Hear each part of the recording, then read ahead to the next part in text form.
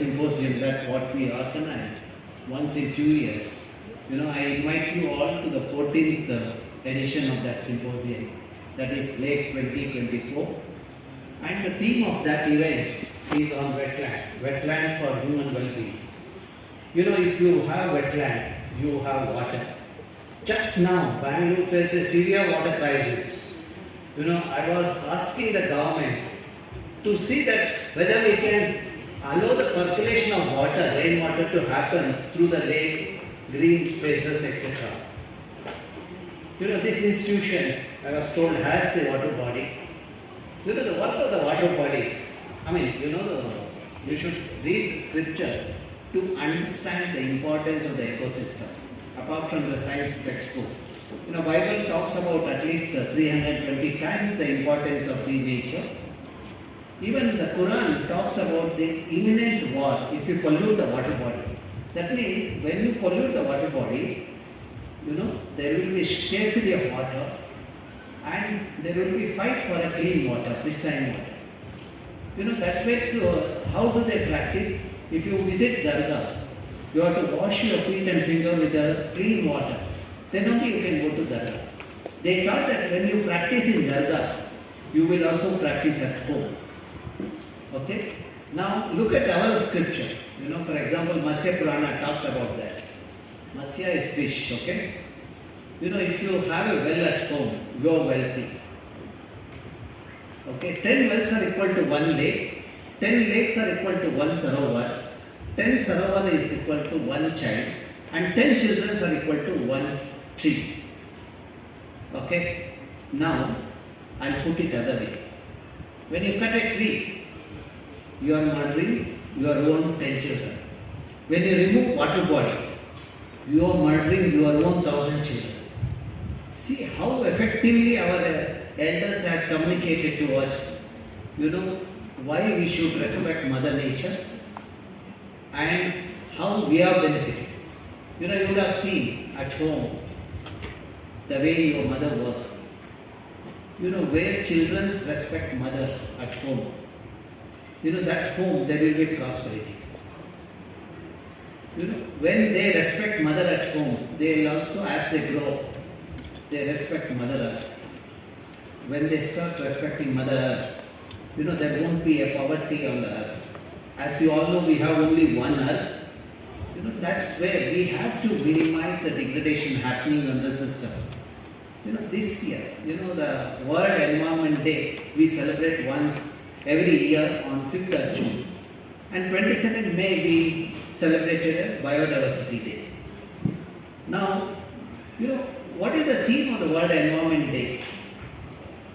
If you look at the theme, it is a land restoration, okay, and then revitalizing the ecosystem so that you are drought resilient. We are talking about drought. How to be resilient?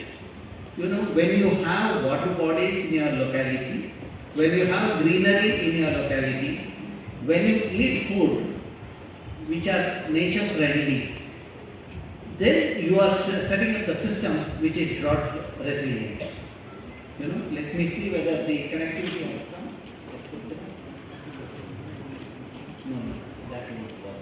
I need the connection here. Where is this gentleman? Lake Symposium. Can this be thrown from it? When you throw the plastic out of your lifestyle, we have achieved the success. And as a student of science, I would request you to do the analysis of the water which is there in this water. Okay? In this water. You will be surprised to see the traces of dioxin in this water. Traces of dioxin. Dioxin is a carcinogen which introduces cancer. So let us not give this to anyone whom we know, whom we respect, and give them a cancer. Okay, sometimes mistakes do happen of ignorance, and it's an opportunity for us to educate with this kind of incidents. Okay, so now one message to all of you is to not to use plastic as much as possible.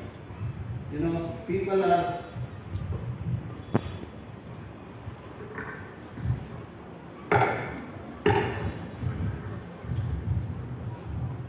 people go to the hotel without taking the tip carrier. They think they are too busy people, and they get the food in the plastic container and polythene bags. Just analyze the food content. You will be surprised again to see the chemicals in that food. That means we are giving to our family members, because of our arrogance of not taking the container, we are giving the cancer. Let us not do that mistake. That is where this kind of will help you to understand this kind of the essence of the subject and the linkages you will understand. The purpose of Lake Symposium, we have been doing since 98. This is the 14th event. There are about 1,000 to 1,200 participants take part in the event. There will be international experts, national experts, and the decision makers. Apart from that, 10 to 15% are the students from schools and colleges.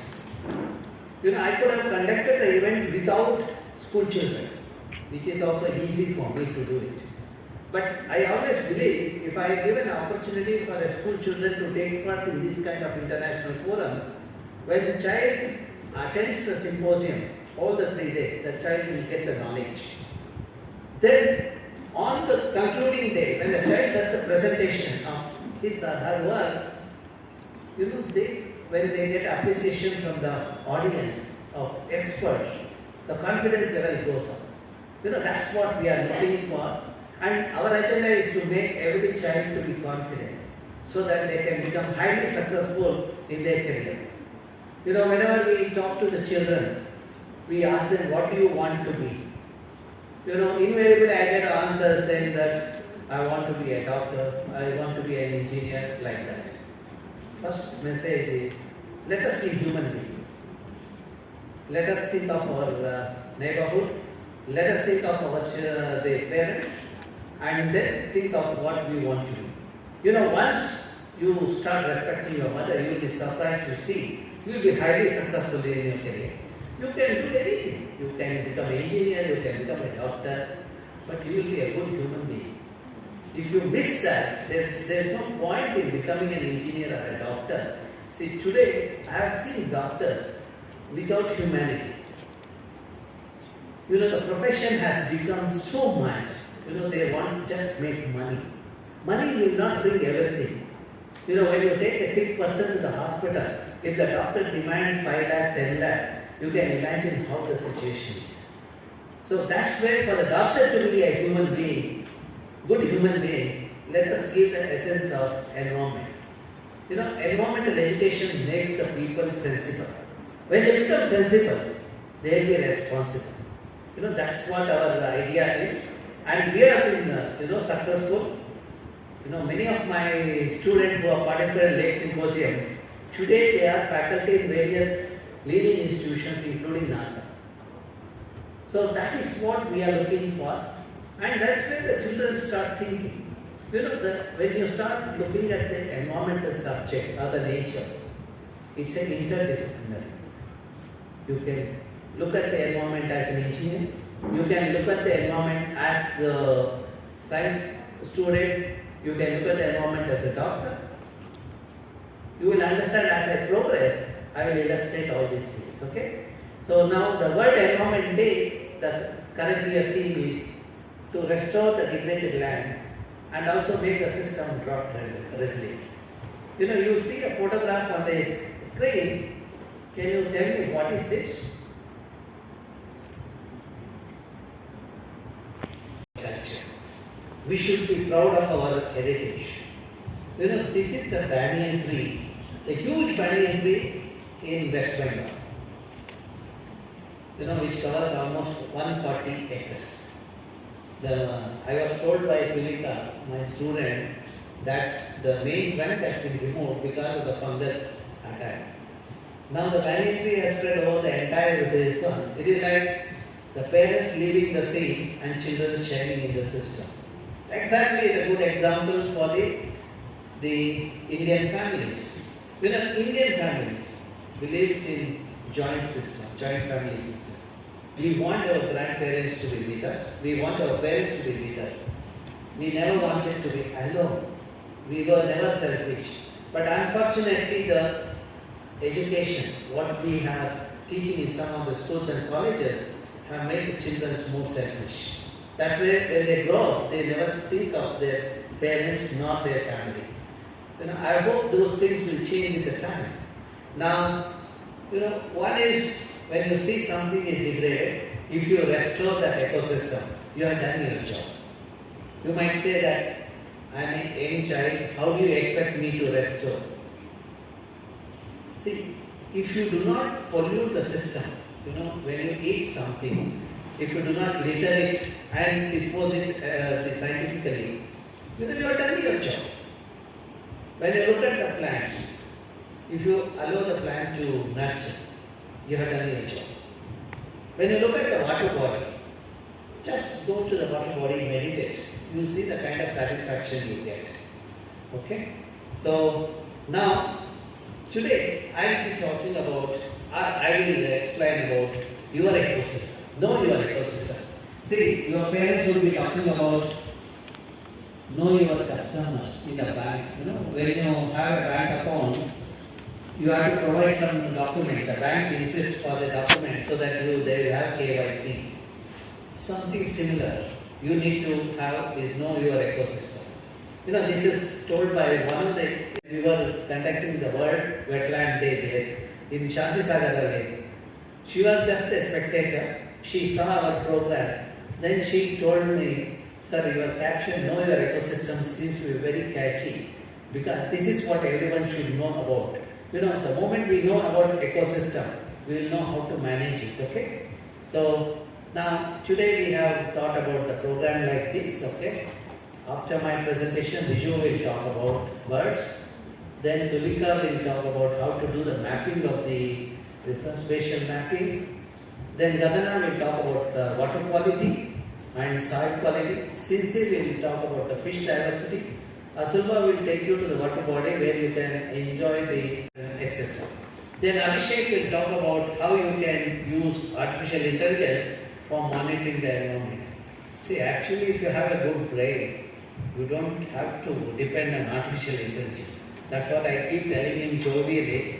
So he is going to demonstrate how you can effectively do the environmental monitoring through this.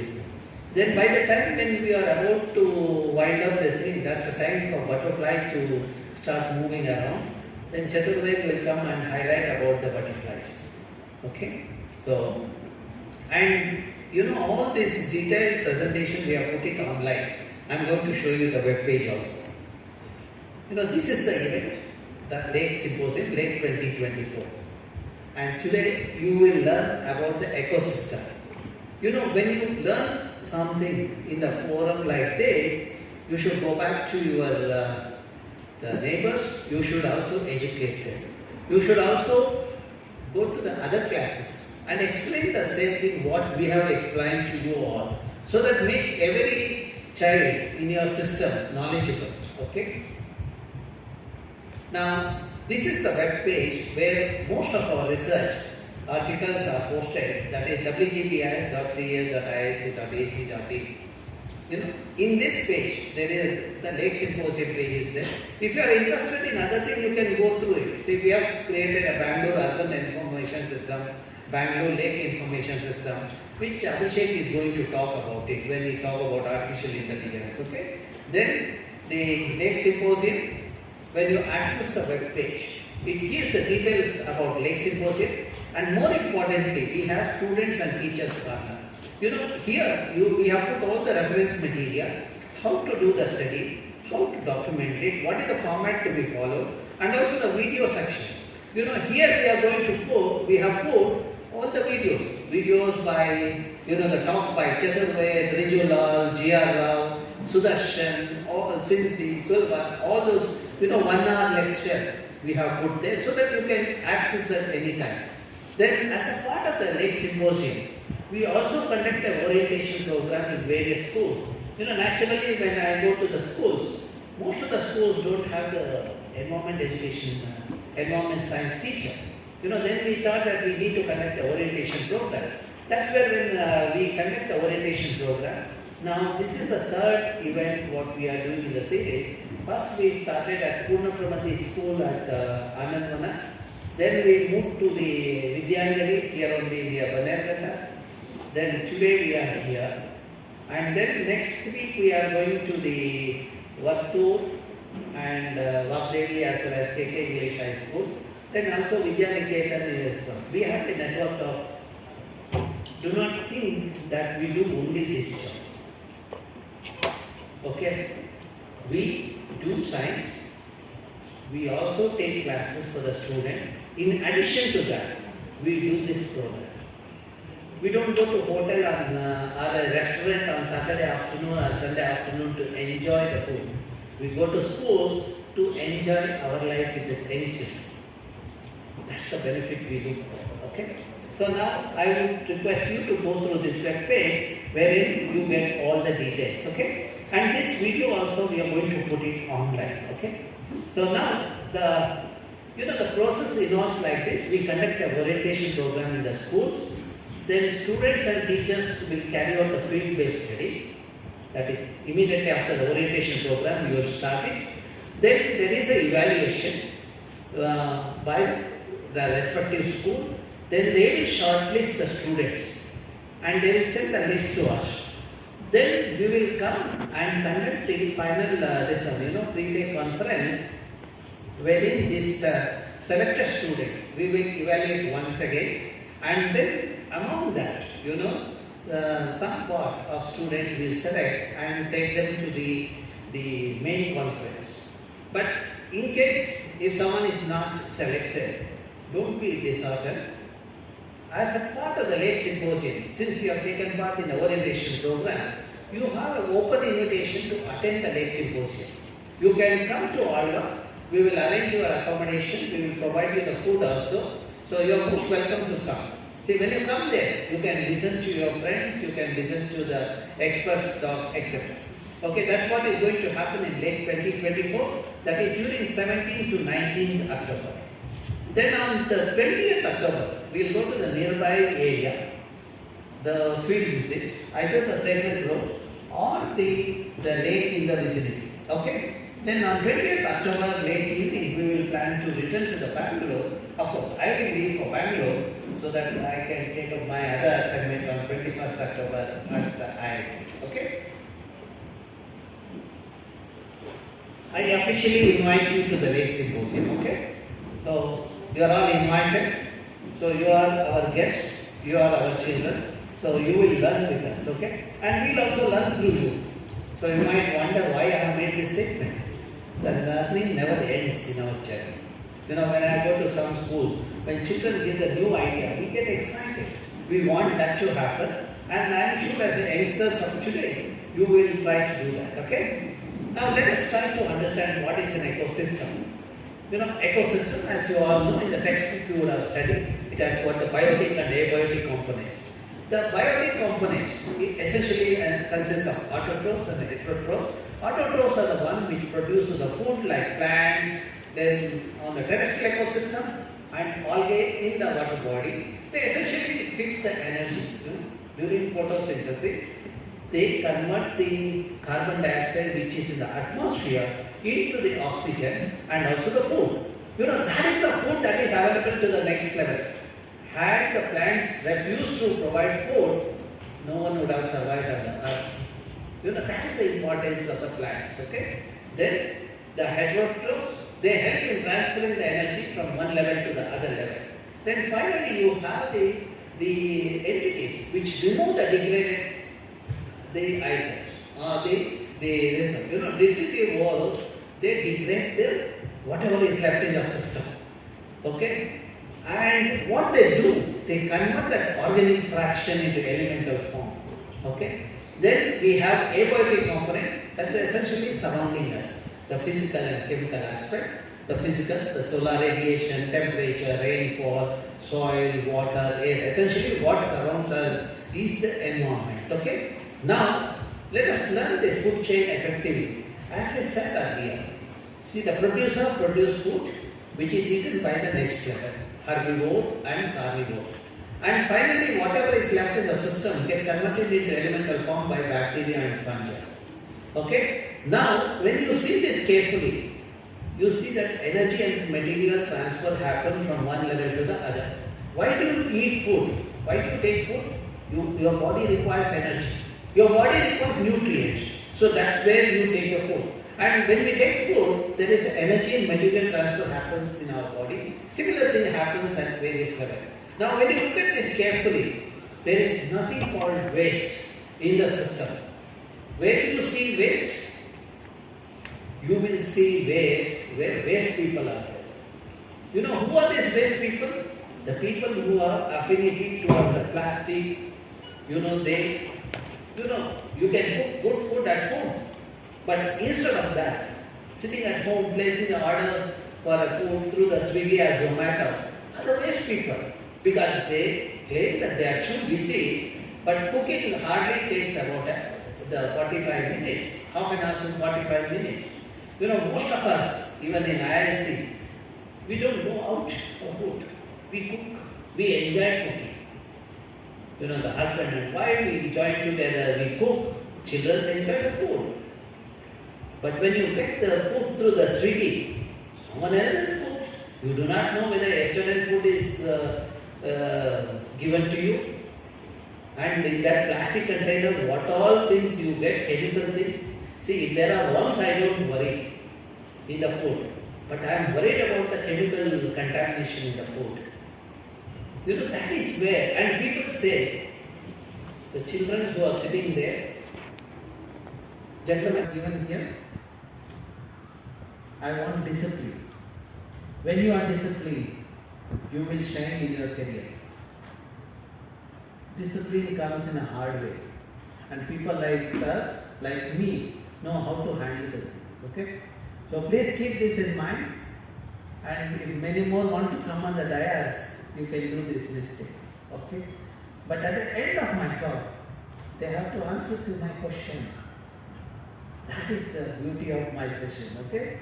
So now I was talking about waste. There is nothing called waste. They were also wasting time talking among themselves. So which I have cut time, because where I see, I make sure that no one wastes either the time or the resources. Okay? Now let's look at the energy transfer, what happens. The green plants produce food which is eaten by the next level. Okay? When you look at the snake, sometimes snakes come to the campus. No? You should not be frightened. You should be happy when you see the snake in the campus. You know why? Because snakes control rodents. Why we have to control rodents? A pair of rodents, their offspring in a year is about 400 to 500. In 2 years, it becomes a million. Now, each pair will have 400, 500. You can imagine 400 into 400. How many of them? If you have a snake or an owl, they control these rats or the rodents. But unfortunately, you see that today's adults, since they do not have the knowledge about snakes, any crawling feature, they feel threatened. And they go and kill that innocent fellow who are doing the great job to all of us. See, these two-leg fellows who are arrogant does this kind of thing because of lack of knowledge. At least you should tell them the importance of the snakes in our system. Okay? Because I was told in BGS also the snakes keep coming to the classroom to listen to the teachers. So we should allow the snakes to come and enjoy the beauty of that in the classroom. We should not curtail the snakes entering the classroom. Okay? It also indicates that in the classroom there are rats. So that's why they have come. Otherwise they won't come. That means if a teacher is feel threatened that a snake has come into the classroom, she has to make sure, she or he has to make sure that no rats are there in the room or in the campus. Okay? Now, we call this as a keystone species. Okay? And these are all the beauty, of the biotic component being a part of an ecosystem, eat and being eaten. Okay? Dynamic and complex interaction happens and increase our understanding and knowledge of the ecosystem or the environment. You can take up any of this organism and you can try to study. Look at their behavior, the function they do in the ecosystem. That could be one of your scientific projects. Don't tell me, sir, why should I study cockroach? Look at what cockroach does, then before criticizing why it is there in the system. Or look at why the rats are there. Okay? Or the snakes are there. Okay? I have talked about the environment surrounding us. I will not get into the details. Now, you see that we have used the technology to understand this concept so well. For example, simple water cycle. Okay? I take classes for people of varied ages. The youngsters like you, teachers and college faculty, etc. Whenever I ask them about water cycle, none of them have given me the answer which covers all this component. The precipitation, evapotranspiration, then condensation, cloud formation, then rain, and part of the water getting infiltrated. This is the most important part, what happens in the system. When it rains, the water gets infiltrated in the underground. That is the water, is the groundwater. That is the water that you will get in your well after monsoon. So now you see that how the groundwater recharge happens in the system. I'm sure you can make out. Yeah, you can make out here. And our study shows wherever vegetation is there, about 45 to 60% of the rainfall gets infiltrated. Okay? Now I will tell you one of the answers I had got when I was taking a class for the teachers from engineering colleges. There were about 60 over there. I asked them, what is the water cycle? Today I didn't ask you because you are all school children. I am sure your teachers would have made sure that you all learn and you have understood the concept. When I asked that one gentleman got up, I asked him, what is water cycle? He told me, sir, you see outside. I thought it is raining outside. So he said, see outside, people are carrying water pot on bicycle. When you carry water on cycle, it becomes water cycle. Okay? See, this is the problem in the system. People, of course, he is a faculty, giving such a wrong knowledge to the youngster is the problem. That's why as a teacher, we have to be very cautious and concerned about the next generation and understand the concept. That's where this kind of program will help. Okay? Now, you might ask me, what did I do with the gentleman? I just walked out of the classroom saying that I am unfit to take a class. Then of course some of the teachers came and said, just because of one person, why did you walk out? I said, no, I will come back for the other people to take class on my own cost. It was the program in closer to Hyderabad. Then I travelled again after 15 days. By the time my anger had subsided, so I took a class, but that water fellow was not there in the class. That's how we eliminate the unwanted entities in the system. Okay? Now, that's one example of water cycle. The next is a carbon cycle. I want you to go through the carbon cycle and do the experiment.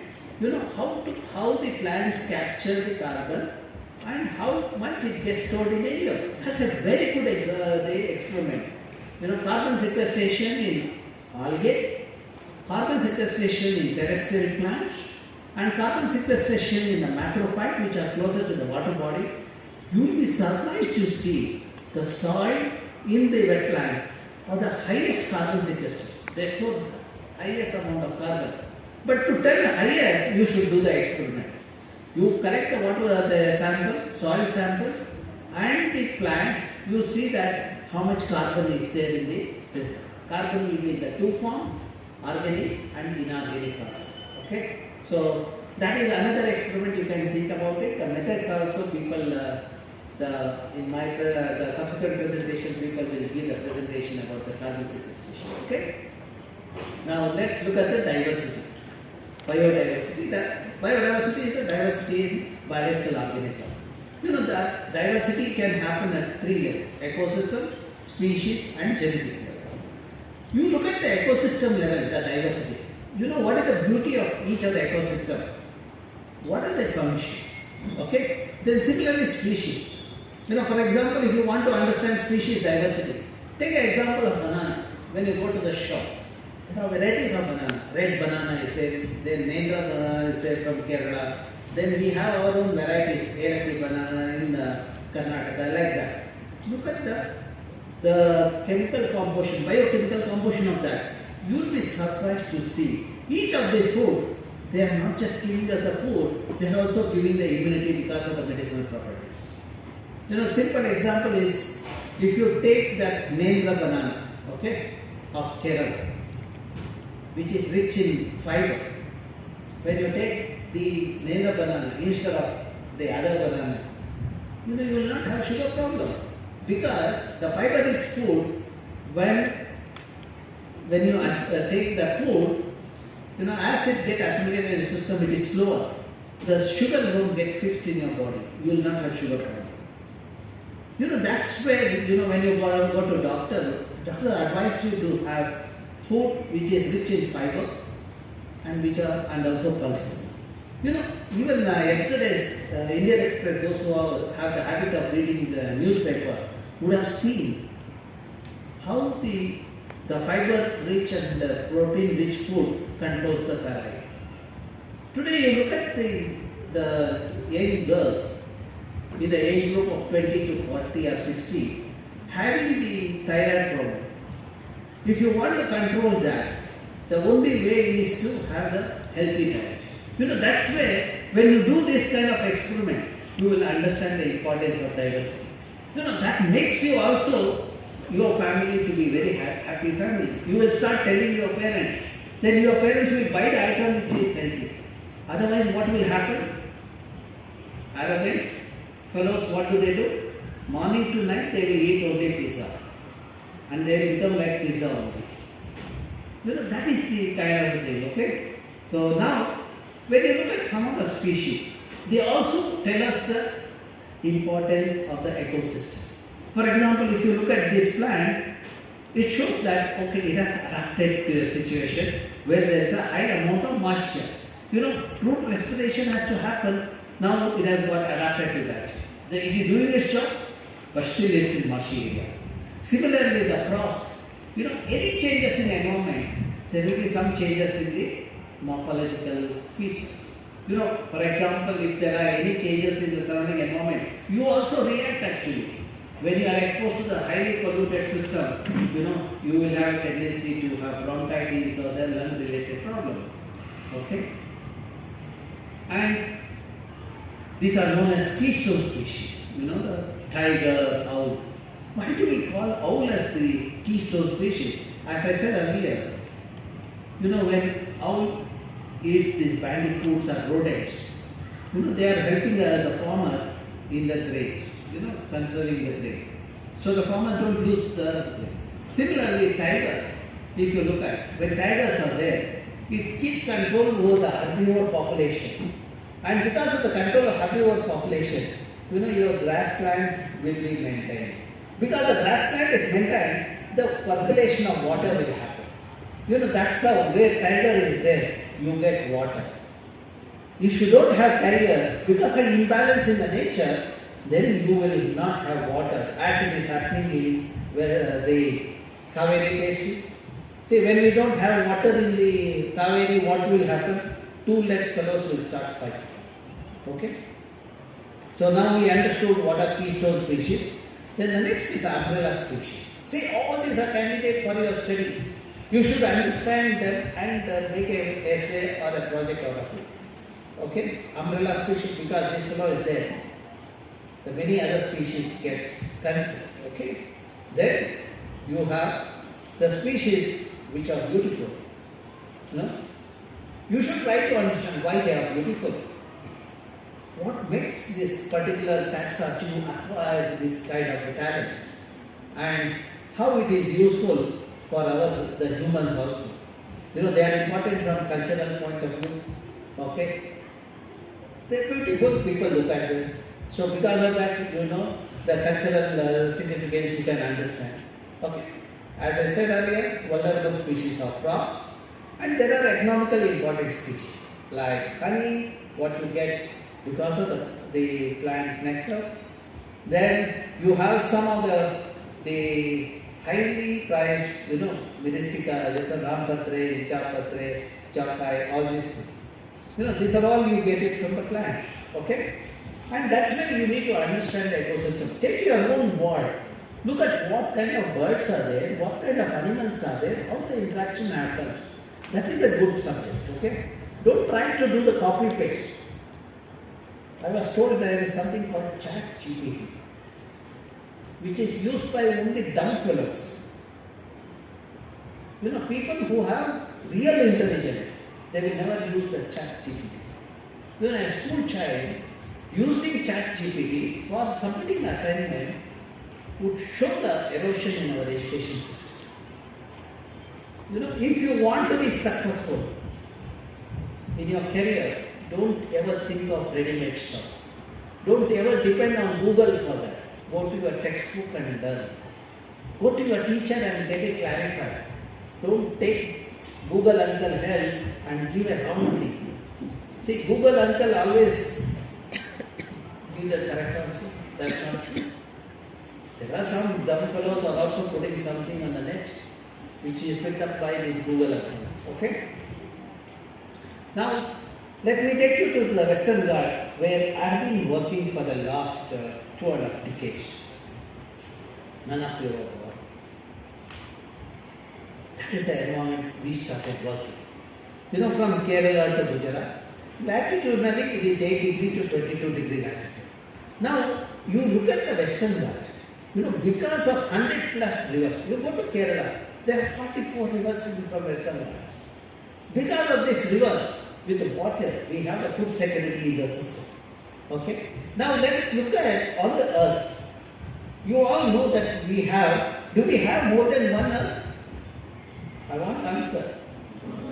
No, we have only one earth.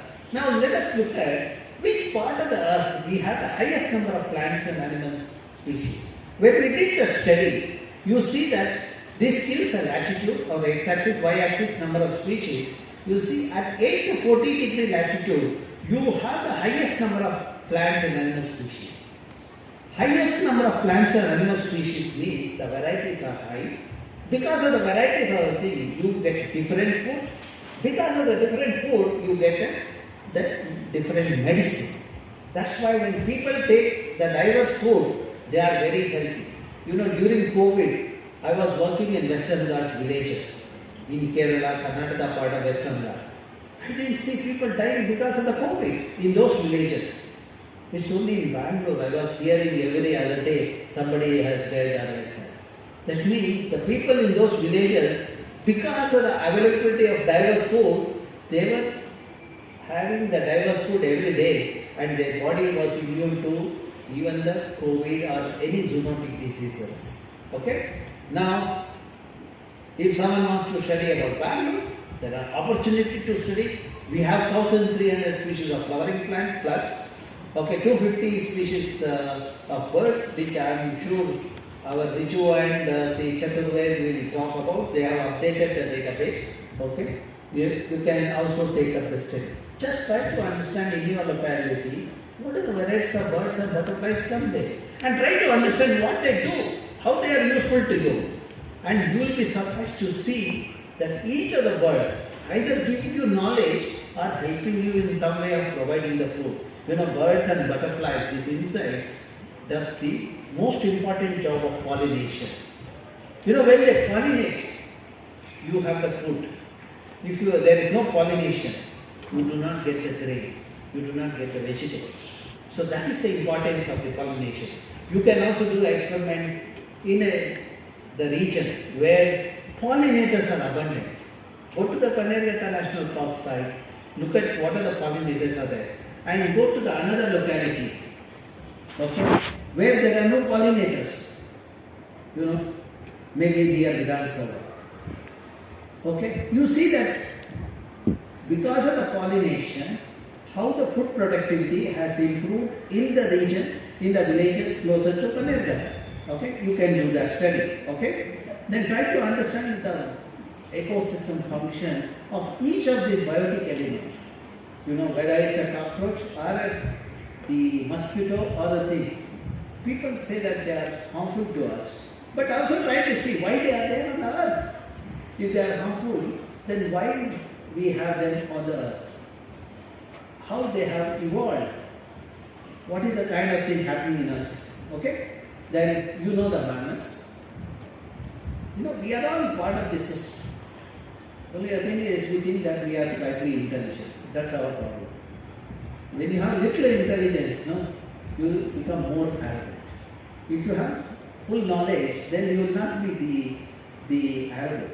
You know, how do you exhibit arrogance? Sitting in a classroom, talking among yourself is a show of arrogance.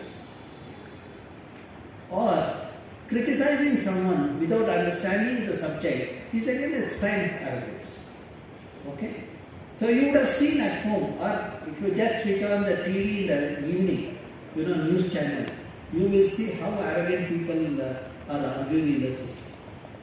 Some illogical arguments should be happening. Okay? Now coming back to the subject, you can also look at how the organisms have evolved and what kind of changes are happening. Okay?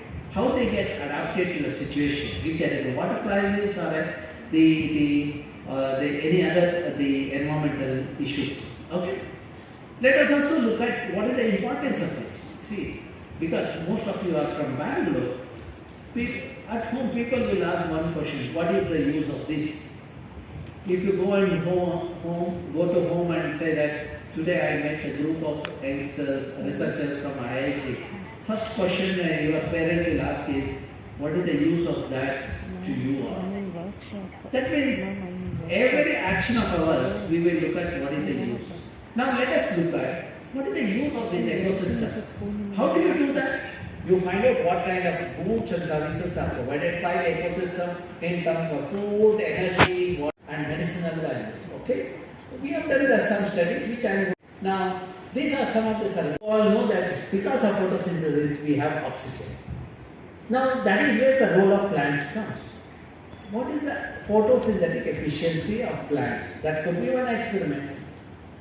You find out how much carbon is stored in the plant, in turn how much oxygen is produced, you can quantify. That could be the another result. Then storage and recycling of nutrients.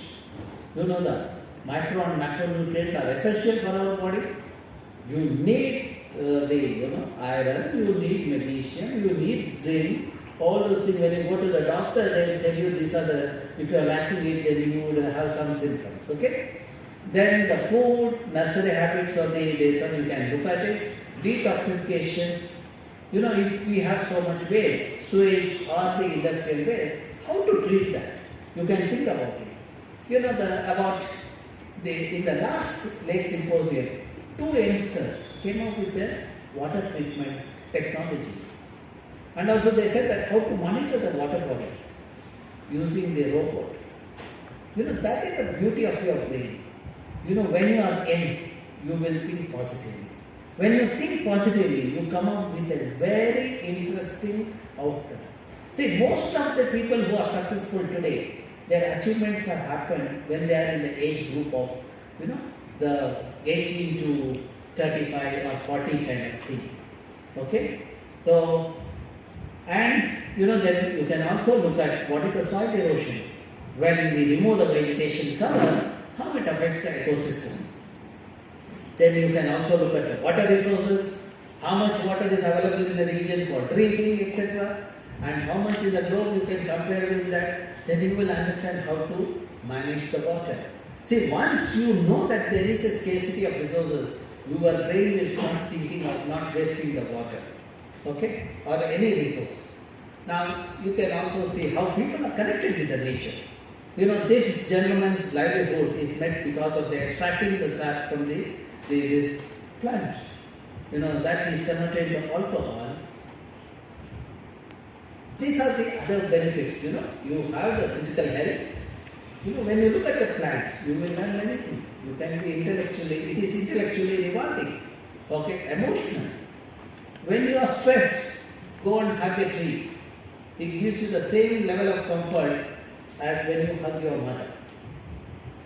It gives the same thing. You should do that, okay? Then social health, environmental health. These are all the benefits you will get. Spiritual health. Why did these saints, they went to the forest, they sat under the tree when they were thinking about the welfare of the society? Because they knew that if they are in that environment, they can come out with something interesting when they interact directly with the nature.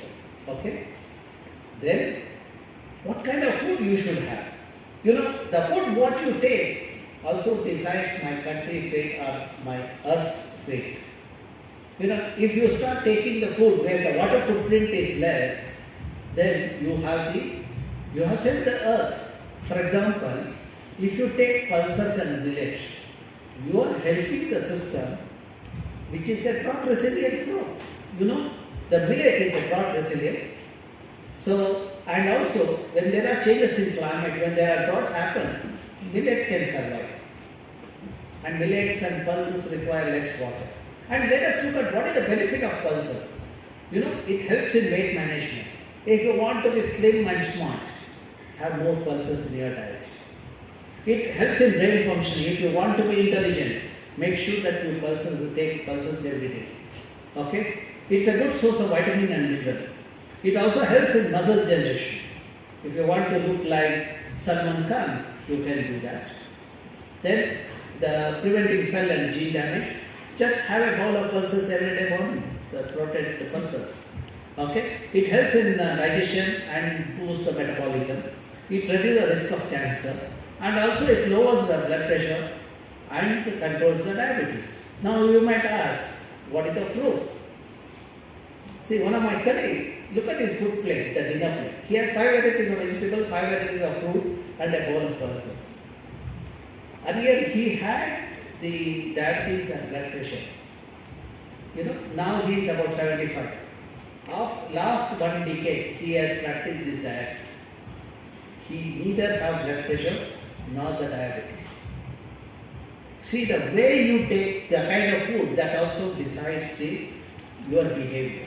See, when you take the balanced diet like that, It rewards your physiological, psychological, sociological, environmental, nutritional, emotional and spiritual well-being. The people who take balanced diet and healthy diet, they never get agitated.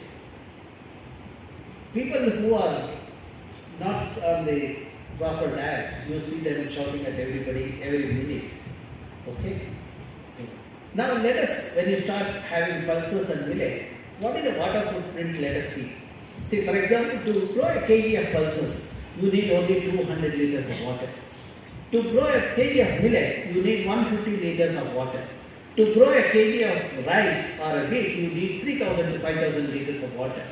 Now, to grow a kg of sugar, you need about 12,000 to 15,000 liters of water.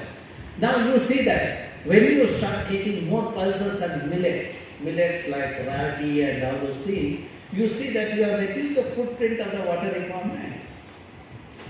Don't you think that you are doing a greater service? You should demand your parents to provide you the millets at home. And you should insist that they should, however busy they are, tell them that cooking food also for the children is equally important. That is their responsibility. They should do it.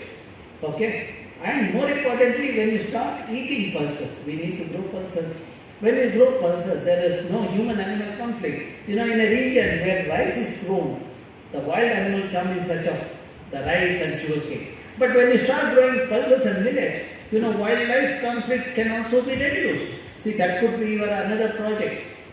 What is the water footprint of each of the crop? Then, how to minimize the wildlife human conflict? You know, that could be the another thing. Okay? See, when you start practicing that, I will have healthy planet. You know, when there is a healthy planet, there is a harmonious state of mind, body and spirit. Okay, that is the holistic planet. Okay? Now the next part, in Bangalore you see is the pollution. You know, pollution happens when you mismanage the system. You know, when you let the sewage, you know, what is generated in your toilet and the bathroom, if you do it, dispose it out, you are polluting the environment. The solid waste, what is generated in your kitchen or in the home, if you dispose it out in the neighbor's compound or on the road, then you are polluting the surrounding. See, when you pollute your neighborhood, you have the problem of the vector-borne diseases. You can also study that. Because Bangaloreans do not seem to have not understood how to manage the solid waste. Because every road has the solid waste. That's where I said, the only waste people and waste practices are there.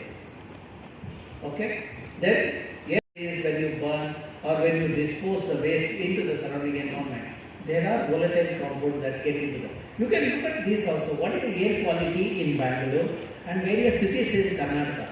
There are monitoring stations. You know, Pollution Control Board has put the automatic sensors to monitor that. You can compile the data. You can download the data and analyze to say which part of Bangalore is highly polluted. Okay? Then let us look at when we pollute the water body, what is the implication on? See, every unit of pollutant getting into the water body, it gets accumulated in the fish to 1 million times. You know, because fish keeps on eating many algae. You know, every unit of algae gives one pollutant. Okay, that is where, you know, the problem of the pollution happens in the system. So now you can also study what are the fishes that are there in the ecosystem and what kind of pollutant it has. You know, heavy metal and all those things. See, for all these experiments to happen, you know, there should be a chemistry lab in your institution. Okay. Please make sure that there are chemistry labs in your institution so that you can do this chemical the analysis. Okay? And more importantly, you should also have brain. I am sure you all have that. Okay? So now you can see that. See, when you see a water body in green, it shows there is a nutrient-rich environment. Algal bloom has happened. You know, this gives the clean water, whereas this is a turbid water. You know, you can also do the water quality assessment. You know, Gagana will demonstrate how to do that. What are the variables to be looked at? She is going to talk about each of the variables and also she will shortlist the variables which the children can do of your age. Okay? So then you can also look at the interaction between the humans and the environment. You know, the forest resources, how the humans are dependent on the forest. If you are from rural area, you might be in Bangalore today, but you might be from the Uttara Kannada district or Shivamogga, Chikmagalur. You go to your grandparents' house, spend a week and try to understand what kind of forests are there, what are the species are there, how degradation has happened, talk to those elderly people. Okay? Then you might ask, by understanding this, what is the use? See, if you want water, you need to have forest. See, this is a photograph of 91 when I was a student and today. Look at the same region, I don't have water. That could be because of the surrounding area not having the vegetation cover. You know, to understand that what we did an experiment. You know, we put the sensors in the underlying area. You know, the sensors will tell us how much water gets percolated when it rains. Okay? So we chose various landscape. You know, landscape covered with a native species forest, landscape covered with monoculture plantation, landscape covered with building, etc. And when we did the monitoring, we see that wherever native species forests are there, you know, the water percolation happens very effectively. That is mainly because when the native species forests are there, since the native species forests are the diverse, the roots are also diverse. When roots are diverse, soil microorganisms are diverse. When soil microorganism is diverse, the soil microbial activity would be the efficient. When it is efficient, it makes the soil porous or permeable. When it makes the soil porous or permeable, it allows the water to percolate. That means when it rains, the water percolates, it fills this zone, which is a groundwater zone, then it fills this zone, which is a vado zone. Okay, then only you will see a water flowing in the river or a stream or a lake. Now, you see that you have monsoon rain for 4 months. Because of that, you have water in the water body. Next 4 months, the water that is stored in the underground layer here comes to the water body for the next 4 months. During summer, the water that is stored here comes to the river or stream or a lake for the next 4 months. That's how you have 12 months of water.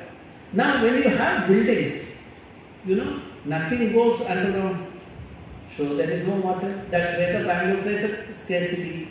We looked at where all forests are there, how much water is infiltrated. Our study shows about 60 to 65% of rainfall gets stored in the underlying layers. Whereas where the degradation has happened, you see that there is only 20 to 25% of rainfall gets infiltrated. That's what the blue lines show. This shows there are more agricultural land and barren area. This shows where the forests are there. Okay. We also looked at the demand of the water. You see wherever water is available, where ecosystem is there is a surplus water is available because the demand is much lower than the availability of water. Okay, to summarize what I said so far, you know, this is the region where 12 months water is available. This is the region where 8 months, where this is 6 months, this is 4 months. Now you just look at the vegetation cover. You know, using remote sensing data, you would have used the Google Earth. Now next talk, the Tulika is going to tell you how to use the map, the spatial map, how to do this kind of analysis. She demonstrates that. When you overlay this on this, you see wherever forests are there, you have 12 months water. Wherever forests are fragmented, depending on level of fragmentation, you have 8 to 6 months of water. Wherever forests are less than 30%, you have only 4 months of water. So now you know where is the water, how to get the water.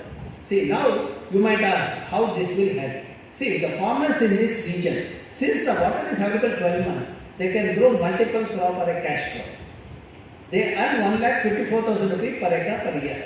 Whereas farmers in this region, since the water is available only for 4 to 6 months, they can grow only one crop. Their earning is 32,000 rupees per acre per year. Is 1,54,000 is higher, 32,000 is higher? Okay, you agree with the number. Okay, now look at the pollinators. See, you study the pollinators in this region, You will be surprised to see there are high density of pollinators here, diversity of pollinators. Whereas here there are few number of pollinators. Now you might ask, what is the use? See, when pollinators are diverse and abundant, pollination becomes efficient. When pollination becomes efficient, yield of the crop is higher. For example, paddy, the farmers in this region, they get yield of the 14 to 18 quintal per acre. Whereas the farmers in this region, they get about 6 to 8 quintal per acre. Now you see how pollinators help you in your additional income. You know, 6 to 8 quintal per acre versus the 14 to 18 quintal per acre. So that's where See, when you do this kind of studies, you will understand how to maintain the ecosystem so that everyone gets the benefit of the ecosystem. Okay?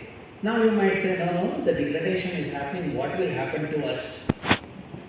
Okay, let us try to understand. See, these are the fish species which we discovered in the Western Ghats.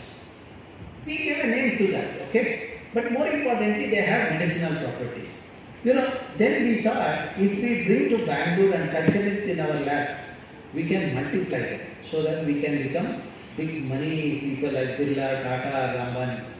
But you know what this fish did? What we cultured in the lab didn't have that medicinal properties. So that means if you want medicine, you need to grow them in their habitat. Their habitat is this river basin. For the fish to survive in that river, it should have water throughout the year. So if there is no water, then that fish won't survive. Now for the fish to survive, to have 12 months water, it should have the forest in the catchment area of native species. This brings the linkage between the terrestrial biodiversity with the aquatic biodiversity. Aquatic means water, terrestrial means land. The forest, agriculture, all terrestrial system. Now let us also take another example, frogs. We call frogs as amphibians. Why do we call frogs as amphibians? One at a time. Yeah. One of you can stand up and tell. Is the mic is there? Hand mic here? When you learn, you should understand and learn, okay? You should never just jump to the conclusion and make a statement. Those people who just get through the exam by mugging, they will never succeed in their career. But when you read the subject carefully, you will understand the concept better. Now, I will answer the same question in a different way. Frogs has two stages in the life cycle. Juvenile stage or a tadpole stage, which is in the water. The next stage is the adult stage, which is on the land. Because of the two stages in the life cycle, requiring two different kind of habitat, they are known as amphibians. Okay? Now, if there is no water, then what will happen to frogs? Tadpole cannot survive. In such a situation, when there was no water, one particular species of frog which we come across in our study is Pilatus leucorinus. We saw that after fertilization of the egg, on the 14th day we saw the younger ones emerging out. Because we are going in the forest every day. On the 14th day we saw chota fellows coming out. We were surprised. How did this happen? Then we got the fertilized egg to the lab. And when we saw in our lab the 14th day, the younger ones coming out on our table. So that means the frogs have learned how to get adapted to a situation when there is a water scarcity. Now, as you all know, we have only one earth, which you also told me, that one earth, if we lose water, no one will survive on the earth. Only these organisms who have got that adaptation, they will survive. This is another experiment, you can think about it. That's where I said, when you start observing nature, you will be surprised. I will give you a simple example. If you have a mother at home and grandmother, just look at their work, what they do in a day. Assign the value to that and find out what is the worth of a mother or a grandmother in a house. Okay? So you are getting sleepy? Now, see, understanding these kind of linkages, our elders protected the Faja forest. They are called sacred forests, or Devarapadu, or cows, or Khans, depending on rights. If you are in Goa, it is cow or Khan, okay, like that, okay. Unfortunately, what we are doing, we are converting the forest into idle land. People, idle brain always think in that, okay. That means we are degrading the ecosystem, okay. Now, let us also look at water footprint of the various products. You can come with your own data. See, for example, one t-shirt, 2,700 liters of water is required. Okay? You all eat chocolate. I don't say you should not eat. Per kg of chocolate is about 2,400 liters. Okay? Then look at the coffee. One cup of coffee is about 140 liters. You take it from the stage of growing coffee and all those things. Okay? And look at your favorite food. It has the the water footprint of 2,400 liters, and tomato 180 liters. Okay. Now you can also do that is the water footprint. Then the second thing is ecological footprint. We all take the food and many things we do, wear cloth and then use vehicle, etc. Come to the ecological footprint. You will be surprised to see what is your footprint. For example, you see United Nations for every individual 9.6 hectares worth of the land resources they make use of. Whereas in India it's about 0.8 hectares. Don't tell me, no, we should become like America, we should also have that. That is irresponsible behavior. Becoming more and more consumerist is not a good sign. That's where optimization, prudent management of resources are required. Okay? So now let us take up some of the example. How do you map the vegetation? Now I have two youngsters from Jain University here. Yeah. Huh? Ganesh. Okay. Gagan and Ganesh. Okay. So we have who is going to teach you about the vegetation, and we have Gagana who will teach about water. Gender is different. Okay. Name is same. Okay. Now, yeah, please be seated. So they will help you in identifying the plants. They stay close by. Okay. In case you have any doubt, you can consult them. They will tell you how to identify and all. Earlier, GRM used to do that. Today, he has become a busy man. As we age, we start claiming that we. Now, when you do this kind of vegetation mapping, say for example, when you find out this is in one village, varieties of brinjal grown in Uttarakhand. This is in one taluk, you get a variety of rice. Look at each one. One is known for fragrance, one is for the yield, like that. One you can make good dosa, one you can make good the rice or the biryani, like that. Okay? And these are the other products. See, that is what you should study. What is the kind of varieties of plants you have in your system. Okay? So, and you can also do the vegetation mapping. That is where you need this GPS, rope, tape, etc. and the cication, etc. to do the. Okay?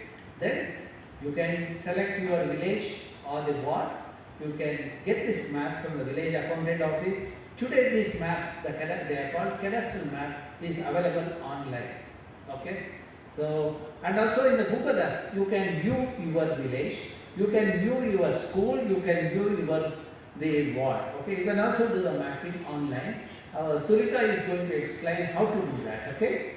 So, and when you select the village, see, when you do the mapping with the help of youngsters like Gagan and Ganesh, you can also develop the map like this. This each symbol, the colored symbol, gives the plant. And since they can identify, they will also tell what is the species, what type of plant is that. Okay?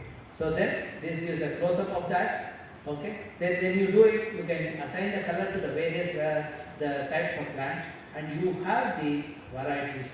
Okay? So now this is another village. Okay? See, when you take up the plant, see, if you want to find out what is the quantity of carbon that is stored in the plant, you need to know the biomass of the thing. See, how do you measure the biomass?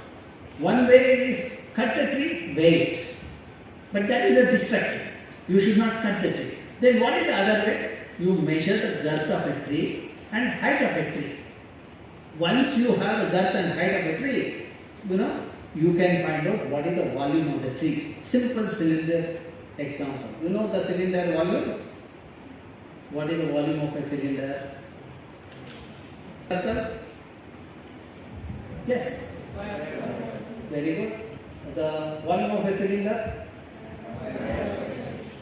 Okay, very good. The same thing you will use here. Okay. Now, how do you measure the height? See, you have eyes, very beautiful eyes. You make use of it. Okay. And use a compass. Suppose if you don't have a compass, use your paper, 45 degree, 90 degree. At a horizontal distance, you look at the tip of the tree. Then you start moving the backward. So that means you would have known horizontal distance from the tree, and you know the tan angle, tan theta. So once you know the adjacent side and the tan theta, you can find out the opposite vertical. Okay, this is a simple tan theta.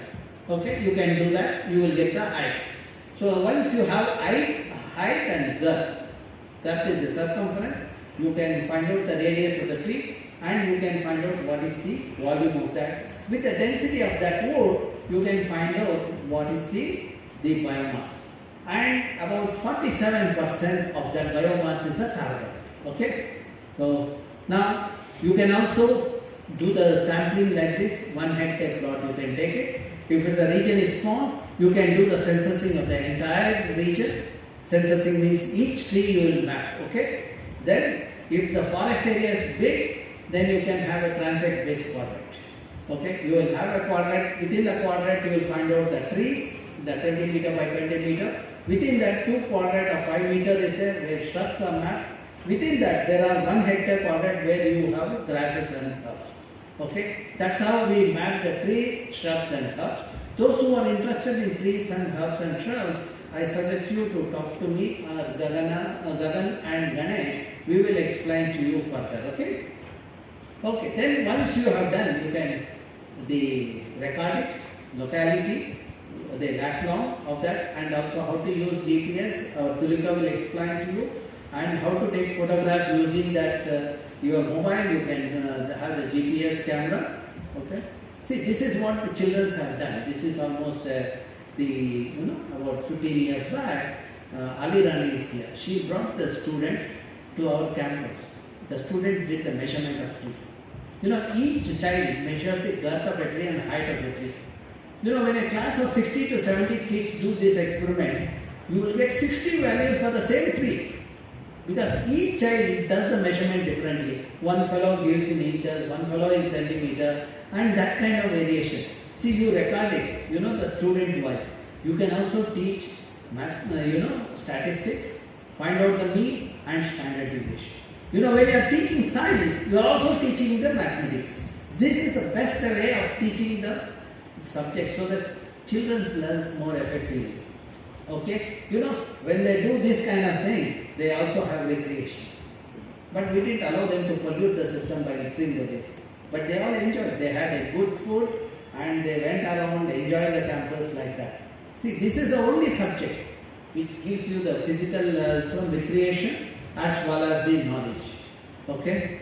Then, wherever lakes is there, you should adopt the lake, you monitor the lake, catchment mapping, then you can collect the water sample, you can do that. See, the children are trained by my student, the Karthik, you can see Adirani here. And then children go and collect the sample, then they go to the lab, they analyze this, they map these, the algae, diatoms, etc. These are all done by the kids. You can ask her, the kids who did the sketches, where are they? You will see there on the top of the diagram. Okay? So, and the same, this one diagram, when you see through the electron microscope, you see look at this, the structure. You will get lot of ideas.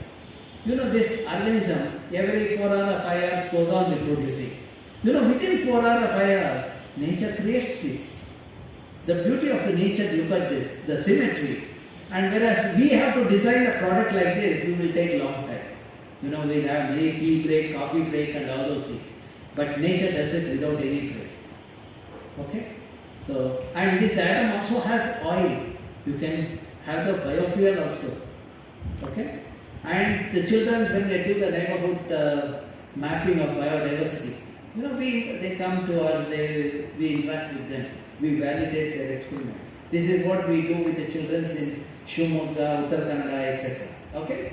And this is one of the earlier events where you can see the link. You can see a minister is there, and the politicians are there, local saints are there, and experts are there. Okay? That is how the forum is. Okay? And if you need more details, okay, you can write to me at this email ID. And this is our webpage where all the details are available. I do not use mobile because I feel that I should be happy without using mobile. Okay? And also I don't have a time to waste For me, I feel every minute matters to me. If I can spend 1 minute with one student, I have done something in my life. Okay, that's where I avoid using mobile and all those artificial items. I believe in nature. I believe in nature with real energy than with the mobile. Okay. Well, when you look at that website, you will see all my publications are also available here. Okay. Then you can also take up the simple experiment. What is the energy consumption across the various varieties of bulbs? You know, LED versus the incandescent bulb with the versus the fluorescent tube light, then the compact fluorescent lamp. Look at what is their life and all those things.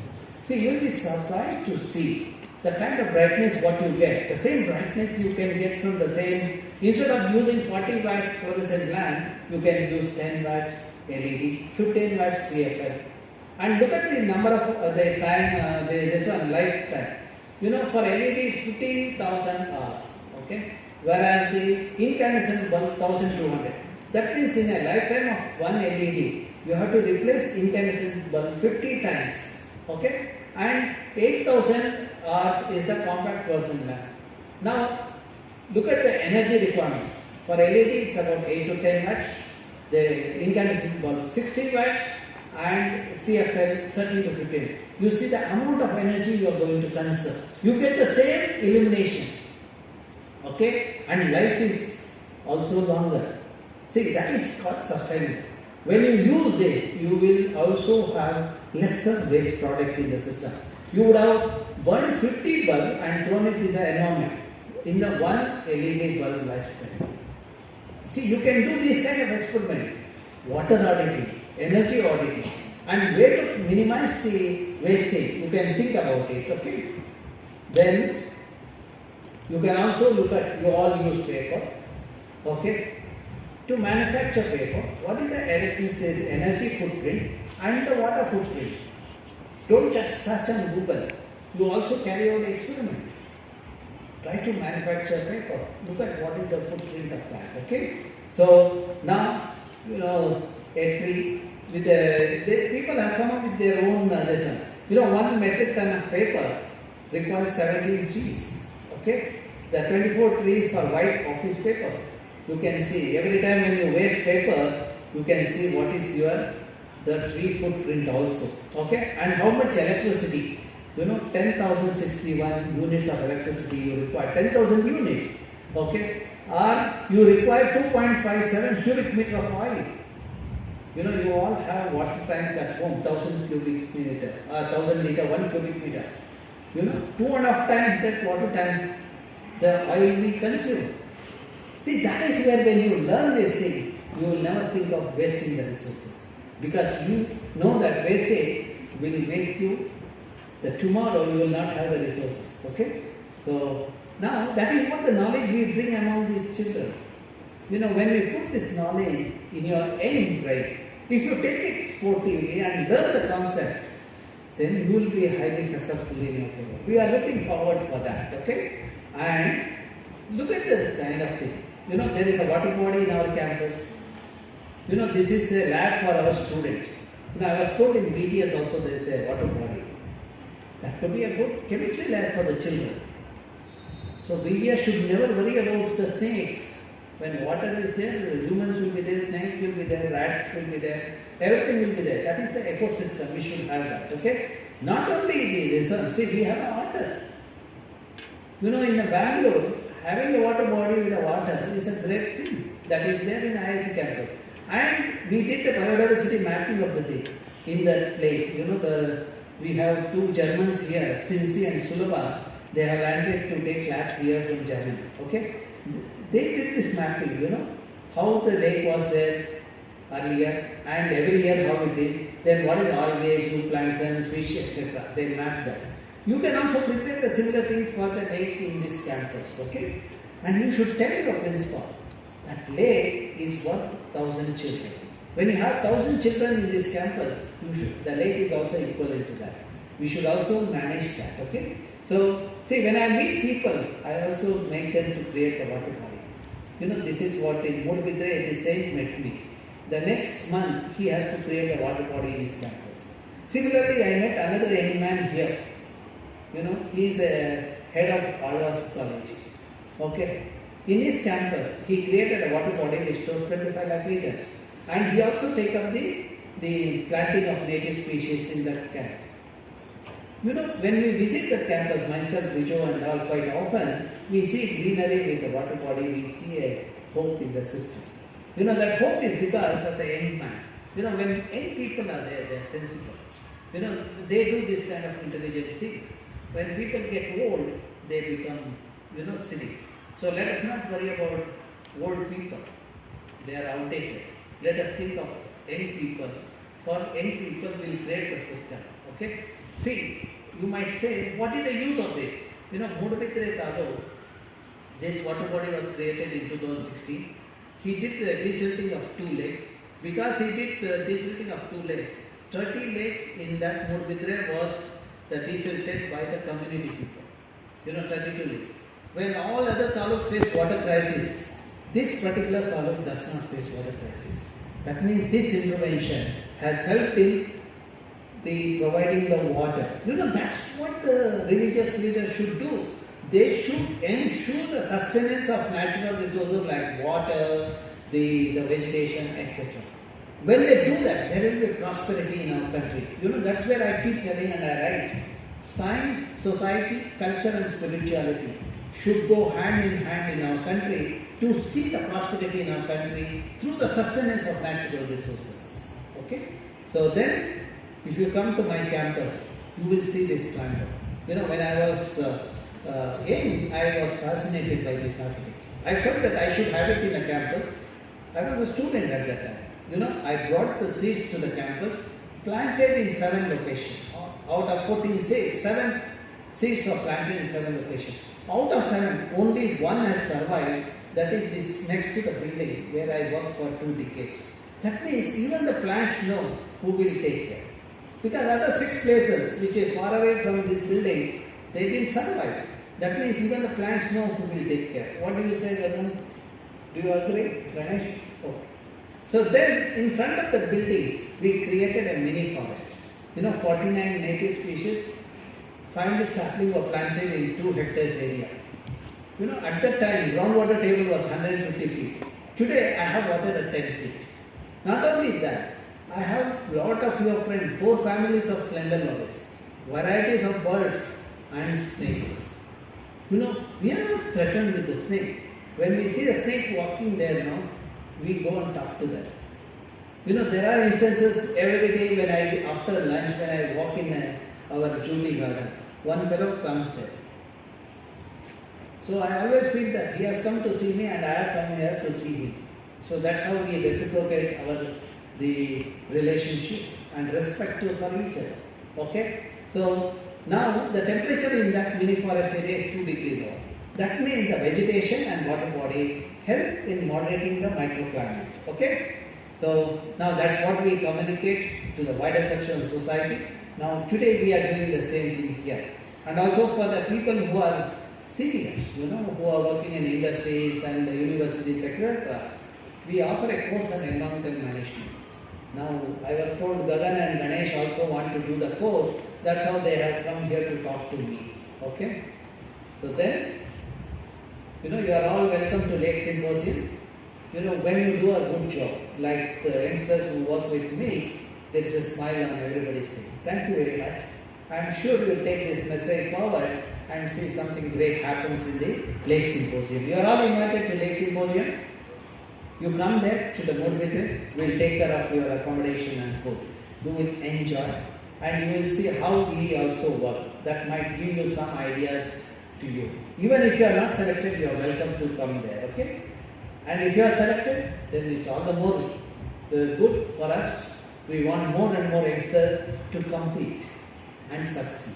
If all of you do good job, I will select all of you. So I want each one of you to pose a challenge to the people who evaluate your project. And when you start doing it, you will see the real development in our country. When children start acquiring additional knowledge, we have the children, talented children. We want that to happen in the system. Okay? With this, I end my talk. Then we will move to the what ritual?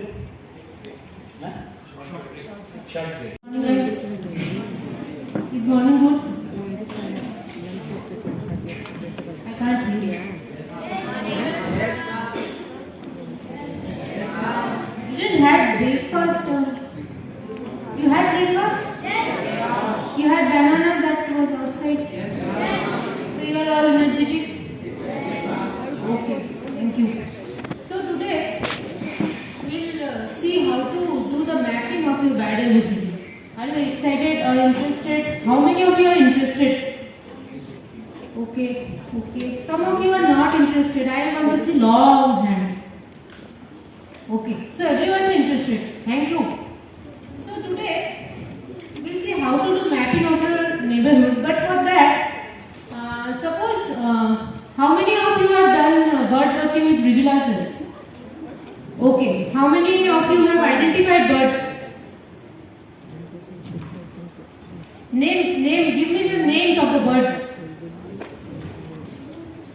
Louder.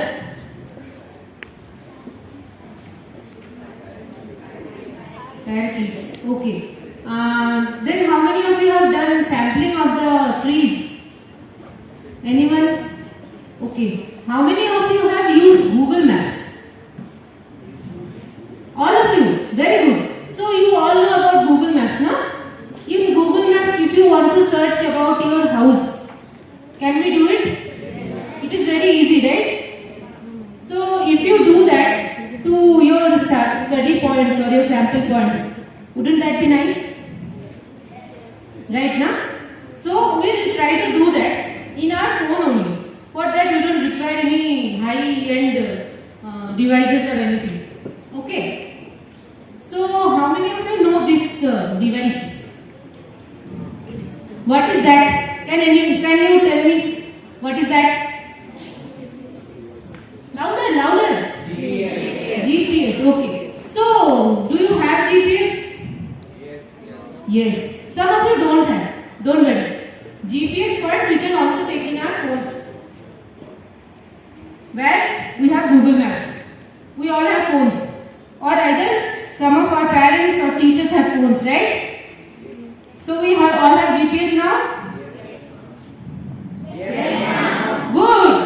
So now we all have GPS. Now we can take the locations. In each location we have identified a bird or a tree or some butterflies. Correct? Yes. Now we have our data. Now we have to map it. Correct? What we have to do? Map it. Okay. So now to map it, there are two major apps in your phone that you can install. Okay? You note down. First one is GPS map camera. In your Play Store, go and search GPS map camera. This looks like this icon. I have given a screenshot. This if you install, in this app, from this app, you can click pictures like this. I have taken, like the left side of the slide you can see. Can you see? Yes. So, just bottom of the picture you can see there are details that is already given. So, in that details you can see there is a latitude and longitude of that region from where I have taken the photo of the plant. So, which will give me the location. This will give me what? Location of that particular plant. Correct? And this will also give me the date and time. So all the information is one place. Right? So we have all the information? Yes or no? Yes. Okay. So now we have one app. Now going to thoda sa complicated app. That's not complicated, that is similar to Google Maps. So that is called Google Earth. Go to Play Store and search for Google Earth. Simple. That is looks like this round blue colored ball. If you install this app, in this app, like in Google Maps, there is this blue dot kind of thing. If you click on this, you can it will pinpoint to your current location, right? In Google Maps, it is there now. Yes. So if you click on this app also, also, this will do the same job. So it is similar to the Google Maps. Then here the plus point is we can save this point and we can add it to our map that we are generating for our project. That will be helpful, right? So now we have taken the point. Now we will do the mapping. But for first, you tell me the names of the apps that I have just showed you. Okay, in GPS map camera what we will get? Location. Google Earth what we will get? Location of each point that you are taking on the ground. So now you have device on your hand. Everyone have that? Right? Now we will map it. Yes. Someone not confident. We can't map it? We can or we cannot? Okay. So there is this Google Earth. What does it do? How many of you know about Google Earth? Oh, many of you know. Then someone tell me what is Google Earth. Or everyone together you can tell me. What is Google Earth?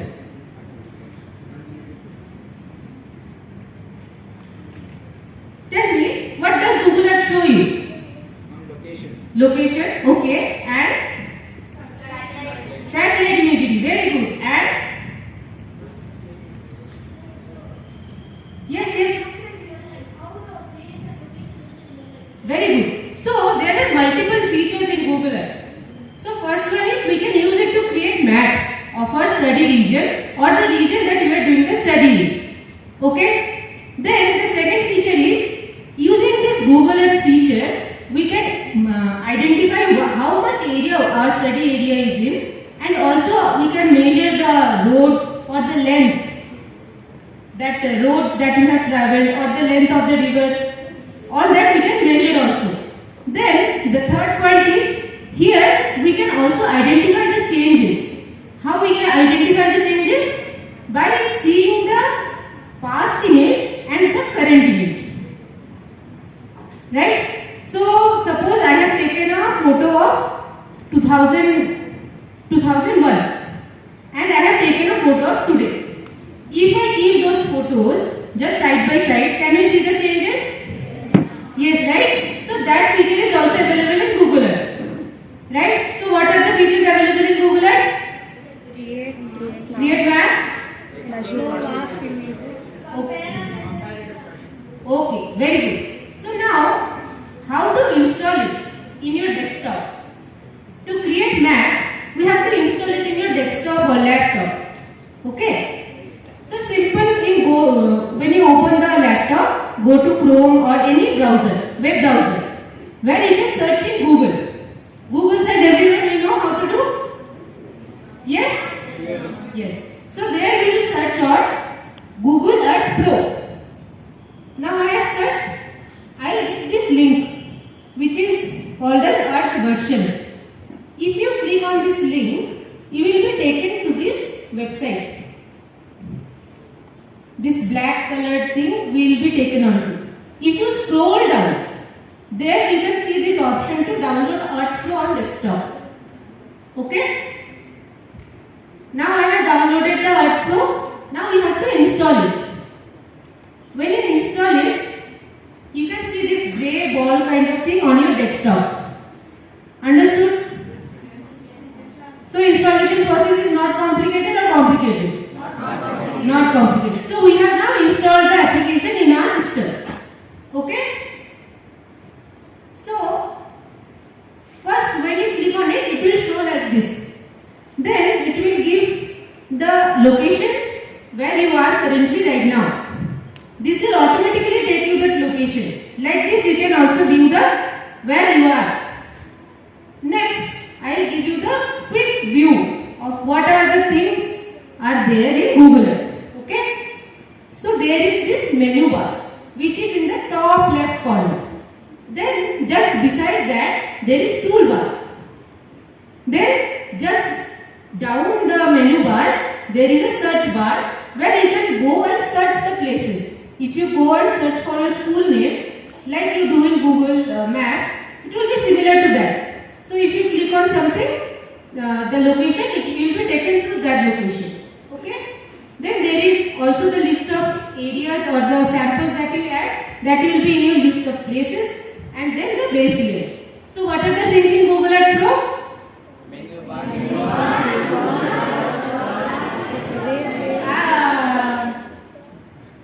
Again, louder. Menu bar.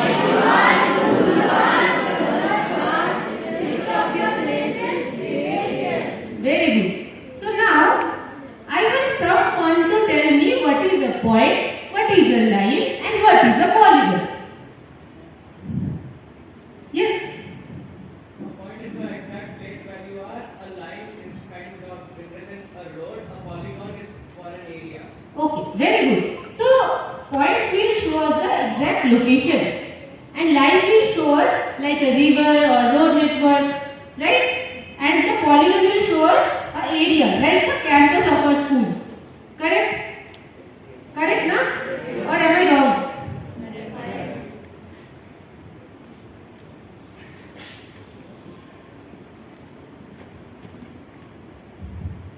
See, you asked the question, no? Just now you answered the part of it. See, if you take your locality, you can do the mapping of the trees in that locality. I am answering to your question what you asked during tea break, okay? So you can give the boundary of that and what are the plants are there and what is the medicinal use of that or recreational use, you can also look at it, okay? And what are the pollinators come there. You can make a comprehensive study of that, okay?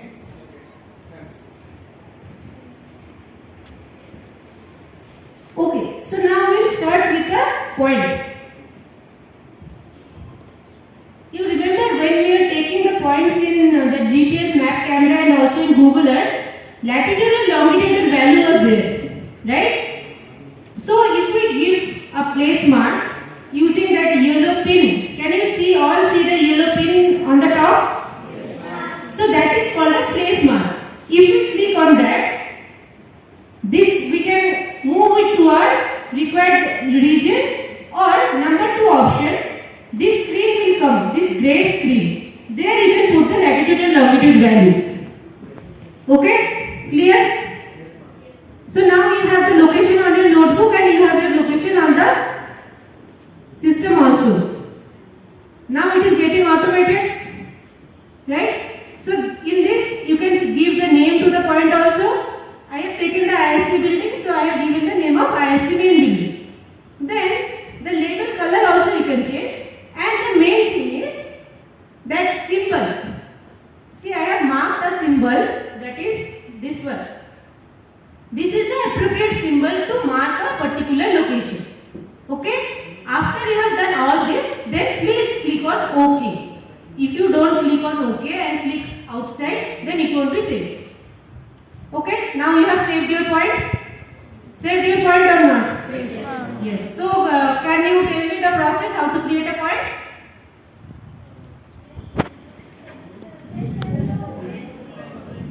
Louder, louder, louder. Place mark, then give the latitude, longitude, then change the icon, and then OK. Again. Latitude, longitude, then change the icon, then place OK. Okay? So, I have a quest for you. Your first quest is to identify your house in Google Earth Pro and mark it using a point feature. You can do that? Yes? Someone had a question? No. Okay. So all of us are agreeing to do this? Yes, na? Okay. So now we will move on to the next one. That is how to make a line. Okay? Just beside that yellow thing, you can see that dot, line, dot symbol. It is called add path. Using this feature, we can mark the linear features or the lines of our study area. See here, I have marked the road just beside our department. And I have named it as the name of the road. Here, you can also change the color of the road. Now, if I want to see how much road length of the road. Then in the measurement section, you can check the length of the map, length of the lines that you have created using different units. Whatever unit is suitable for your study region, using that you can also identify the length or area.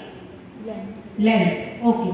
So you have to note down this area or length.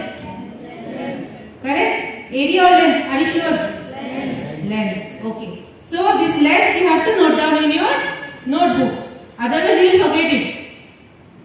Hana? Or you remember? Okay.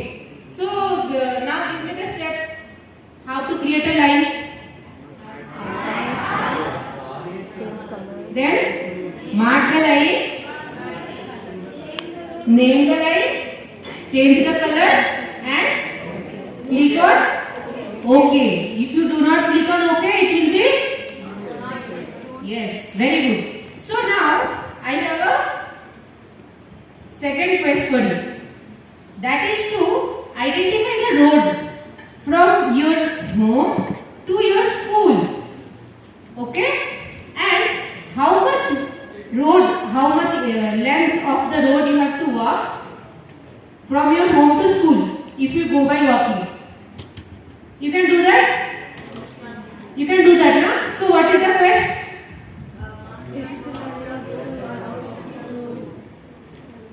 Done, na? 2 quests we can all do? Okay. So next we will move on to polygon. What is a polygon? Any that we are marking as an area. Correct? So for area, that second option that looks like a polygon also, that name is add polygon. Using that feature, I have marked the campus of the IISC. Okay? Then when I get this here, you can change the name also, and also in style and color option, you can change the color of the boundary of the polygon also, and also the area of the polygon. Okay? So here I have given pink color to the boundary and green color to the inside. Then click on OK. Then it will be saved. Okay? But there are some conventional colors for each of the land categories. Okay? So like if I give blue for vegetation, then my friend will give blue for water bodies, then other friend will give blue for agriculture, then it will all be confusing for other people, correct? So the big peoples have decided these are the conventional colors for each land categories. So first one is green, that we use for vegetated lands. Okay? Then second one is blue, that we use for water bodies. Third one is red, that we use for paved areas or the buildings. And the fourth one is yellow, that we use for mainly agricultural lands. Okay? So what are the colors? So green is for forest, blue is for water bodies, yellow is for agricultural land, red is for very good. You remember this? No one will forget? Very good. So now we have marked the polygon, we have identified the region. Now we want to calculate how much area it covers. Okay? So to do that, same like we have done in line, we will go to the measurement section. There we can calculate the area and as well as the perimeter. That too also, whatever unit it is required for your project. Okay? Understood? Any confusion? So now can you tell me how to make a polygon?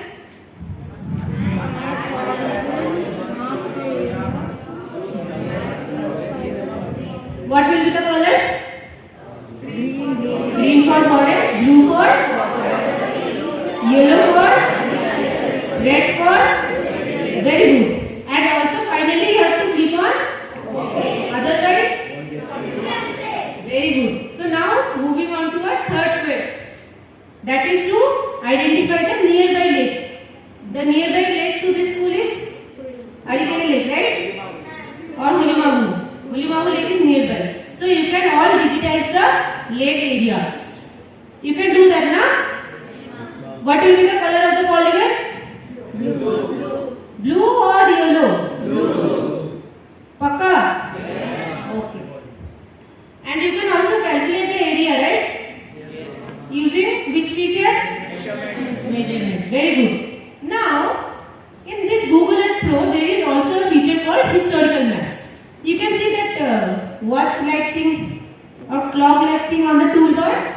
That is called historical imagery. If you click on that icon, this bar will come just down of the screen, or sometimes it comes on the top. Here you can see from 1985 to 2023, the satellite imageries are available. So, suppose I have marked the IISC count. Here we can see two different kind of scenes, because one is from 2011 and another is one for 2023. So, like this, of your particular study area, you can also identify the changes, what has been there from the past time and to the current time. You can also identify if there are any encroachments are there, if the beautification has been done or rejuvenation has been done. Correct? So what is the feature to identify the historical changes?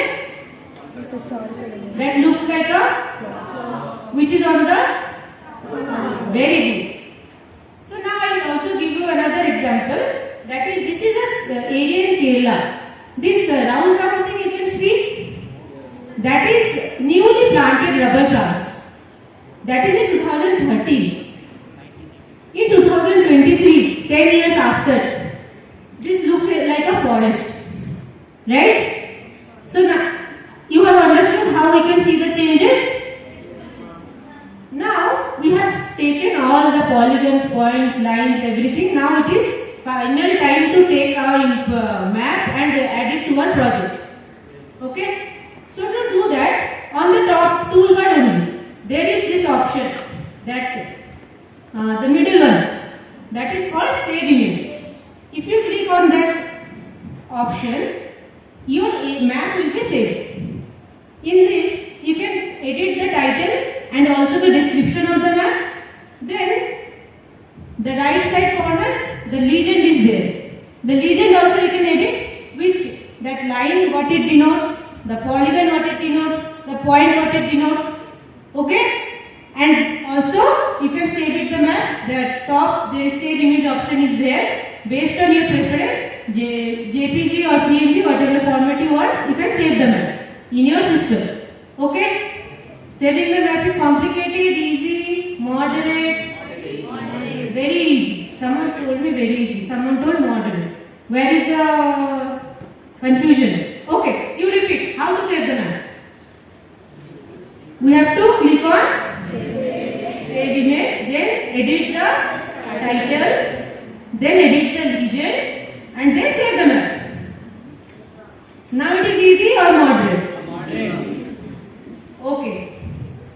Now the final output will look like this, where we have the study area, legend and the map.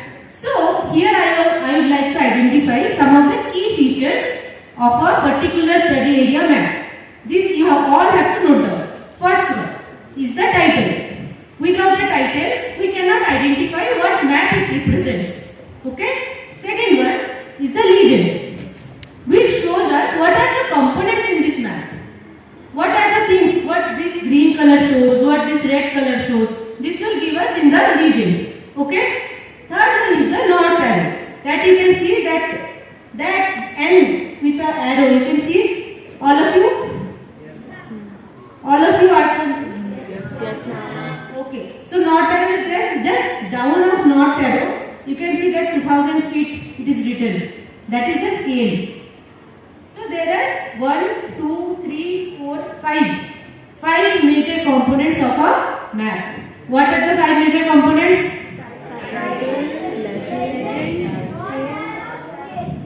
Then fifth one? Main map. What you have done. So what are the main things? Title, legend, north arrow, scale, fifth one map. Very good. So now we have saved the map also. Now that That is there in your system. But suppose you have to close the system and you have to go somewhere else to take lunch. So now you have to save the points, right? Otherwise all the things will get lost. So here suppose I have taken the different points of a different location of trees. If you click on that layer, you will see these options. There you have to click on the save place as. If you click on save place as, you will be taken to a location in your system. There you can save the file as .kml format. What format? .kml. What format? Not other format, only in .kml. Okay? Which format we have to save it?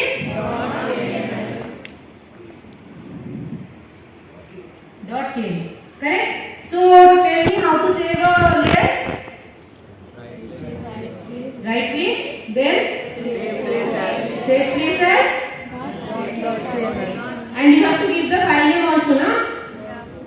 What will be the file name? Whatever you have taken. Like if you are taking the points of a trees, then it will be trees. If you are taking the points of birds, then birds. Correct? Now you have learned how to save the points also. Now the main thing, you have to do the project, finish the project and document it in a proper way. So you have to analyze, explore the library for further analysis if there has been done earlier to see and compare your results with the earlier research. Okay? So library is the main focus. If you do not go to library, you won't get the information because all the books are not in Google. Right? Or all the books are in Google. It is not there, na? So library is the must. Then you have to develop a methodology and the main topics of your project will include a brief introduction, then the materials and methodology and the data section will come, then your results will come, then discussion and conclusion. What will be the sections? Introduction, materials and method, and data also will come in materials and method, then results, discussion and conclusion. Very good. So now when we conclude the report, we have to go to our teachers and verify what we have done is correct or not. Okay? Take their reviews and work on it again. Correct? Then we will continue with the research. Even after the project is submitted, then also you can continue with the research. Any questions? Clear? Yes, yes, yes. Can you add photos on Google or Pro like we did in GPS map? From Google, from GPS map camera, you can get the latitude and longitude, right? From that, you can take the point in Google Earth Pro and save the point.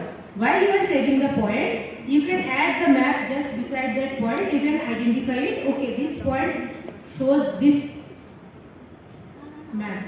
Yes. No, in particular Google Earth Pro, you have to look for it. But I don't think there is an option to add photos in there. If you can find it, you can tell me. Any more questions? Pakka? So clear? Yes. Ma'am, can we add more than 2 place marks in one Yes. map? Multiple. As many as you want. Ma'am, so after we do it, we have to save it again. You have to save it. So, thank you very much. Yes, yes, question. Ma'am, how can we calculate the distance between 2 points of that? I have marked the, suppose this is my house, this is my school. I have marked from this area to this area. Then go to measurement section, there is a length measurement is there. We can do the measurement there and find out what is the distance. Okay? Any more questions? Yes?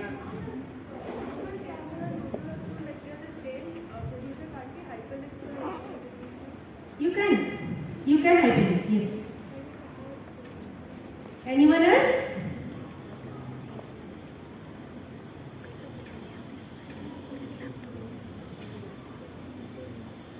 Okay? Thank you. Good morning. Good morning. Better. Thank you. Okay, so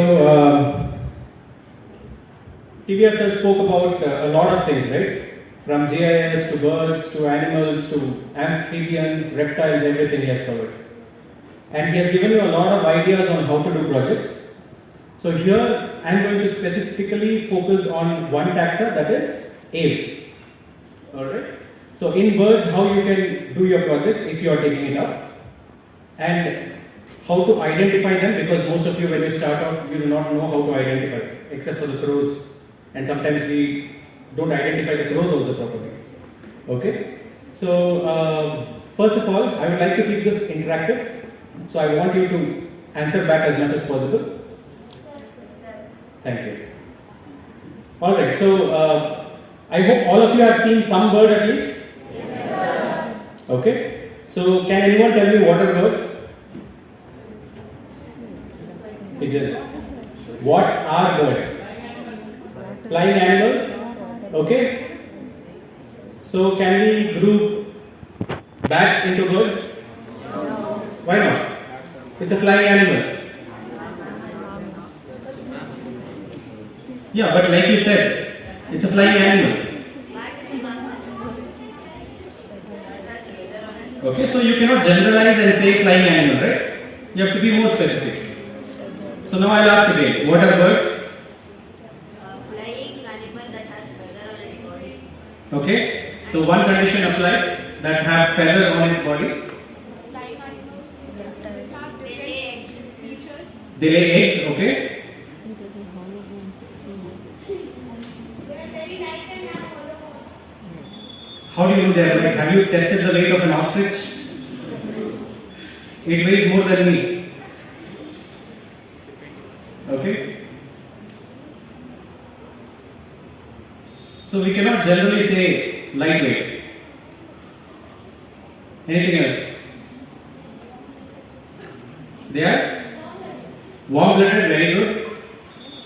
They have different features. Like? Beaks. They have streamlined bodies. Have you seen an emu? Ostrich? How does it have a streamlined body? They all have beaks. Okay, very good, excellent. They all have beaks, which is very unique to the birds. Anything else? Okay, we'll see. So how did these birds come on planet Earth? They evolved from? Very good. They evolved from?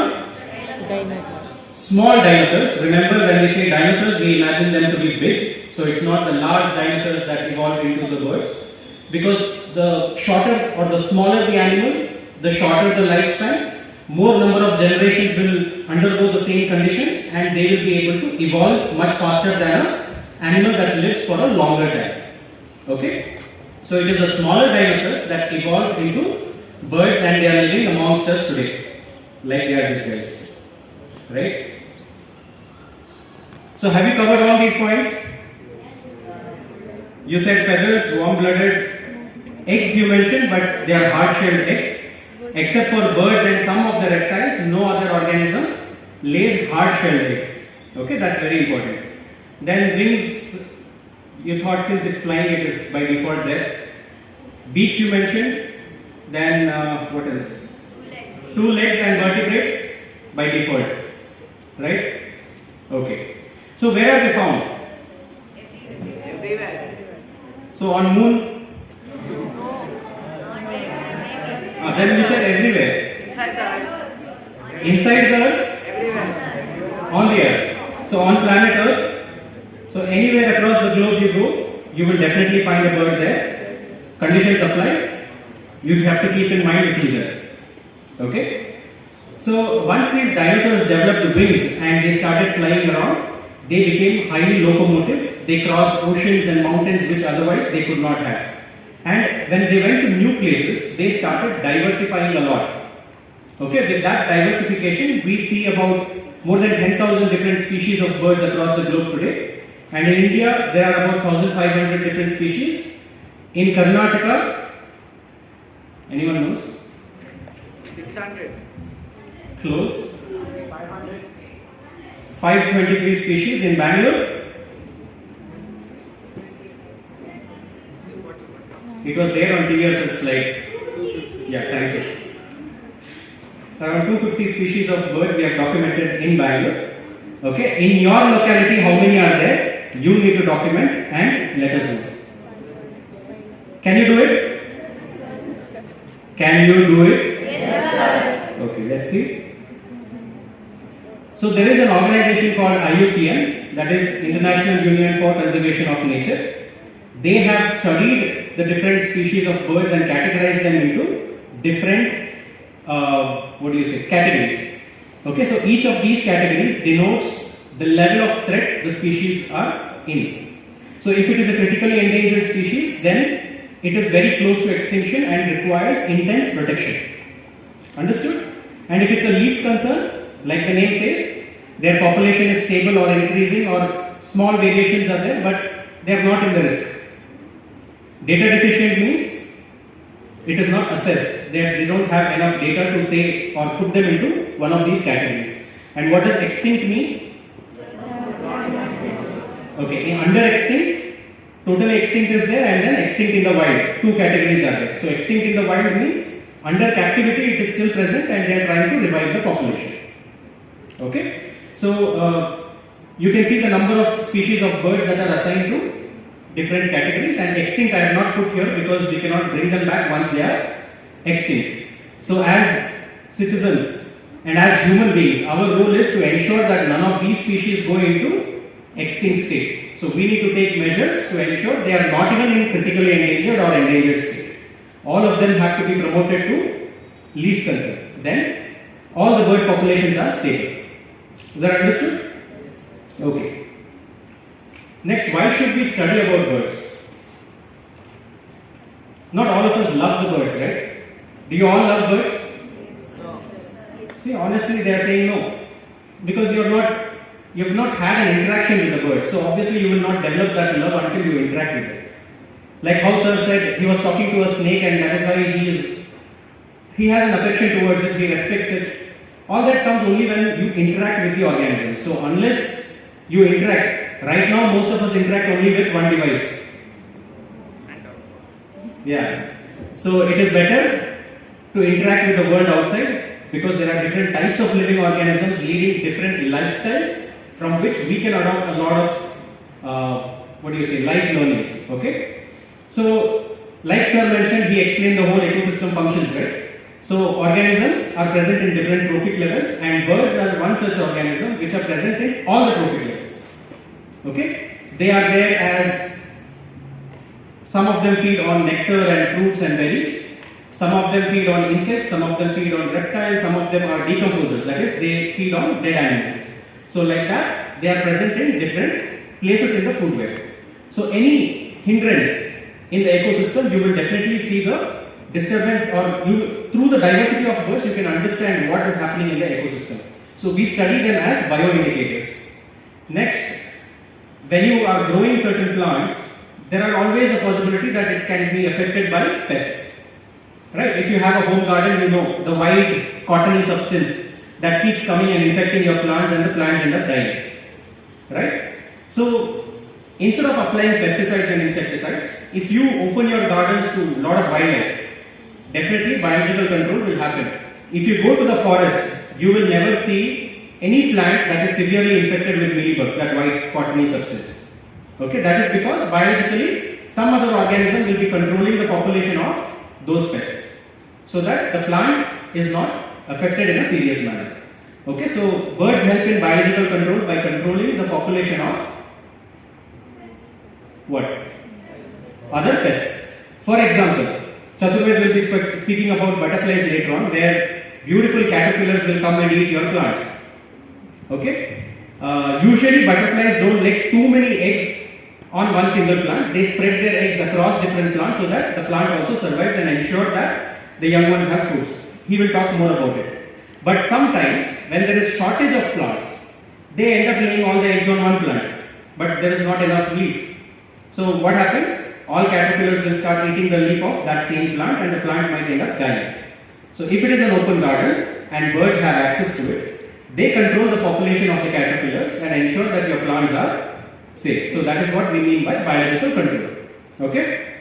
Next, like I said, some birds drink nectar as their main source of food. So they will pollinate different flowers.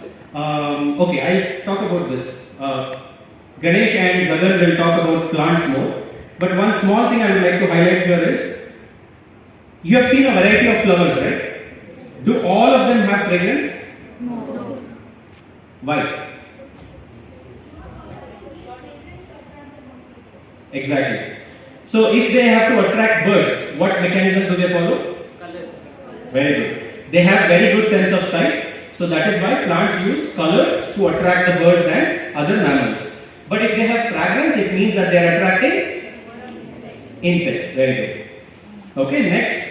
Several birds are keystone species. I don't have to stress more about it. Sir has explained the meaning of keystone and given examples. One example that I would like to quote is the state tree of Karnataka. Which one is the state tree of Karnataka? Indian sandalwood. Yes. So, if you get the fruits of it, there are seeds inside it. If you take it and plant it near your house, you might wait all your life and it might never germinate because they have a coating that has to be processed with chemicals. And in nature, you know where those chemicals are? Pollinators. Yeah. Inside the stomach of birds. So when they eat these fruits, the pulp will be digested, the coating of the seed will be processed through the digestive juices, and when they excrete, the seeds are capable of germinating. Okay? So if there are no birds that eat the fruits, then the next generation of seeds cannot be ready to become the trees. Understood? So if birds that eat fruits are extinct, then this tree also automatically will become extinct. So there are so many different trees and plants that depend on birds for this type of mechanism. Okay, so that is why we consider birds as keystone species. And like I said, birds are bioindicators of a healthy ecosystem. Next, in the previous slide I spoke about ecological significance. But not only ecological significance are there for birds, we also have technological significance. Bullet train that was invented in Japan, when they did the test run, there was one major setback. That is, every time it passed through tunnels in high speed, there was a sonic boom that happened when it exited from the tunnels. Because of which, the model was about to be scrapped. Okay? But luckily, the lead engineer happened to be a bird watcher. So on his off day when he was observing birds by the lake, he saw kingfisher come and catch a fish and eat it happily. So he thought life of a kingfisher was much easier than his, because he had to think about the design of the bullet train. Right? But eventually what happened, the kingfisher made multiple kills of fishes and he observed something very interesting. Every time it dived into the water, until the wings hit the water, there was no splash. That is, what is the first organ that enters the water? Beak. Beak, and then the head, and then the wings. So until the wings hit the water, there was no splash. This adaptation is there because fishes have an organ called lateral line. If you have aquariums at home, you would see a line that starts from the gills, goes all the way to the tail. Okay? A dotted line. That is the lateral line. It's a sensory organ of the fish. So every time there is a disturbance in water, the fish need not think that, okay, there is some disturbance here, I have to go that side. Automatically that lateral line helps the fish to move without consciously thinking, like how we are breathing. We don't think that, okay, we have to inhale, exhale. Do we think that? No, it happens naturally, right? So that way they have a natural reflex towards disturbance in the water. So when the beak enters the water, if there is a disturbance, the fish will automatically move away and it will not be able to catch it. Okay? So millions of years of evolution has made this adaptation possible in the kingfisher, and we simply copied that design in the bullet train. So we redesigned the shape of the bullet train to be like the kingfisher's head, and the problem was solved. So the model that was about to be scrapped is now running worldwide because of, but we seldom acknowledge it. Okay? So next comes identification of the birds.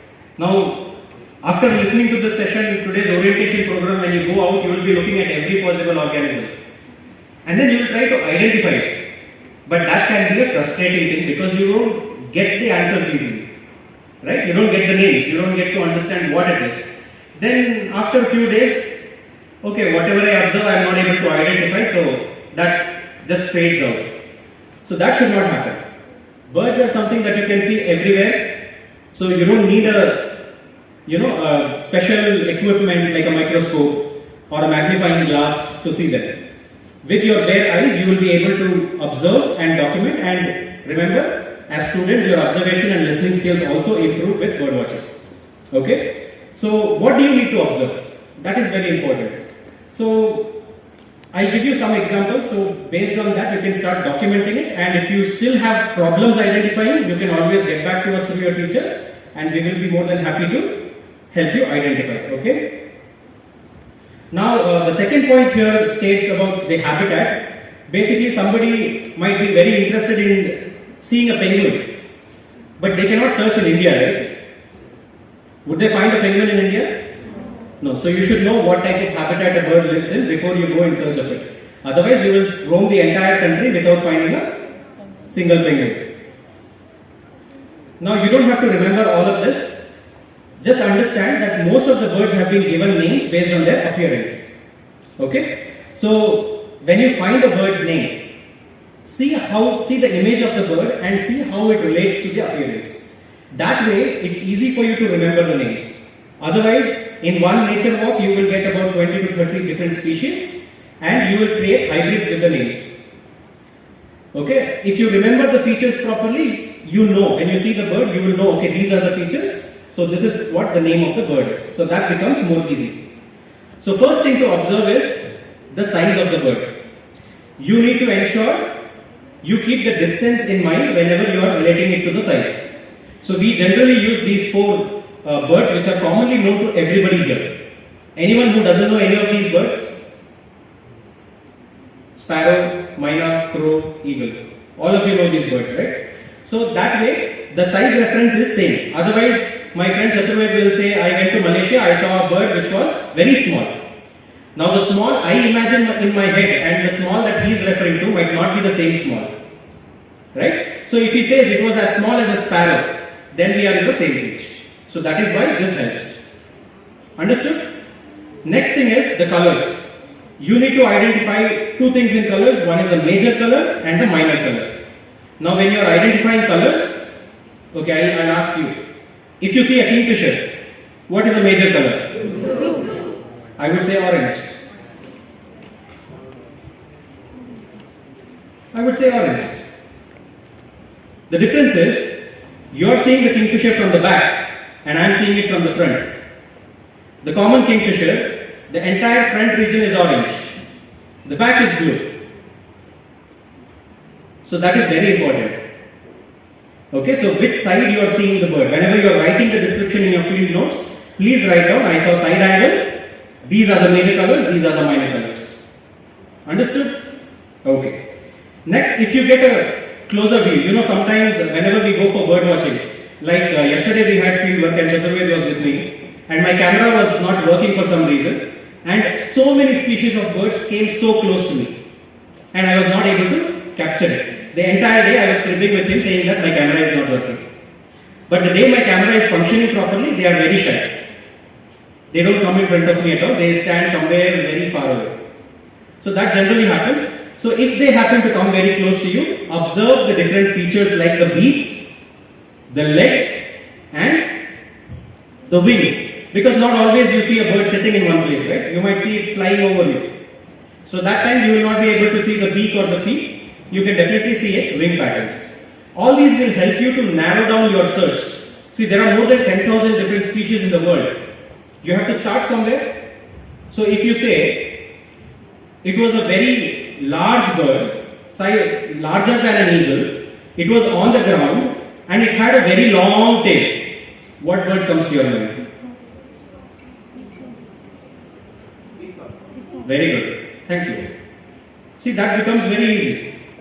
It was a larger bird than an eagle. It was found on the ground and it had a very long tail. Easy to identify? It narrowed down the search from so many 10,000 species of birds to at least one group of birds. So the detailed description you write, the easier it is going to get you for identification. Next, understand that some birds have dimorphism where the males and the female look different. For example, here in the Ashiprinia, the male and female looks alike. Okay, so just by looking at it, you cannot tell male or female, because whenever I take you for a field visit, the moment I say, okay, this is a male quail, this is a female quail, you will be wondering, how can sir tell all these things? It's so amazing. But it's nothing amazing. It is just that we know how they look. When you look at a human, I can easily say girl or boy, right? That becomes easy. So same way in some species, the males and the females look different. So we can easily tell them apart. In some species, it is very difficult. Like in Ashiprinia, even if I have more than 10 years of experience in bird watching, but I cannot say male or female. I have to stand there, observe their behavior. If they are in courtship behavior, yes, I can say, because of the dance, who is dancing is the male, the other one is the female. Okay, that way you need to observe both. Okay? Then some birds look the same, but only in the breeding season. The male and the female looks different. This is a bird called rosy starling. Okay, this comes all the way from Turkmenistan. Without any passport or visa, they enter our country and they enjoy the resources in our country and they go back. So when they come here to breed, they all look the same. Within a span of few weeks, the males start growing extra feathers. Can you see those crests? See this, how it has? So that develops only during the breeding season, and by the time they return, those feathers fall off and they look the same when they go back. Okay, this type of difference is there in birds. So remember what season you are doing bird watching. And now with the beginning of monsoon, most of the birds have their breeding season now because the food becomes abundant with the rains. Okay, so they time the egg hatching to the rains so that there is abundance of food for themselves and to feed the young ones. And with this note, when there is a climate change, when there is irregular pattern of rainfall, these birds face serious problems because when the eggs hatch, sometimes the rains are not there from past few days and it becomes very difficult for them to find the food. Okay? So this is a very common bird called cattle egret which is found in Bangalore. So this also, only during the breeding season you see those golden brown feathers that develop, and after the breeding season they fall off.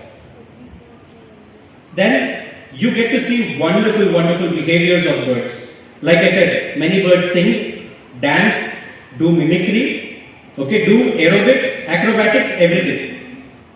Okay, so all these you will be able to see only when you start spending little bit of time observing them.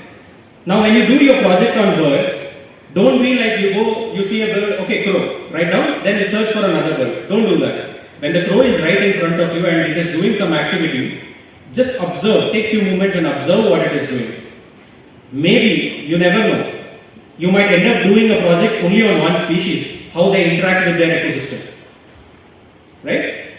See, there are some examples that I have not put in slides today, but across the globe you can see where crows have started using plastic materials for nesting because they provide better insulation and the incubation time goes down. We don't use plastic really wisely, but crows have started using it really good, and even some bulbuls have started using them. Okay, so such interesting behaviors you will be able to identify or observe only when you take a moment and observe the behavior. Then migration, like I said, not all birds are there here throughout the year. Some birds are migratory, so you will see them only in particular season. Okay, so there are different types of migration also. Since you are doing the project now, this is not a migratory season in India, so you may not get the opportunity to see a lot of migrants except for some raptor species which come during summer and they leave a little later. Now how to document it? So this is a very general basic format that you can follow, where you put the serial number, write the common name, vernacular name, that is the local language, whatever area you are doing the survey, the local language, what they call it. Because sometimes you might not know the common name, but if you ask your parents, they will give you the local name. And with that local name, you will be able to find out what the species is. Okay, then scientific name, you can come back to the your laptop and then refer internet and write down, or you can also use any of the field guides which I will refer. Then if you are interested in doing an ecosystem study and you are studying birds also as part of it, please note down the population of it. And when you see 6 pigeons, don't write number 6 because you are very likely to find more pigeons. And every time you cannot keep scratching it. So instead, follow this method where you put the tally mark so that how many ever you find, you can just keep adding it without any scratches. Okay? Then field activity, like what they were doing in the ecosystem. That also you can document. So at the end of your study period, you will be having a lot of data. Then for your project, you can choose what data you want to do analysis and then take it up. But in the field, if you collect less data, later you get ideas, okay, I can do this, I could have done that, then the time is gone. You will not be able to go back and do all those field surveys that you have already done, right? So it is better you collect as much data as possible from the field, so later, if you don't need some information, it's okay, but if you need more information, you cannot get it, right? So it's better you document that. Then like I said, there are a lot of field guides available, but when purchasing field guides, keep one thing in mind, it should be locally relevant. Don't buy birds of Himalayas and do bird survey here and search for the birds there. You will never find anything there. No, people have done that. Sir, I bought this book, but I cannot find any birds that I find around me. That is because that is not locally relevant. So whenever you purchase a field guide, it is a very good investment. You will learn a lot from it, but do purchase that is locally relevant. And if you don't want to purchase because you think your interest might not sustain for long, you might do this project. Use online references, and that link that I have put there is a field guide of common birds in Bangalore, which is published by us through Empri. So you can also download that, soft copy is available, and also in our website link that Sir shared, there are a series of articles that are available where you can download and use that as your online reference. Shall I move ahead? This PPT will be available later for your reference, so you can revisit. Then one short database I will explain how to use. iNaturalist is one of the very simple online databases that you can use. So when you go to the iNaturalist, you end up on the landing page like this. Then you click on Explore. Can you see at the top? There is Explore option. So when you click on the Explore option, you will get a page like this which shows the world map and all the different species that are listed there. So in that, there is a search option. So species. In that search, it is written species, right? So there you can put the order or the class or the family or whatever you want to search. In this case, we will put aves. And then we put the location as Bangalore. It will narrow down the search to Bangalore area and give you the observations in that area. Okay? So this is an online database that you can use. So now I have put Bangalore and I have put birds. So it is given the location. Now if I scroll down, I will get the page like this, where it is showing different species that are listed out in this particular geography that was given. Okay, so now say I saw a bird called black-kite, or I don't know the name, because as you all start off, you would not know the name, right? So say that you have seen a bird that looks like black-kite, you will click on it. When you click on it, the species page will open like this, and if you scroll down, you will see the distribution. Say I saw the bird in South America. I am in South America, I don't know birding, I have just started out. I saw a bird that looks like black-kite, I have clicked on it. And it is showing like this. I see the geographical distribution of the species. Is it there in South America? No. So then I know that this is not the bird that I have seen, but it is something similar. So then what I will do, I will go, can you see that similar species option? I will click on that and it will show me all the different species of birds that look similar to black-kite. Okay? This will help you narrow down your search a lot and easily identify the species that you have seen in your area. Okay? Then, like I said, we see a lot of interesting behaviors, right? So this is one incident that happened in Japan where crows eat walnuts. Have you tasted walnut? The whole or the already peeled one? How many of you have tried the whole? Very good. You know the difficulty of peeling it, right? Sometimes you feel like not eating it at all for the trouble of it, right? So what these crows used to do is, they used to carry these walnuts high and then drop it on the rocks.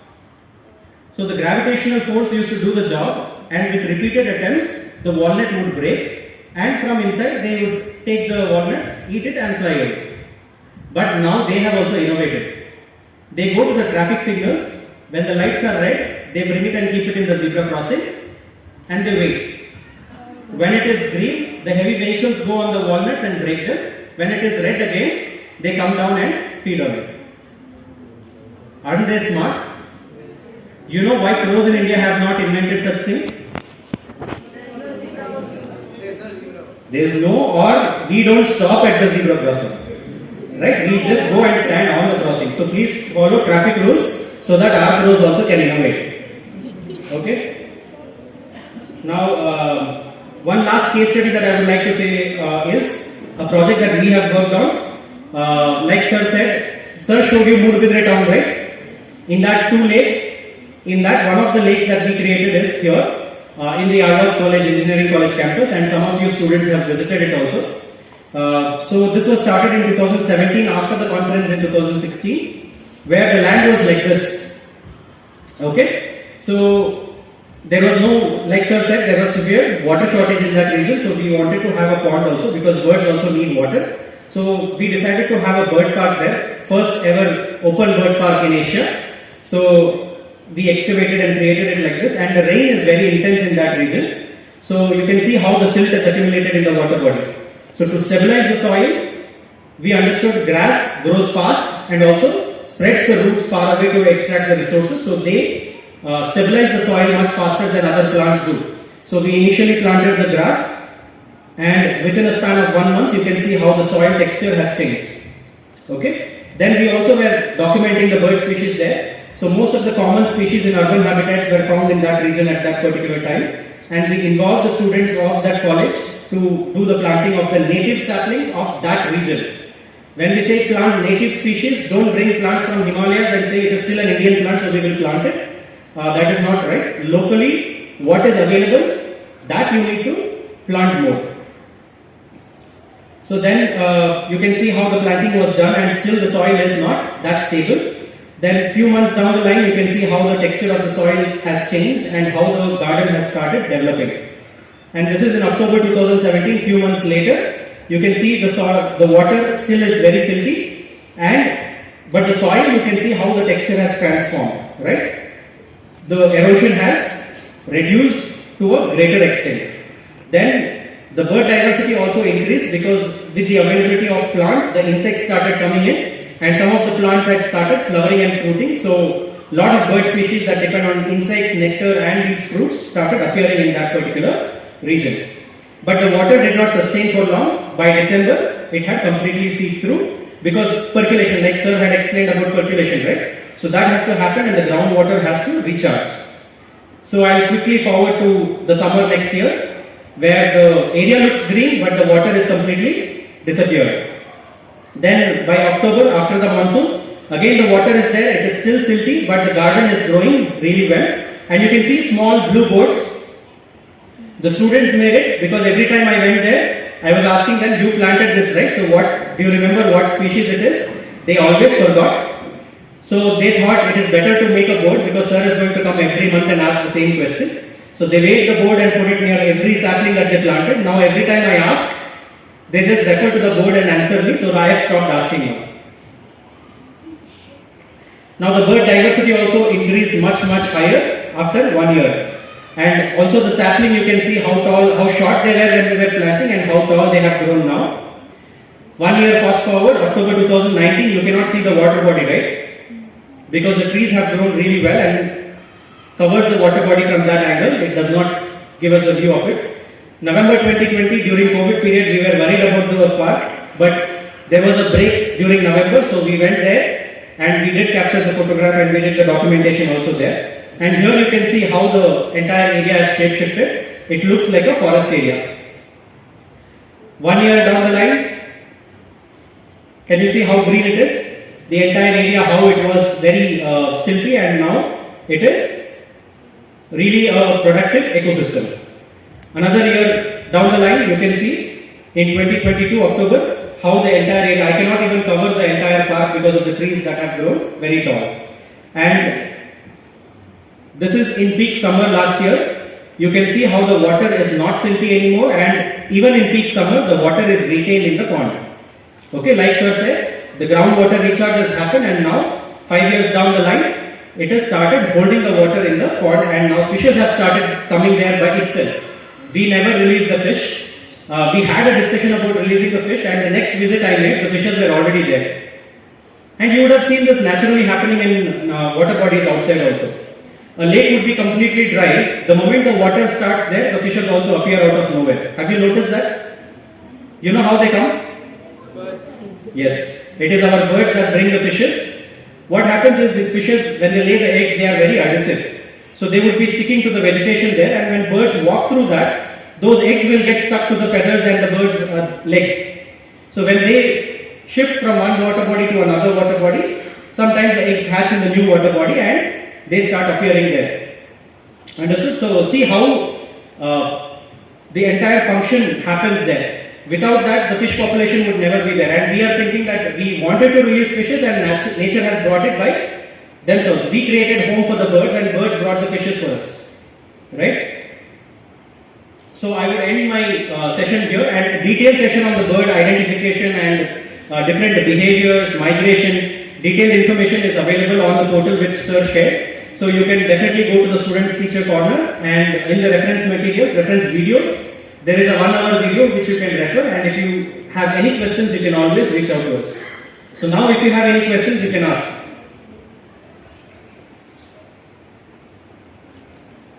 Any doubts? No doubts. Good morning. Good afternoon. Excellent. Can you all start a session with small activity? Can you all stand for a second? Keep all your belongings on chair. Take your palm, rub it, keep on your eyes. Once again, take your palm, rub it, wipe your cheeks. Once again, rub your palm, prop your head. Now we all look fresh, energetic. You have got some energy. Thank you all. Sit down.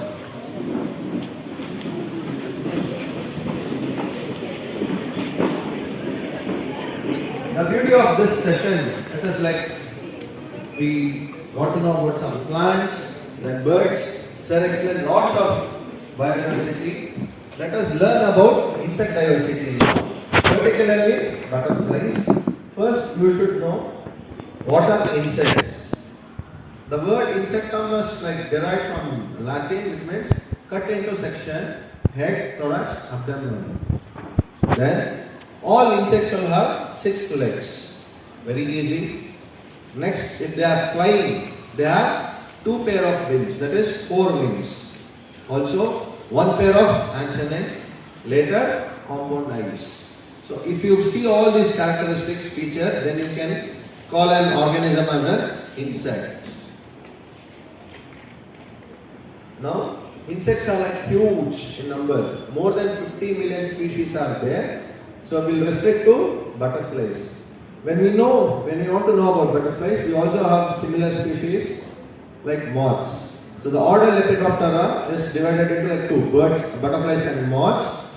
Butterflies and moths are the only 2 group which have scaly winged insects. They have scales on their wings. That is why the term Lepidoptera, lepis means scales, ptera means wings. Then, how to differentiate a butterfly and moth? Easily, butterflies always have pointed antenna, whereas moths might be backward, sideways or downwards. Next, if you have a close-up look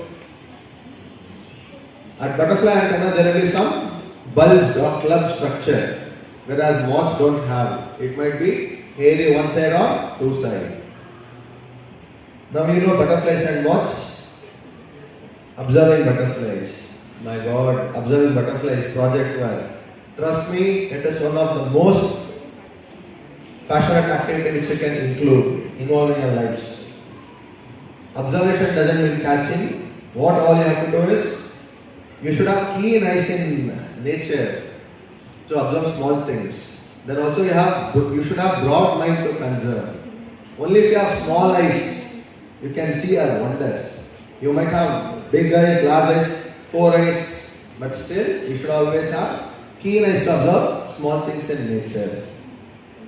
Once you start observing, you should also know a life cycle of a butterfly. You should understand their life cycle, lifestyle. 4 different stages are there, starting from egg, larva, then chrysalis or cocoon, pupa, then adult. Caterpillar is growing stage, so they have to eat nicely, and that is where you can see your garden plants and leaves are little cut, eaten, disturbed. Next, third stage is pupal stage, like dormant and developmental stage. We are landed on Earth, Moon, Mars, but we don't know what is happening inside this pupa. From outside, I can only say a great chemical reaction, biological reaction, physical reaction, history, mystery, magic is happening. Then, after a certain period, it takes from species to species. Different life stage has a duration on like average basis, like weeks, months, 2-3 months, depending on the species. Once it starts coming out, they start their activities. You can start watching different behaviors of butterflies. First is feeding habit. Butterflies habit, like feeding habit is strictly liquid. So its diet is liquid. 70% of its diet is like nectar from plants, then some salts from wet sand, and also minerals from bird dropping, from tree sap and all. You can see here. One interesting butterfly Nawa also sat on my wet socks. After finishing our trekking and all, we tend to remove our shoe, socks, and it has landed on my socks just to absorb sweat which has salt content. Then basking. Every day is like recharging. Butterflies are like all insects are cold-blooded. Even butterflies are cold-blooded. They want some warmth, some sunlight, so they just do basking. After gaining some energy, like they start their day. Then local movements. During the month of February and March beginning, you would have seen lots of these blue tigers, dark blue tigers, common crows, different species do small movements. We call it as local movements. Not only birds are known for migration, even butterflies are also known for migration, some local movements. Then mud puddling, you would have seen lots of butterflies gather on wet sand just to collect salts, and this also acts like dowry. All male whites and yellows butterfly will gather to collect salts. Whichever males collect more salts, it is like they attract females. Then as I said, we have some particular species, monarch butterflies, which are known for migration. During its migration, people over Florida, Mexico get winter vacation. See, just because of butterfly migration, children are enjoying their vacation so that they don't come out and disturb. You imagine, after dragonflies, butterflies are the second insect group which is known for the longest migration of any insect. First is like odonats, which is known to cross Indian Ocean, dragonflies. After that is our butterflies. Once they come out, they cannot sting, they cannot bite, they are very sensitive, very bright and colorful insects. It all attracts lots of predators. So how do they escape? Birds. As Rizal sir explained about birds, 70% of birds are insectivore. Even though they are frugivore, during its different stages they want to feast on caterpillars. And spiders, 97% of spiders are insectivore. Another 3% like bigger tarantulas can feed on small birds and also lizards. But insects have a major role. Even butterflies are also a part of food chain and food web. See, not only birds, spiders or lizards. Even insectivore plant is also feeding on the smallest butterfly of the world, like grass jewel. That's an insectivore plant in Banana National Park. When we are doing a survey, one of my friends clicked it. It is stuck. And you can see a spider here, crab spider, which is feeding on gracella butterfly. Like this, they also have a major important role. Then adaptation to escape threats. Sir, they don't bite, they don't sting. How will they escape? First and foremost is camouflage. There are different colors which help them to blend in nature. You can see different caterpillars are the host plant leaf patterns. Second is like mango. There's a caterpillar exactly like a mango leaf. Third one is like castor plant. Any empty site, wherever you see these castor plants, go and observe, trust me, caterpillars will be there. Then adults. This is a pupa state, it just looks like a twig. For smaller organisms like birds, lizards, reptiles, it can easily confuse. We can know, okay, this is not a like twig, it is a pupa. We can record, but birds or reptiles or lizards with smaller brains, it is very easy to confuse them. Here, this is a dead leaf butterfly, or oak leaf butterfly you would have seen. It is on the ground, it is slightly difficult to identify and spot it. But the ground butterfly is sitting on the green leaf, you can make out very easily. And next is one of my favorite butterfly. It is called as glad eye bush brown. You can see a human eye pupil mark. I can see TVRAMACHANDRA's eye on this butterfly wing. You know how sir is strict, so no other creatures will go and disturb it. That is how butterflies also have evolved different escape strategies to escape predators. How do they escape? Field notes. This is very important part of our study. Field notes. There won't be any extra growth in a butterfly. So first and foremost is size.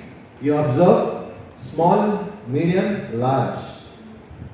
Like however your t-shirt size. Yes, L, XL, double XL. That is how you can just compare. Next, colors. 70% of butterfly names are because of their color. So you observe color, after size, color. Next, wing pattern, whether it has dots, spots, stripes. Then at what level it was flying. Tree level, ground level, grass level. That will also help you very easily to identify butterflies. You all got it? First and foremost is size. Second, color. Third, wing pattern. Fourth, flight level. Because if you see a small yellow butterfly and big yellow butterfly, those are two different species. Why there is no extra growth? Because completely developed butterfly is coming out from its pupa. So there is no secondary growth. If you catch damage, then it is gone. 6 families are there. All 6 families are seen in Bangalore also, even in your location also. All large butterflies with or without tail projection, they are like swallowtail. So all big butterflies, swallowtail. Very easy. Next, all whites and yellows in one family, whites and yellows family. Third, all small ones, blues and different colors. Even though if they are not in blue color, they also belong to blues. That's a separate family called blues. So based on the size, color, it is very easy to categorize. Next, skippers. They have hopping flight or jumping flight and irregular wing pattern. This family is like linking between moths and butterflies. They have certain characteristics of butterflies and also of some moths. Skippers like flag, you can see common red eye. See, look at its red eye. Hence the common name, the common red eye. Chestnut bob because of the chestnut color. So based on their appearance, names are given. Hence it is very easy to identify butterflies and also remember. And this is one family like Panchas and Judies. We see only 2 species. So one which is very common in Bangalore is double-banded Judy. Special is it cannot close its wings properly. There is a gap, so that is why then they separated it as a separate family. After this, brush footed. Whichever you have not seen, like large blues, small whites and yellows, they all come under Nymphalidae, which is like brush footed.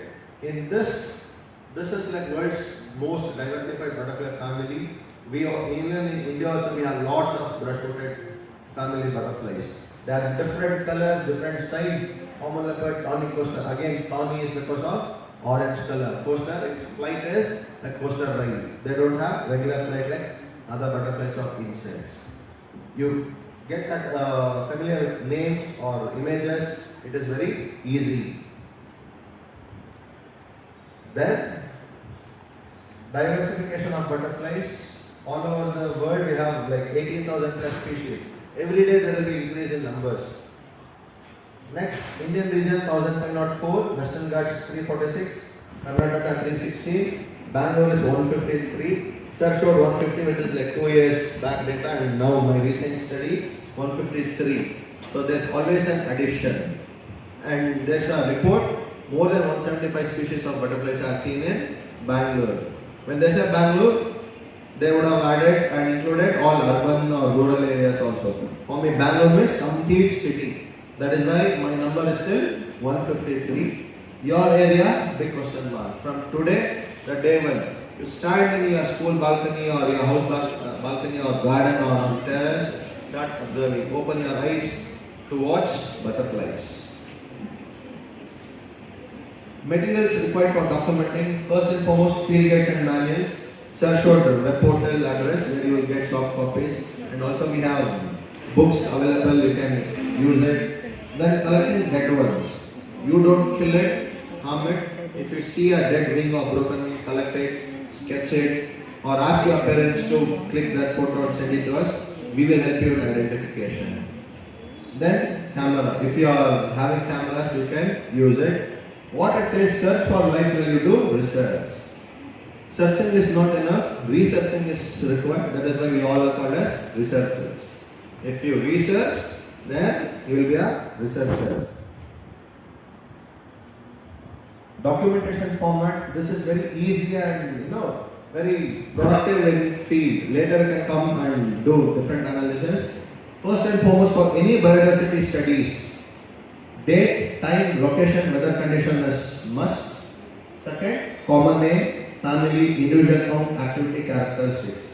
Family I already explained. It is very easy to remember. So based on those characteristics and your observation, you just categorize, collect data in this format, which is very easy.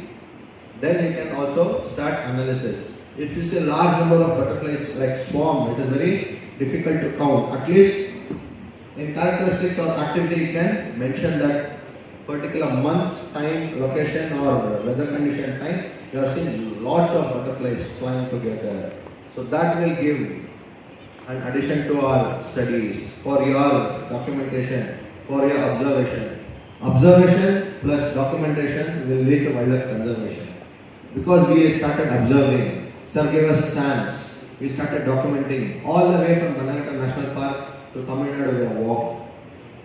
And now if Bannerghatta National Park is little survived because of all the efforts from TVRAMACHANDra and all the other scientists who has worked on elephants, like birds, butterflies and other animals also. There are reports available in Sir's website about butterfly like Bannerghatta National Park, and also we have different birds, butterflies and other organisms which are documented there. Then why butterflies are required? In different stages already I explained their importance. First and foremost, pollinators. You know the stalwart who is there on the image, Einstein sir, he told if the bees disappear from the surface of the earth, man would not have no more than 4 years to live. He understood, a greatest mathematician, physician, a scientist also knew importance of bees. After bees, butterflies and moths are the next pollinators. 70% of food what we eat are pollinated by insects. So if there are no insects, no pollinators, no pollination. If there is no pollination, no reproduction. There is no reproduction, there is no distribution. Then we will not get food. indicators. If you see lots of mosquito, that means there is some contaminated water body. If you see good dragonflies number, there is some fresh water body. Same like if you see butterflies, there are some flowering plants, host plants nearby. Butterflies are also studied as indicator species. Then food chain, food web have given ample examples.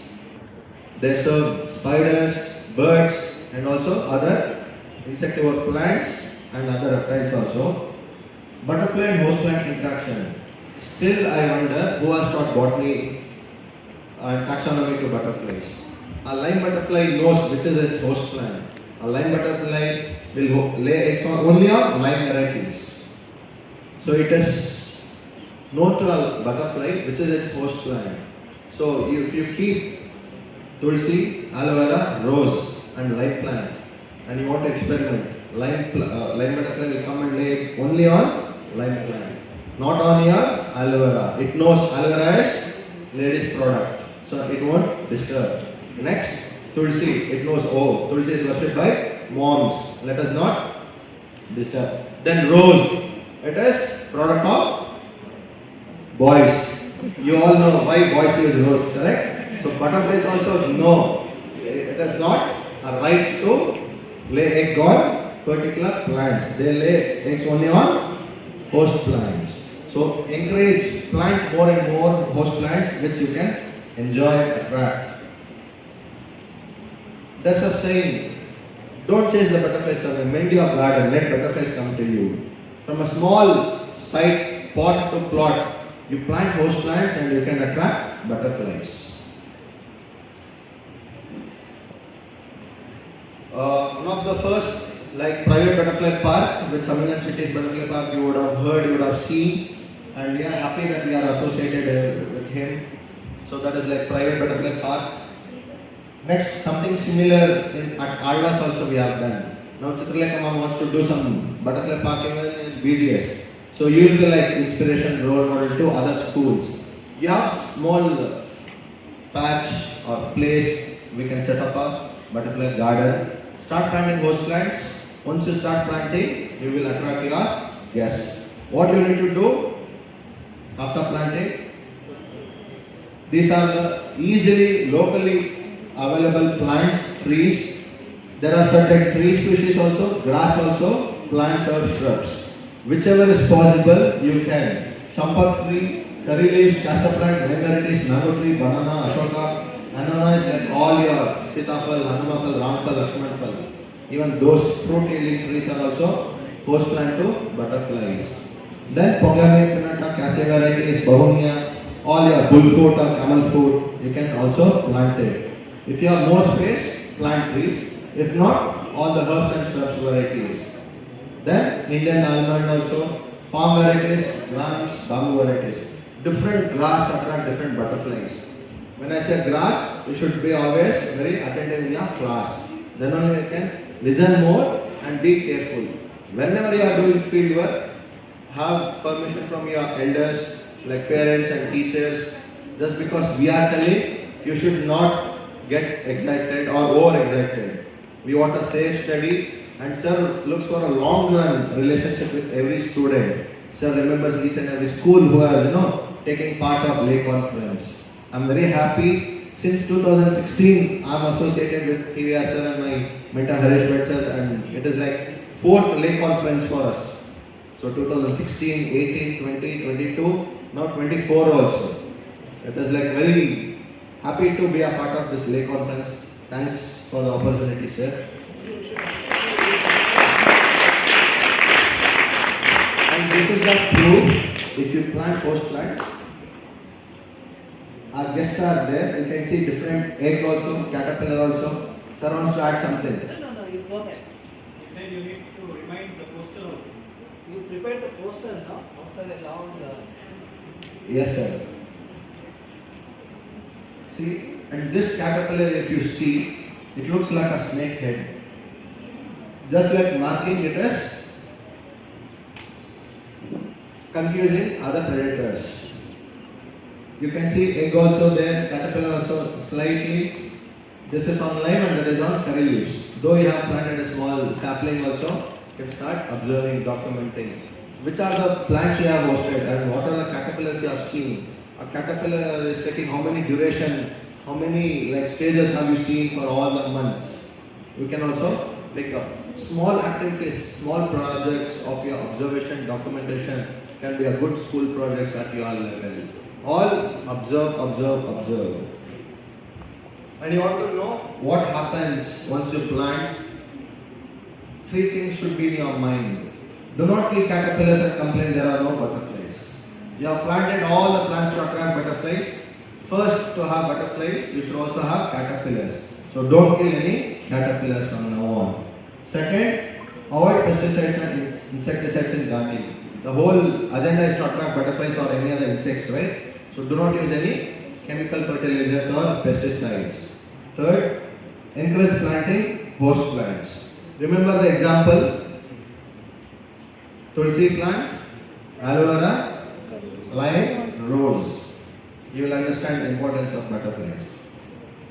If you do all these things, then it will be very colorful.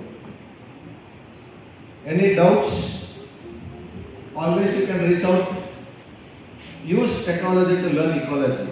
Its phone is like how you use this, how it matters. We should always use it for right cause. Just because now we are giving permission and we are getting time to use phone, use it only for our study purpose, documenting, clicking photographs. Tulika ma'am also showed JPS map camera. It is very easy. You click a tree, you will get location. If you don't know to identify, at least we know the location. Then we can identify. Trust me children, now technology is also improving. Your fieldwork is also getting more easy.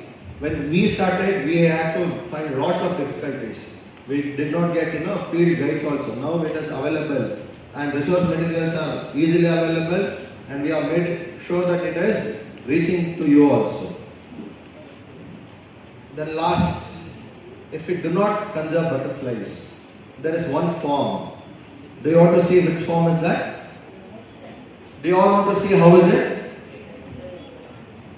This is how it looks. Hope will not reach this state and you will start identifying butterflies, observing, conserving, planting more and host plants. You imagine how do you want butterflies? Like a wall painting or body tattoo or some fancy dress or in saree border designs. You decide how do you want. Do you want flying butterflies? Yes. Colorful butterflies? Yes. You want caterpillars? Yes. No energy. Do you have any allergy? No, right?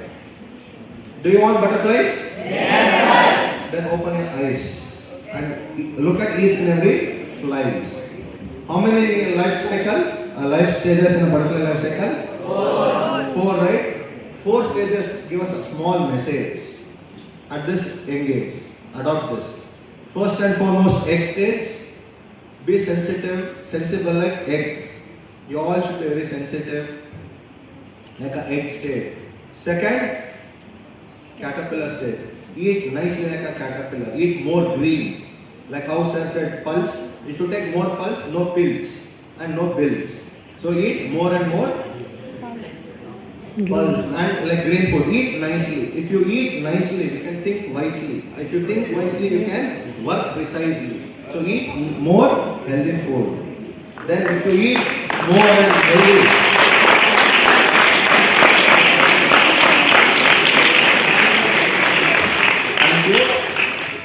if you eat, third stage will be like developmental stage.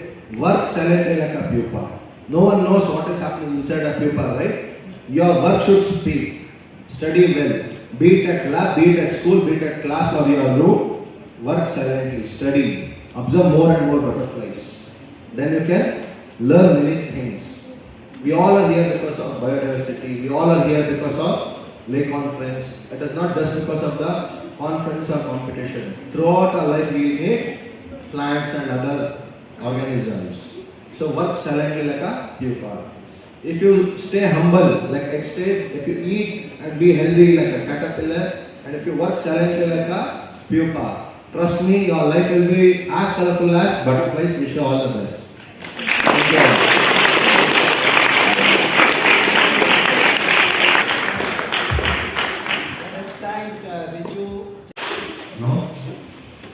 to get there.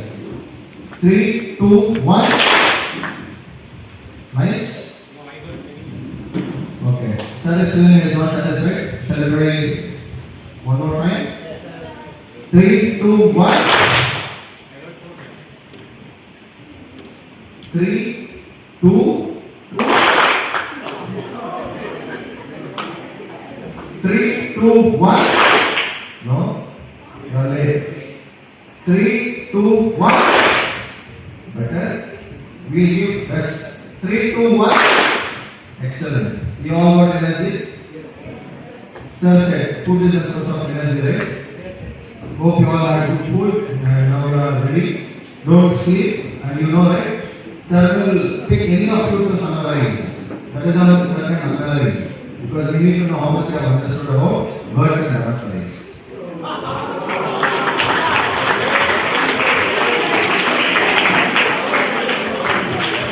Fine? See, we all teachers can shine, only the students are clear and fine. Hope you all got good amount of energy. The most important part of this, what is an ecosystem? From there you move on to the different components of ecosystem and the function of animals and plants and all the different sort of studies that have happened on it. Also about, we went through the water cycle, carbon cycle, all of that to just get an insight on them. And we spoke about biodiversity, the different stratas of biodiversity, which is like based on the ecosystems, based on the species and the genetics. And then we spoke about the different, the diverse species. There are based on the number of indicator species and keystone species, umbrella species, flagship species, vulnerable species, and economically important ones. And also we spoke about the biodiversity in Bangalore city.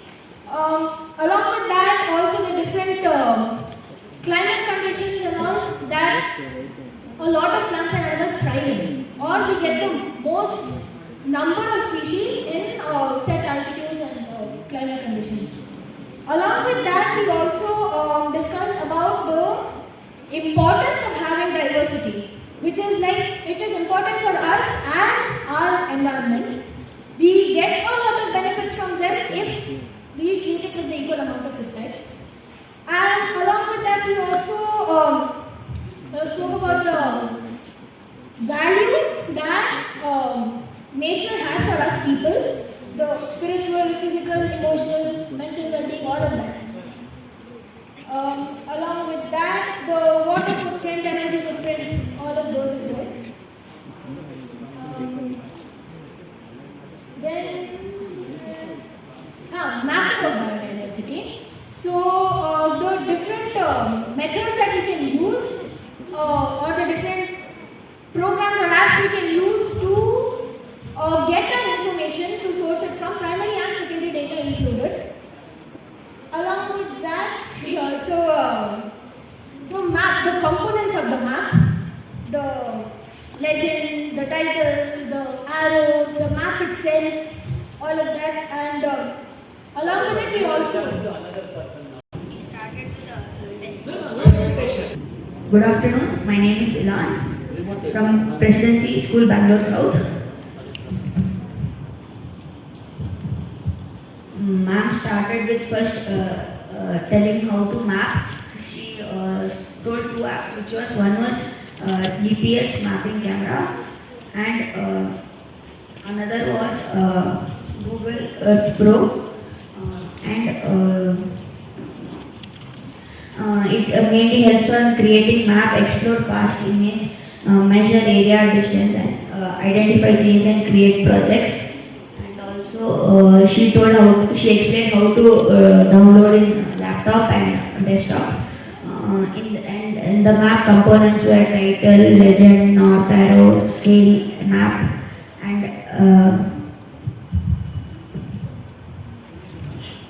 and that was the end. She explained everything of components of the map. Good evening, sir. My name is Abhinav from BGS NPS. So next we start with the topic as Know Your Birds. So in that we learn that birds evolved from dinosaurs, more like small dinosaurs, and then we learned about what are birds, and we learned that what features does only bird have, which is like feathers, warm blood, wings, beaks, two legs, and vertebrae. And Sir also explained that there are more than 10,000 species of birds in the entire world. And then we learned that there's approximately 1,500 species in India. And then we learned about the ecological significance of birds in the world. They have biological control, they help in pollination, and they're also used as bioindicators. And we also saw how we can use birds for our real life problems as well, like how Sir had explained using a bullet train and how it had made a huge impact in the train industry. And then we learned about how to identify the birds, which is based on shape, size, color and behavior of the birds. And we also learned on the different wings of the bird, which is gull, stork, duck, sparrow, swift and etc. And then Sir also told us how we can properly document all of this with columns like serial number, common name, scientific name and etc. And then Sir also showed us how there's a website called iNaturalist in which we can find that's useful for bird spotting, and we can find the birds that we have seen. If you don't know the specific name, we can go and search over there. And that's about. Thank you. My name is D.D. Bhavishna. I'm from PSBB Learning Leadership Academy. I'm going to be talking about butterfly that Sir taught. First, we thought about the difference between a butterfly and a moth. And Sir told about the various families of the butterflies. And it gave us field notes like wing pattern, color, size of the butterfly, and flight level. And he told about the migration of the butterflies. And he gave the examples of where the butterflies can be, like in which trees and plants the butterflies can be seen the most. And he gave the importance and the features of the butterflies. And he gave the document of the project. And I really want to add for the thing Sir told which I mentioned. So he talked about the importance of the pulses and the advantages. Excellent. Round of applause.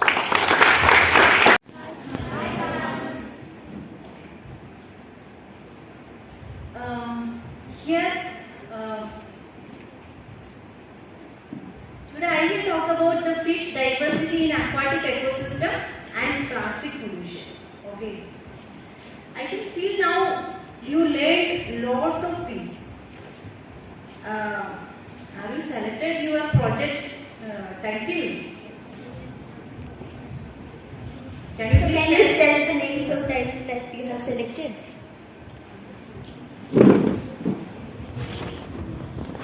Myself, Pooja. My topic is aquatic ecosystem in food and water security and people's livelihood. Okay. So your school name? BGS and PS. Okay. AI and machines can be used in saving the ecosystem. Okay.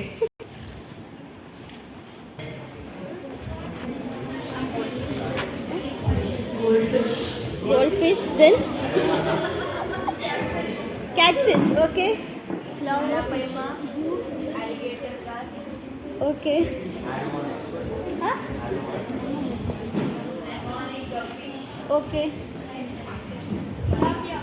Tilapia, okay. Oh, nice. Salmon, starfish.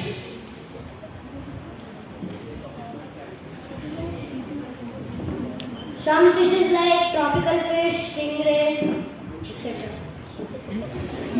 Goldfish and clownfish.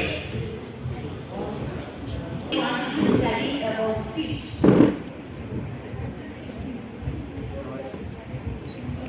I will tell you. Maybe today, the morning session, you learned about the first one, the ecosystem, trees you learned about, then birds, butterflies. Huh? This all, something happened to their nature or their environment, they can migrate very fastly. But our fish, they cannot move to other place. Our water is polluted, then their fish can't move anywhere. At last they will die. So our water body is very important for our fish.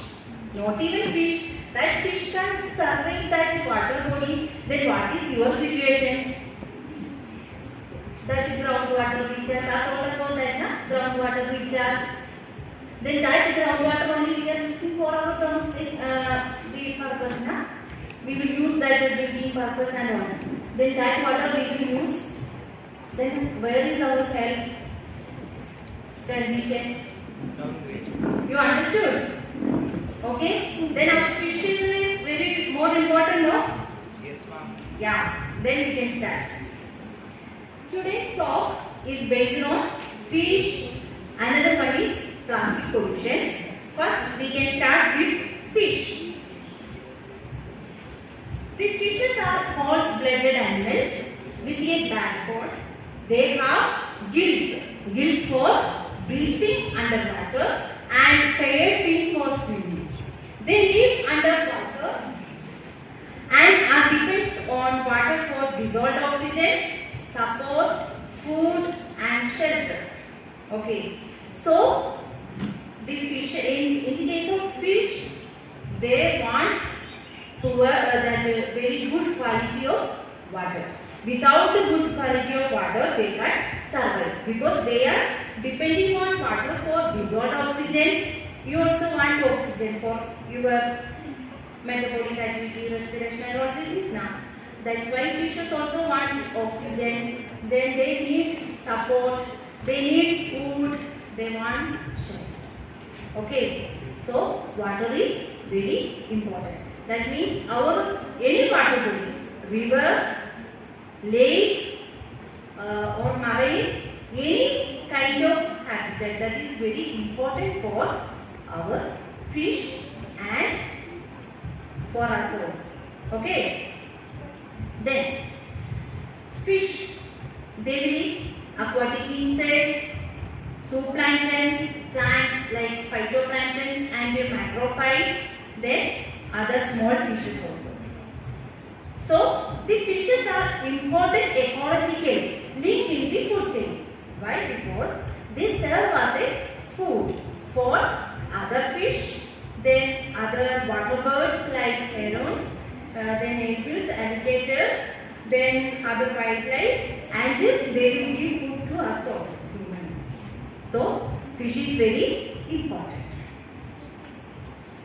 Then the general concept on fish. Okay. The etiology came from the Greek.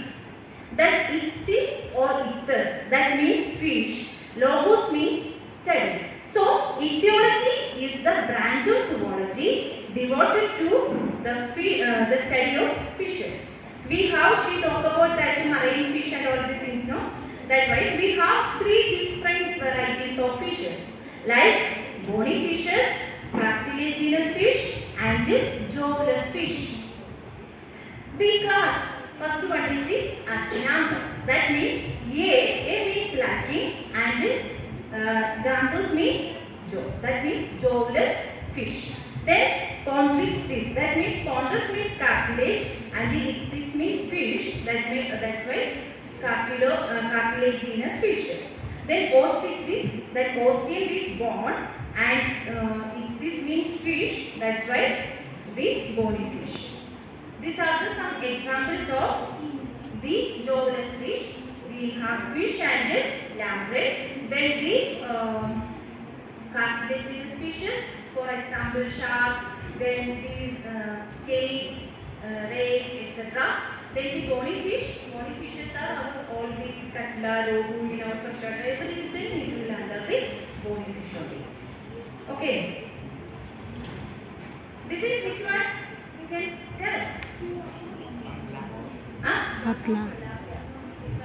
Tilapia. It's not tilapia. Katla, someone is talking about katla. Yeah. Okay. This is our katla fish. Okay. In our world, we have 21,730 fish species. In that, 11.7% are found in our Indian water bodies. So, in our India has 2,546 fish species. In that, the cold freshwater region, we have 73 species that contribute 3.32%. Then the freshwater, we have 544, that means 24.73%.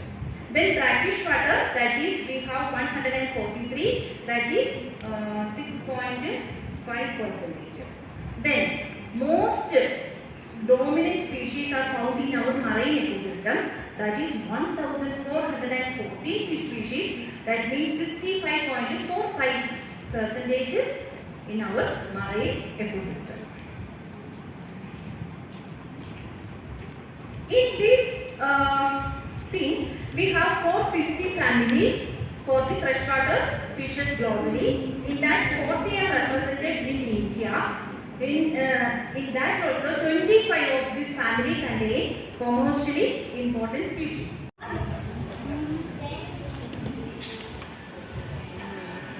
Okay, the commercially important that means money is important, okay? If your water is good, you will get a good amount of fish, then you will get a good amount of money also. Okay, their food and feeding habits of fish. The feeding habits of fishes differ from species to species. That means they will take, some species will take the plants like phytoplankton. I can show you this one. You know this species? You have any idea? Yeah, algae. Okay, these are our phytoplankton. Which this one? That is our macrophytes. Okay.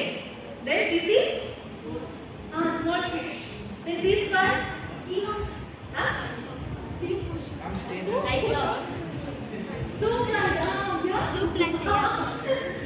are also active. This is zooplankton. Okay. Yeah. This one? That is our this organic matter degradation and all those things.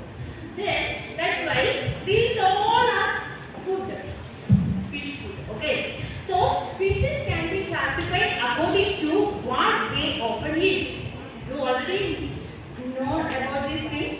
We have herbivore, then carnivore, omnivore, and declitivore. The herbivore, what they will eat? They will eat the plants like phytoplanktons and macrophytes.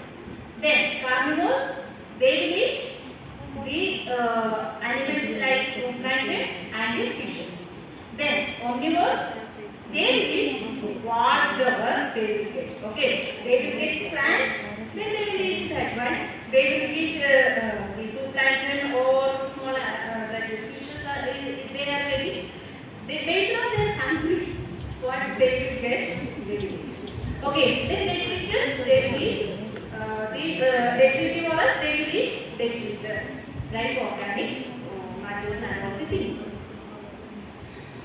So, in our aquatic food chain, based on our fish species, we have 3 different varieties, like benthivorous fish, plantivorous fish, and piscivorous fish.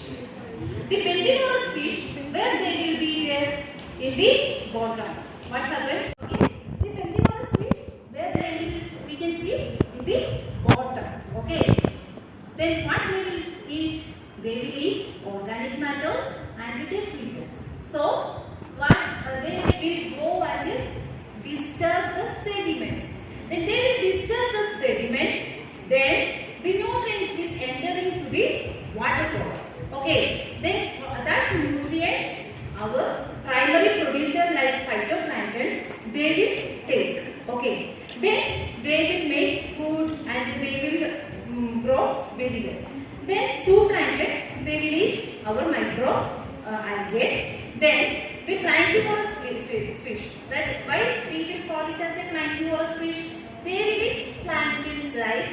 zooplankton and phytoplankton. That's why we can call it as a planktivorous fish. Okay, then piscivorous fish, they will eat fishes. Like that way, their name itself it is their piscivorous fish. Then they will eat small planktivorous fish and all the things. Okay. Based on their food habit, we can call it as a 3 different names: surface feeder, column feeder, and bottom feeders. The surface feeder, mainly we can count it in the surface, the main. That way, you can see the mouth. Have a obtained mouth for skimming the water surface for food. That is the surface feeder. Then the column feeder have the mouth at a base straight from the face to gather food as it falls through the water. So their mouth is looking like straight. Then the bottom feeder. This is our cutlass. This is common carp. We can see that they have a downtail mouth with water. So based on their mouth, we can understand which one is surface feeder, which one is bottom feeder, and which one is the column feeder. This everything is useful for your into this very deeply. Okay.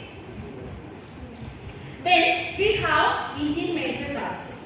That our Katla is a surface feeder. Okay. Then Rohu is omnivorous and a bottom feeder. Then Mrigar, that is detritivorous and a bottom feeder. Then we have exotic carps also, like grass carp, silver carp, and common carp. That is also under different category. The grass carp, that is surface feeder, silver carp, that is surface feeder, and common carp, that is the bottom feeder. Then, importance of fishes. We can find out what are the importance of the fishes. What happened?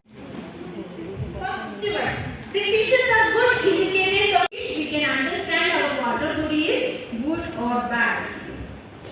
Then, fishes is an ideal human food. It is nutritious, high in protein, minerals, vitamins, beneficial omega oil, then low in fat and cholesterol.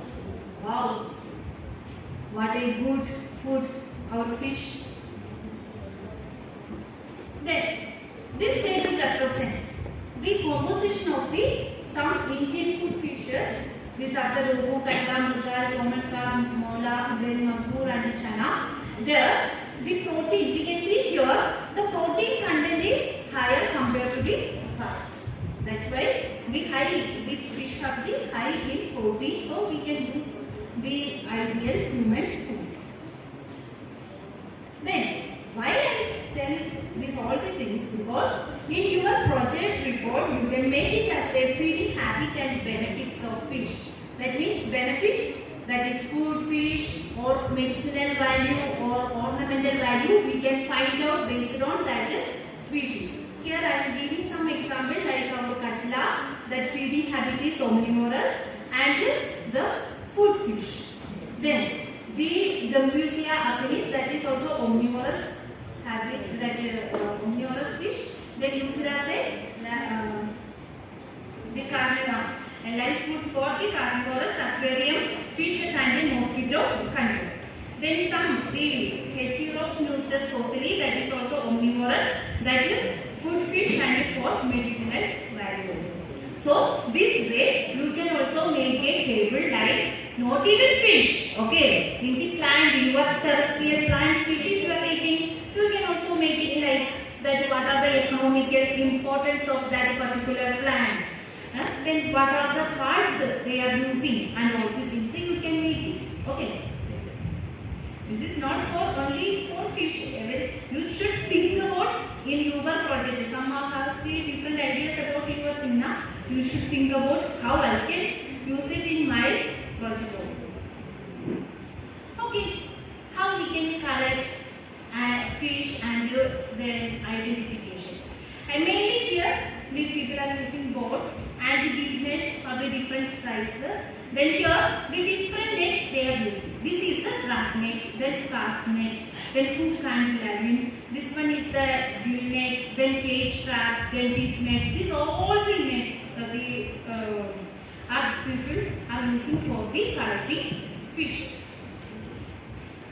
Then unidentified specimens.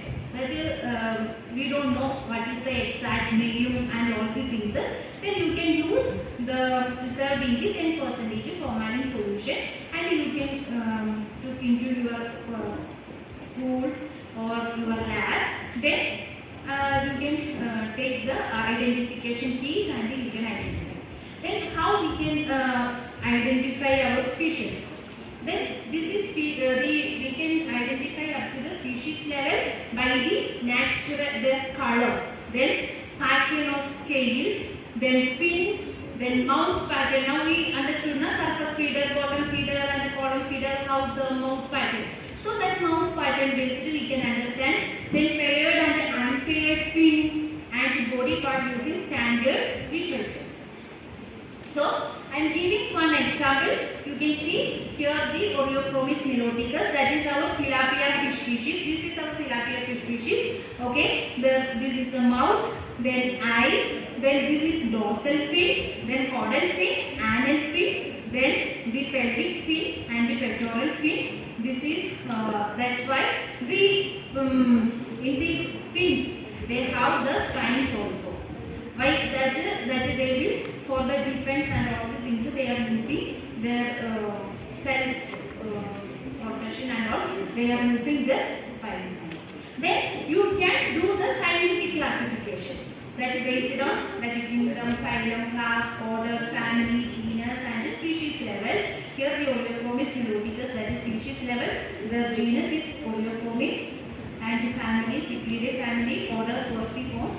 That is why you can do it as a scientific classification. Okay. This is the way birds, butterflies, then plants, everything you can do. Okay. This is the life cycle of the Oreochromis niloticus. This is the adult one. Then with the yolk that is within larvae, this is the within 3 days that it will become this. Then with up to 40 days it will be looking like this. Then the fry means that this one means the 0.1 to 2 gram, that is the fry. Then the finger, that is 10 to 50 gram. Then grow out that 4 to 8 months. Then we can harvest. That means near they will get good food and all the things. Then their biomass will become, they will get good weight also. So then 300 gram to 1 kg. Then we can harvest. Then which one the good one? Again we can keep it as a adult one. We can use it as for the store. This is the life cycle of our fish. Then commonly found fishes in our freshwater. This is that way in your lake or any other thing. Then how the fishes species, the scientific name you can give their common name also. Then Kannada, we are in Kerala, so Kannada name. That we are in Kerala, then we can give the Kerala name. That is Malayalam. Here we can give Kannada. Here the Katla, then that Kannada also Katla, then the grass carp, we can say, having modern levels, that is the grass carp, that is Kullu Gandu. That is Kullu means grass, that is the, yeah. That way we can find out our the common name and another name also. Okay, this is the some examples. Mainly in our Bangalore lakes we can see these are the lakes. The Labiolochida, Oreochromis niloticus, Oreochromis mozambicus, then Katla. This is our Gambusia of this. So have you seen these fishes? Near to any lake or in the mountain or somewhere? Have you seen these fishes? Do you use it? Okay.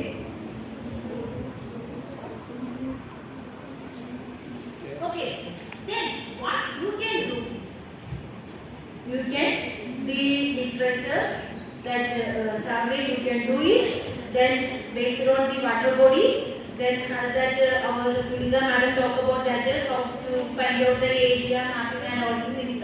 That way you can find out the area of that water body. Then the fishing activities there, how much is the production in that particular lake or river or something. Then how much is the value they are getting. That way you can find out the economic value of fishing from the wetlands. In our SAS study, we can did actually that lake in the 2005, that is 42.09 hectare, that is the water potential area. Then in that they are getting the $7,449 per year. Okay. Then in 2011 in our Virtu lake, that Virtu school now. Yeah, then in our Virtu lake we have that 220 acre that hectare area. In that $51,642 per year. Okay. These are the some examples. That's why you can do it. Then the literature Indian studies also you can go to the article, published article, and find out the based on the fish, what are the fishing activities, then what how much they are getting, how much quantity they are getting, and all the things you can make it as a like this table. Okay. Then the environmental factors affecting fish growth. Okay. The environmental factors like we have abiotic factors and biotic factors. Okay. You can see here this one. Okay.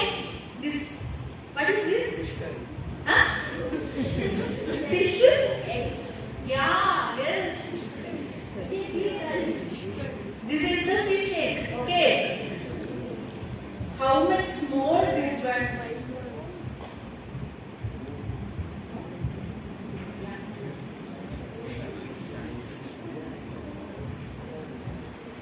Then you can think our water is polluted. Then how these eggs will survive? Then how new fishes will grow? Understood? Okay. The biotic factors like prey, algae, then microorganisms, predator, other species. The based on the species diversity or species population is depends on their prey. Then algae. How algae will affect the fish? Hello?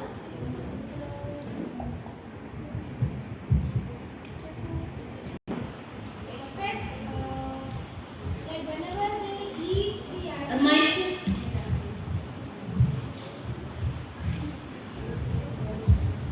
whenever they eat the algae, they will excrete some waste, ma'am.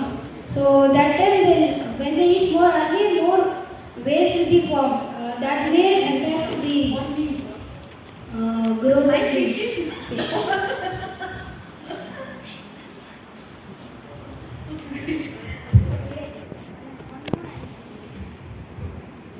Ma'am, the fish will cover like the surface of the water body and it won't allow the oxygen to come in, and yeah, that's right. Yeah. I have only 5 minutes. I want you to complete some more slides. Okay. Then here, abiotic factors like oxygen. Oxygen is very important. That is 6 to 8 milligram per liter. At least we in our water body that oxygen amount it will be there. Otherwise, fish won't get the proper oxygen, then suffocation, then at last they will die. Then the pH also, pH variation, then light, temperature, then total suspended solids, then space, then other chemicals, everything it will affect the fish growth. Then this is one of the example. In our Virtu lake, we have the 1962. We have some species, and then the 1998. Then they introduced the Clarius gallipinus, that is our African catfish. They have very good survival capacity, right? Because they have the air breathe organs they have. That means they can they in the water also the less dissolved oxygen also, they are not a problem. They can take the atmospheric oxygen and they can survey. But in the then 2009 also, they have surveyed very nicely. Others, everything it is disappeared. Why? Because the water, because of the water pollution, all the other species disappeared. Then in 2016, how we are growing, we can understand that this is the Clydes gallopinus. Okay, in 2016, this species also disappeared in our Gopur lake. Okay, they can survive with the air, oxygen, but this will also, that means if the catfish cannot survive in Gopur lake water, no other species can, no, we cannot also survive that area. That is the big message from the fish studies. Then the fish, the diversity decline in lakes. Here, the habitat alteration, then reduction of natural habitat area, then water pollution, then sediment from the agriculture, then construction, etc., then introduction of exotic species, then overfishing also. If polluted water, the eggs and flies of the fish may find it difficult to grow up into adults. Here, this is the one video. We can see this species name is the blood parrot cichlidae. This is the introduced fish only, that aquarium fish. This is the male one. He is protecting his wife and his kids. That is everything there. He is protecting. That is the.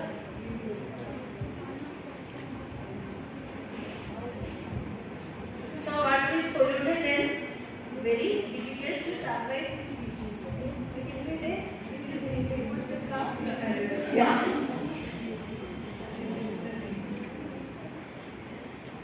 Okay. What should you do after these all things? Okay? For I will give an idea, okay? This is, for example, this is our BGS national. Here is our school. Okay? In our map, one map told na, that is bigger map. That is near to this your school. Here, Arekere is there, Kuttanahari, Chunchukatare, then Krishnanagar Kere, Kere Nagrakara, then Hulimavu. These all the lakes are there. In that, you can find out which one is near to your school area. Then, with that this is GPS, or with your phone, you can find out the location and where are the accessible places to collect your samples. And another one, you can go with, don't go alone, you can go with your teachers and your friends. Then you can collect, one time visit, you can collect your water samples, macrophyte, phytoplankton, zooplankton, then water birds, then butterflies, then terrestrial ecosystem, everything you can find out. That means one visit, the 3-4 groups they can go, and you can do it together in your project and you can complete within that video. Okay. Then here some students are collecting the phytoplanktons. Then these are the on-site parameters, they will chemicals and instruments and all. Our assistant madam is discussing here. I am here. Then on-site parameters means we can do it on the site itself. Why? Because this is very flexible. That is our Vedana madam to talk about this part. That is temperature, dissolved oxygen, pH, electrical conductivity, TDS, TDS, total dissolved solids. These all the things under the on-site parameter thing. Then the organic pollution based on the biochemical oxygen demand, that is the body and the chemical oxygen demand. Then nutrients, nitrogen and phosphate. Then ionic components, hardness, sodium, potassium, chloride, calcium, magnesium. In that hardness, then chlorides, total hardness, then calcium, magnesium, chloride and alkalinity. These all the parameters you can do in your school also. So, for temperature, the thermometer we can use for the temperature measurements. The pH meter, this is the pH meter, this is the TDS and this is the EC meter. Then on-site and the off-site parameters. What are the methods? This all the things you will get in our website WGBIS. In that website we have the research papers are there. In that research paper you will click, then you will get the wetland purpose, flora, diagram, phytoplankton, zooplankton, then fish, amphibians, water, every subject you will get the research papers also. Then another thing, we have the two different workbooks. Like this is the environmental monitoring in the neighborhood. This it will get all the standard methods. Then another one is the My Village Biodiversity also. Then for fish identification, and you can go to these are the links Indian Biodiversity Portal. Here you will get other species thing also. Then animalia, then fish base, then in our ISDSS, Ethiofauna Spatial Decision Support System, EWRG, IIS, this is then IUCN Red List of the threatened species. This IUCN status also you can find out what is the status, things to consent, threatened, near threatened, your species and all. That wise you can do it. Okay, these are the things. So for fish basicity study, first one you find out the fish identification. First you want to do the fish identification, then list out all the fish species in the monitored lakes, then find out the scientific classification, then find out the food and feeding habit, find out the habitat quality, that means water quality, that on-site parameters I showed now, that all the things you just find out. Then do it. Then list out the economic importance, what are the benefits of that particular species, then I use the status. I give full idea about my fish project. Okay? All are happy now? Yes. Wow.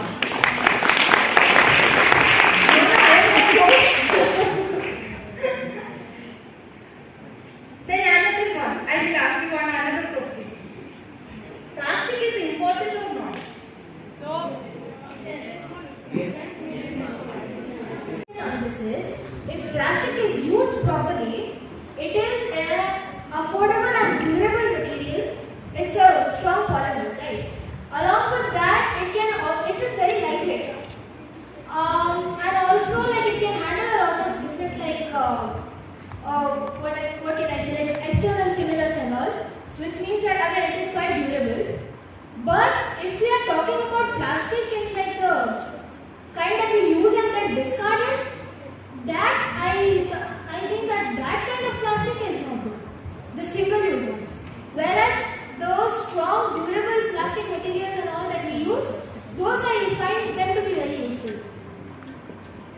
Okay. Anyone else?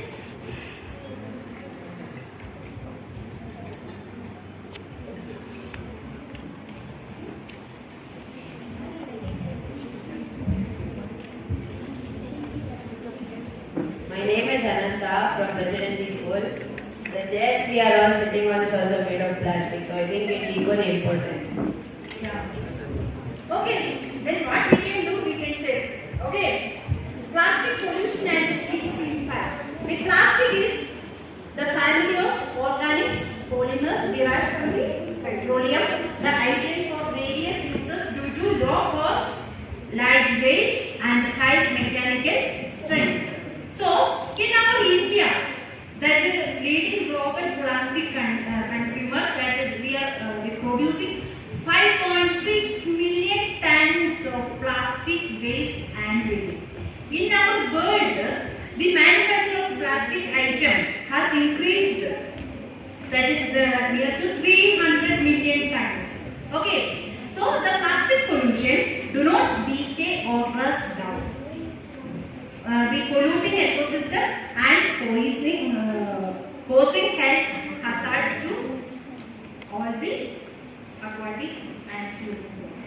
So, the most plastic waste end up in the marine environment via rivers. Then the plastic particles, based on their colors, we can classify it as white, red, black, green, etc. So, this is one example from the Argentina. Here because of the plastic, the microplastic, the birds and fishes are under threat. Then another one, these all the plastic found from the birds nest, the microplastic.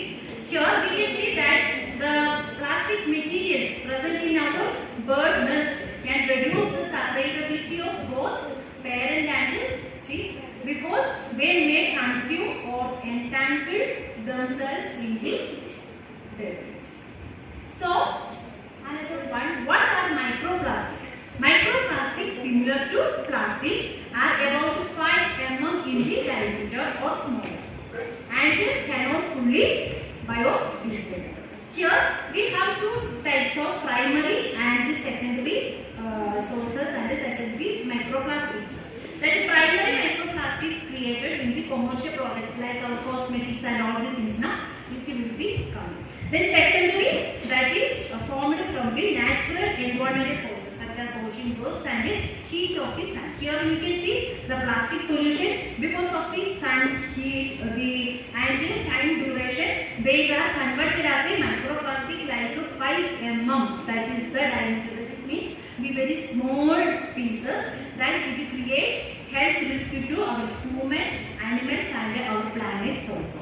So these are the common sources of primary and secondary microplastic. The primary microplastics came from the personal care products, then textile manufacture, then road making, etc. Then the secondary microplastic, that is textiles, plastic bottles, plastic bags, fishing nets, etc. through thermal, mechanical or biological fragmentation.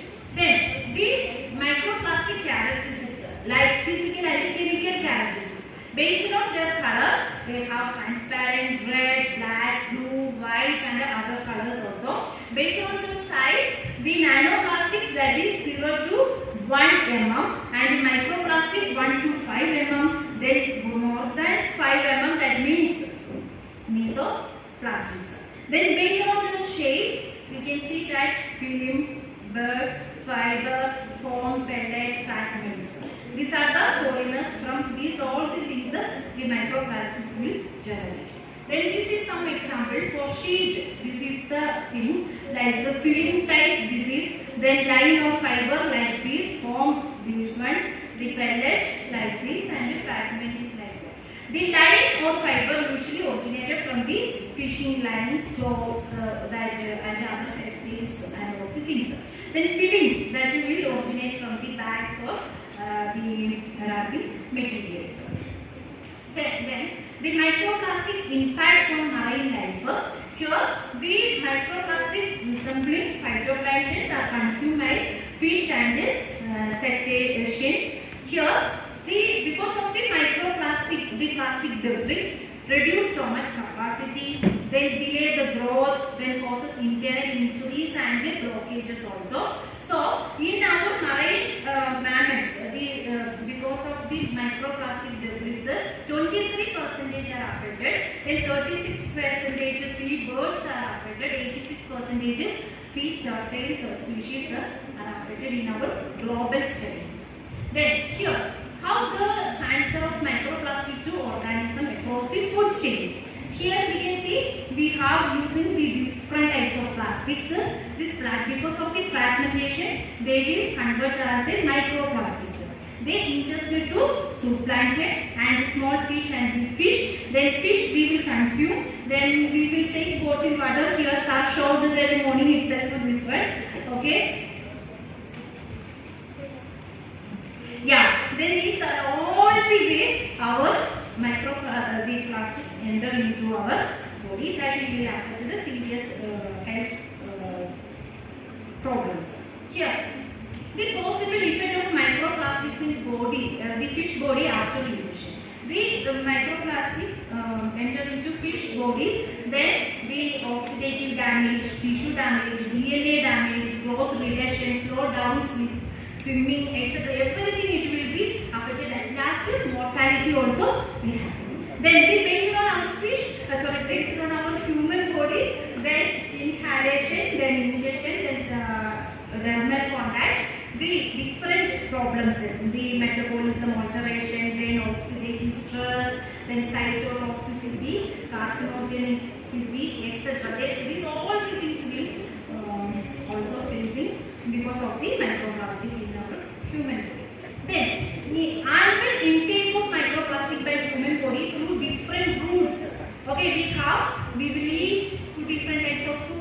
Then because of because of drinking. We can see here that because of drinking, we will use the plastic bottles and all the things.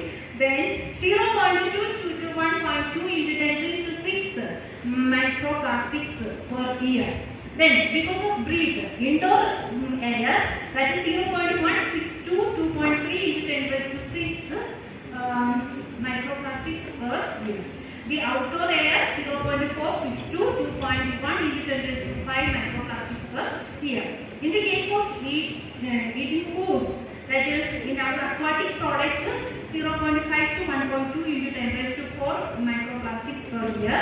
Then the table salt 5 to 7 into 10 raised to 3 microplastics per year, and because of fruits and vegetables 4.78 into 5.58 into 10 raised to 5 microplastics per year. So what we can do to plastic minimization strategy? In that, first one we can do it as a prevention. Another one, that is the measure. The prevention is the most favored option. Then reuse, then recycle, then recovery. At last only we can think about the disposal. Then we can introduce 7R strategy in our daily life. What we can do? I will give the solution. First one, we can rethink about whatever we will use. We can think about it is good. We can use it. This is very important in my life and all the things. So you can rethink. Then reduce. Then reuse. Then repair. Then recovery. Reduce. Then refuse. These are the 7R strategies we can follow in our daily life. Then we can avoid the plastic pollution also. So here our fish is thinking about microplastics and all the things. Then water pollution, everything. So save lakes for fish. Do not pollute our water bodies. Thank you. To some extent it might still be useful, but other than that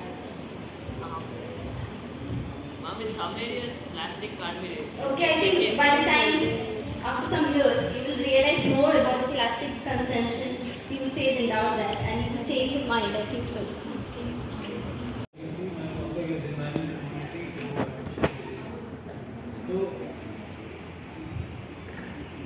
Hello?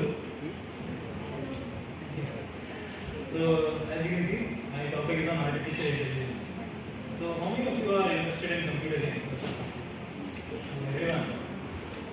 All developers? Okay, so, let's see.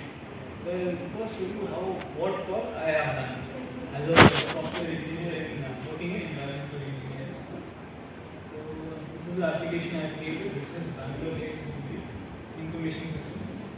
I will show you the application.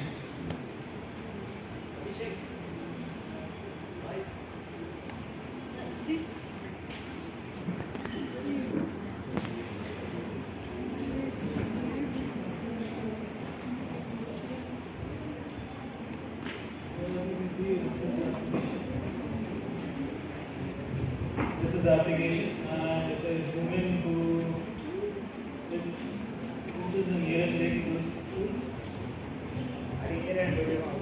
Okay. So as you can see, you can see the environmental services. Provisional servicing regulating terms, how much the lake is contributing to the ecosystem, the GDP, all those sometimes. What's the biodiversity of the lake? How many microalgae are there? Zooplankton, I don't think there are any fishes in that lake. No, right? Then we have water quality, all the parameters which Kavina will explain. So this is about water quality. And if we see the encroachment, what all is done.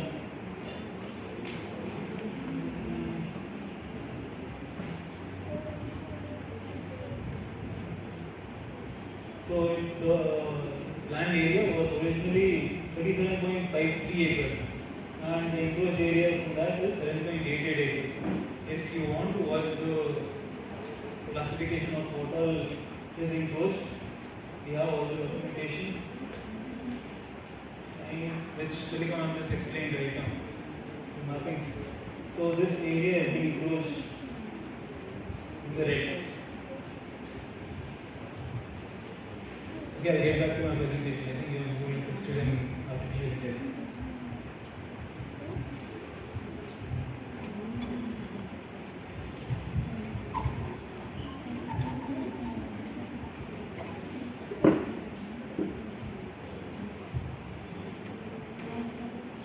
So as you saw, I had the data, I had the geographical data, information data, water quality data, the biodiversity data. So I did what any software developer will do with the data. I made it visually appearable to the user, to any public. They can access the data, they will know which lake they can go fishing. So let me ask you, what is data? No answer. Fine, let's say answer how many streams are there in computer science? You are interested in artificial intelligence, any other, cybersecurity, anyone? Machine learning. Oh, machine learning. And fine, machine learning also requires data, right? You train the machine with data.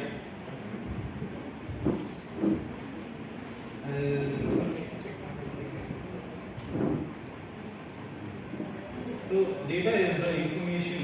Imagine a tiny piece of puzzle. That's it. That's the data. It's raw information that is useful to anyone. The data is all around us. Your body is also collecting data, basically the sensors, all those things. So data can be anything: numbers, words, pictures, and even sounds. And we collect it without even realizing it. So let's talk about data in our daily lives. What if you take let's say machine learning? What all data is getting collected in your daily life? Like your fitness trackers, it will collect all the steps and heart rates. Mobile phone, yeah. Weather apps will give you the details about air quality, wind, rains.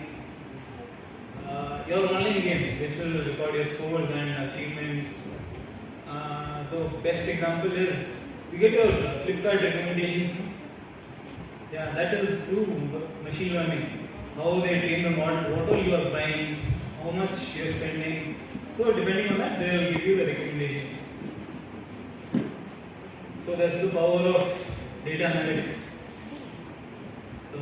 We can use this machine learning for monitoring biodiversity, track the pollution levels, analyze climate trends, and prevent natural disasters. So with the proper data and trends, if we have it, we compile it, everything, we can even force the policymakers to formulate effective environmental policies and sustainable development plans. So artificial intelligence, what is artificial intelligence? AI is the short form of artificial intelligence. Machines which have the ability to think. Yes, just think of it as a baby, just a small kid without the physical body. It doesn't have any legs or hands or anything.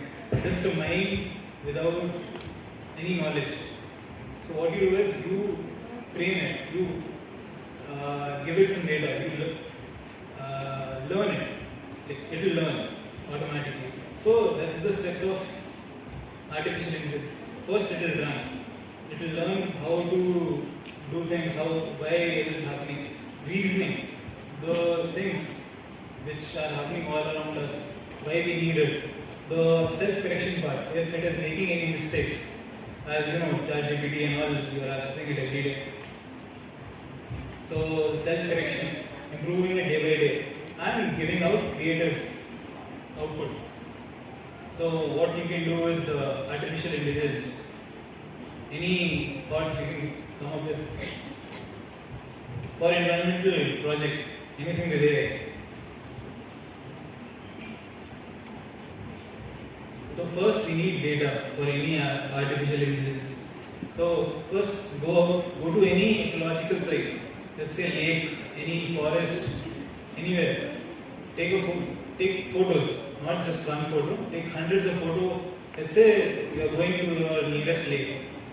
Take all the photos you can for a specific species of plant or just random plants. Go to library, learn about it, what the species is, what genus is it, and categorize the data so that it will become a data set and store it for further use. The further use will be the data recorded will be sent to the machine AI, the machine learning components. So as you can see in this, data records all your data records, and that is sent to the classes, objects, your categorized data. That is then transferred to the machine learning algorithms. And when you run the algorithm, you will have all the results. So depending on the results, there are many classification on how we define the results. Like the training result, kappa coefficient. This denotes how the image classifier agrees with the true label of image, as in how often it is getting the right option rather than random options. And accuracy percentage is just how accurate the classifier is. You know what classifier is? You have done Python, anyone? No. So what machine learning? So this is done by machine learning. So machine learning is just a subset of AI that involves teaching machines the first step, learning of these AI. So we give this data to ML. So we use Jupyter notebooks for this. Jupyter notebooks are applications you can download, which ma'am has already explained how to download and install, not the Google Earth Pro. And so in that there are 3 steps. First is importing the data, the images you have collected and categorized. Then implementing the softwares. And lastly, showing the results. And I don't want to see directly data. If it is you have done the project, you have added the image and the classifier says, yeah, this is some species and this is percentage how much accurate it is. So you have to make better GUIs of the application so that it is appealing to the person who are watching. And you can do it in smartphones, laptops or anything, like web apps also. So this is what I'm talking about. Please don't make it like this. Like lion, 84%, colognes, covariance, these are the categories which is categories. You have to make it better. Better as in make it to the next level. Make a phone app out of it. You can see just on the camera which species is it, which bird is it, which butterfly is it. Just take a photo and it will tell you automatically.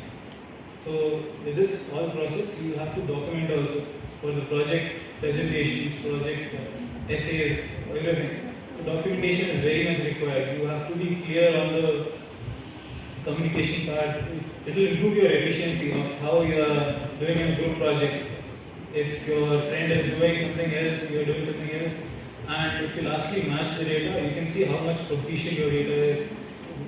That's what knowledge transfer, and the risks which are there with your friends doing some errors, you are not doing it again, and for future references. Any questions?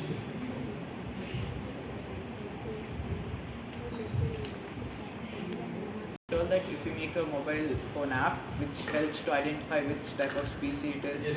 how does that help in saving the ecosystem?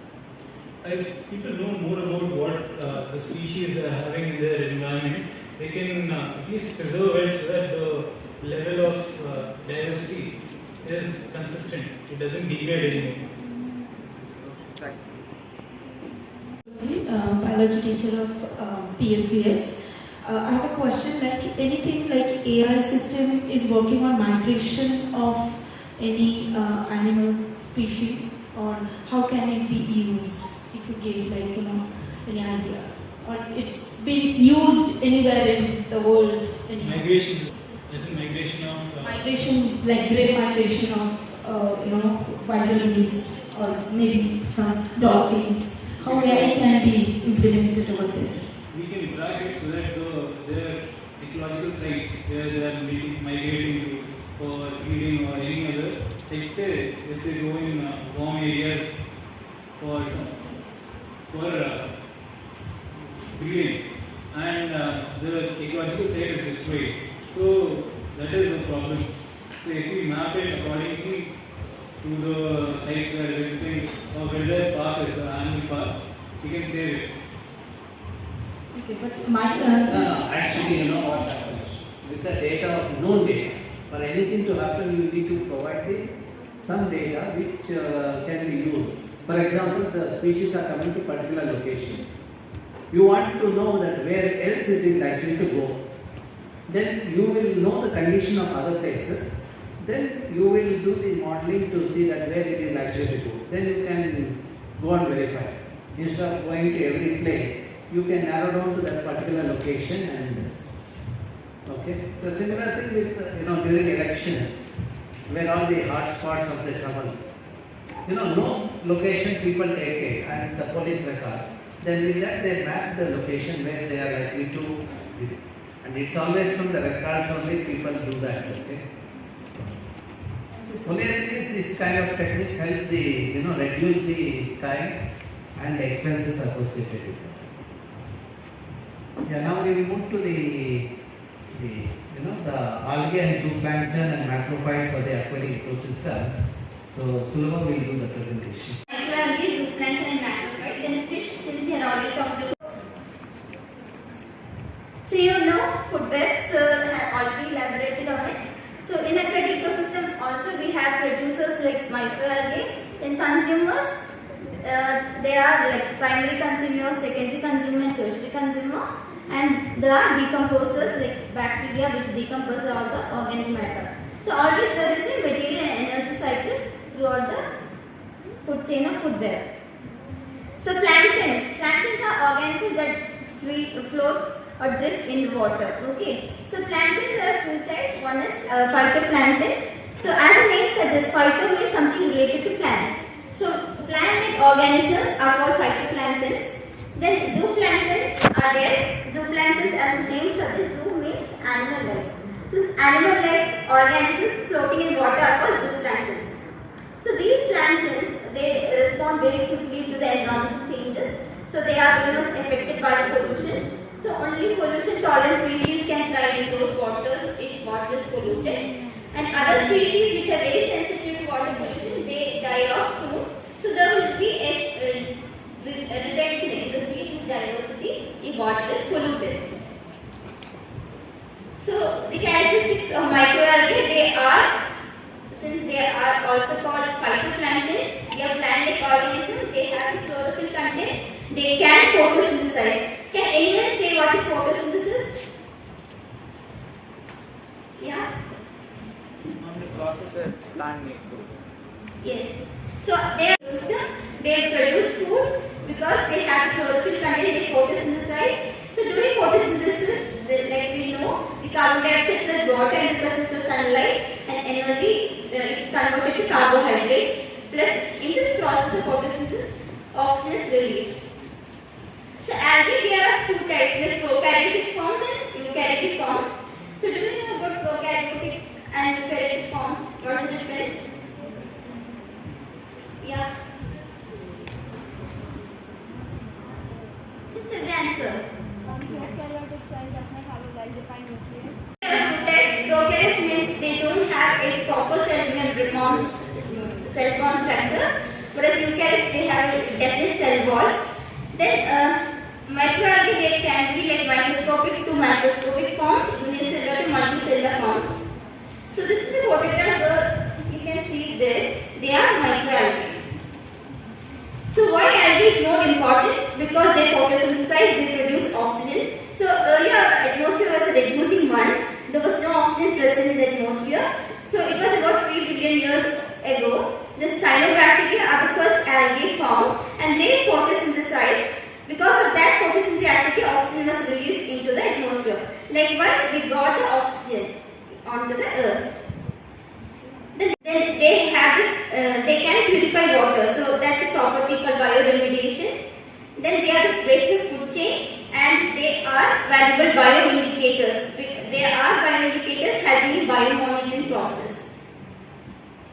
So where do algae live? They can be seen in marine habitats, freshwater habitats and on the terrestrial habitats. In case of terrestrial habitats, they can be seen attached to stone walls, tree barks, leaves, etc. So how do we collect all this phytoplankton and zooplankton? So usually we have to use a plankton net. So here you can see since we holding the plankton net. So according to Ramachandra et al. 2006, about 50 liters of water should be poured through this plankton net. Okay. So at this there's a tip. At the tip there's a tube.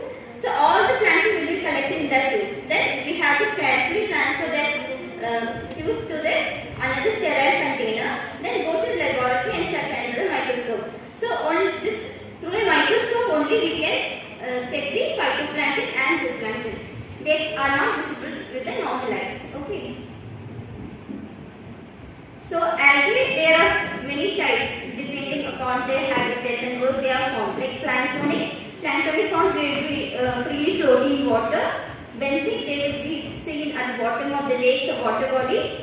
Then epiphytic means algae found on the surface of plants, like in the aquatic plants. If you just scratch and see, then you can see algae. So they are epiphytic forms. Then epiphytic algae they are found on the surface of rocks. Then epiphytic they are seen on the surface of mud or sand. Then epizootic that is found on the surface of animals. And endozoic that is algae found inside the animal body. So why we have to do a plankton analysis, both phytoplankton and zooplankton, why should we look at it? It's because it helps to understand the level of pollution in a water body. So we can, with the chemical analysis, like what Gagana will speak about in the next presentation, only with the chemical analysis we cannot understand whether the water pollution is really polluted or not. So we have to check the plankton analysis, wherein we will find out the algae and zooplankton diversity and find out whether polluted all the species which tries to pollute the environment is present or not. So since this plankton serves bioindicator, we can understand that if water body is polluted or not. Okay. So microalgae they are of different forms. It can be unicellular, motile forms. Motile forms they have a flagella. Here you can see flagella is there. So one example is Chlamydia monax. Then non-motile copid forms like chlorella. Then they can be seen as many algae can be seen as colony forms.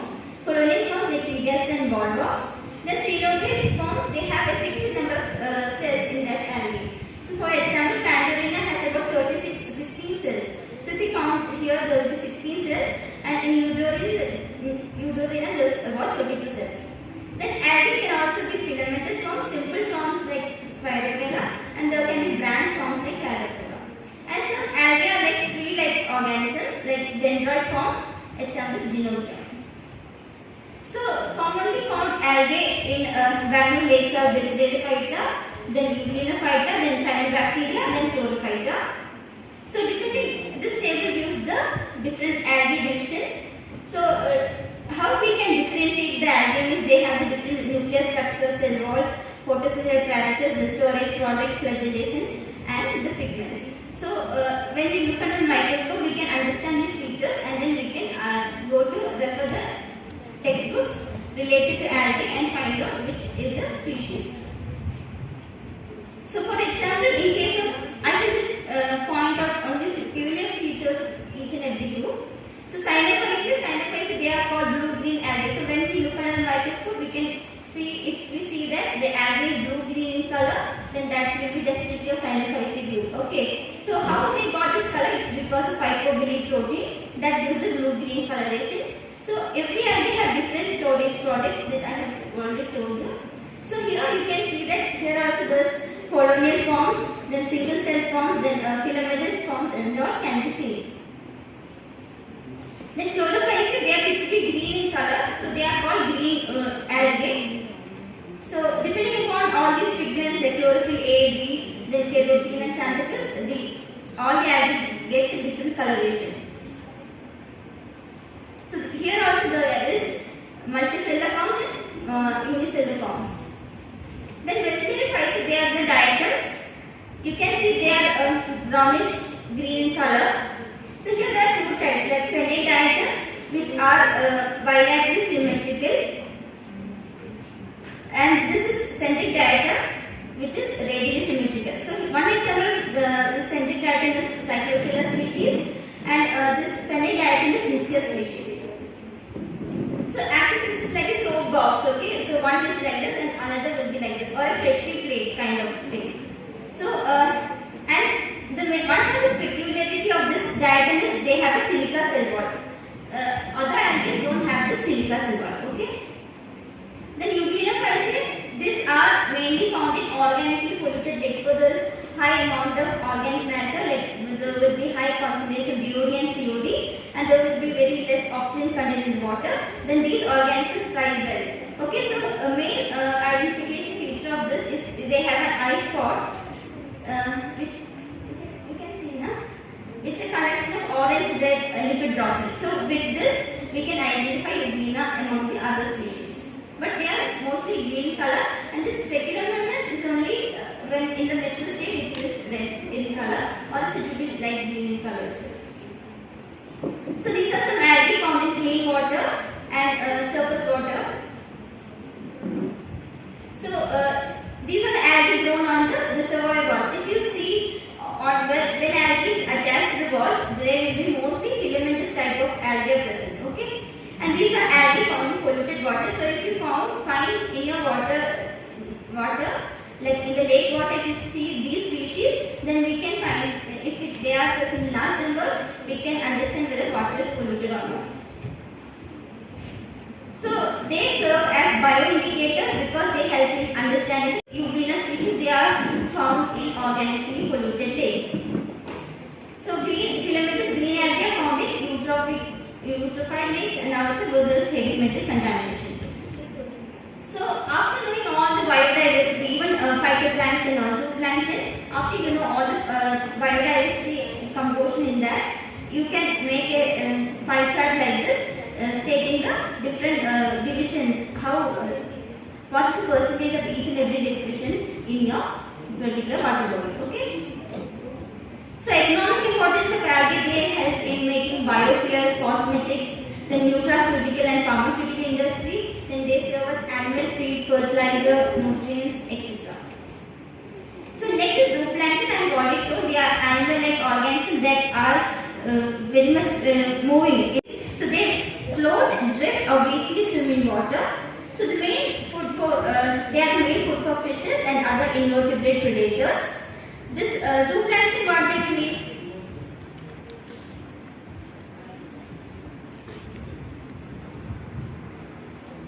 Since he had already mentioned about it, zooplankton will eat other algae, protozoa, etc. Okay. So there are four types of zooplankton: protozoa, rotifera, then cladocera, and copepoda. So this protozoa, you have already studied in very small classes, amoeba, paramecium, and all. So mainly these protozoa are found in very much polluted aquatic ecosystem. And with the sewage, you can see only the presence of the most numbers will be this protozoa. So they consume bacteria and detritus. Next is rotifera. Rotifera is also found in very much polluted waters. So they feed on bacteria, small algae, and detritus. So this is how they look like.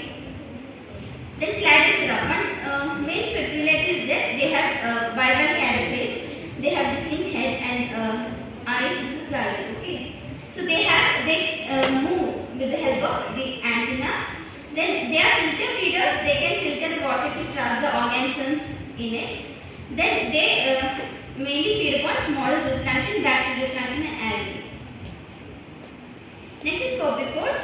There are two types, chelonite copepods and herpetoid copepods. So herpetoid copepods, they are benthic in nature, and chelonite copepods, they are omnivorous, feeding on ciliates, rotifers, algae, bacteria, and detritus.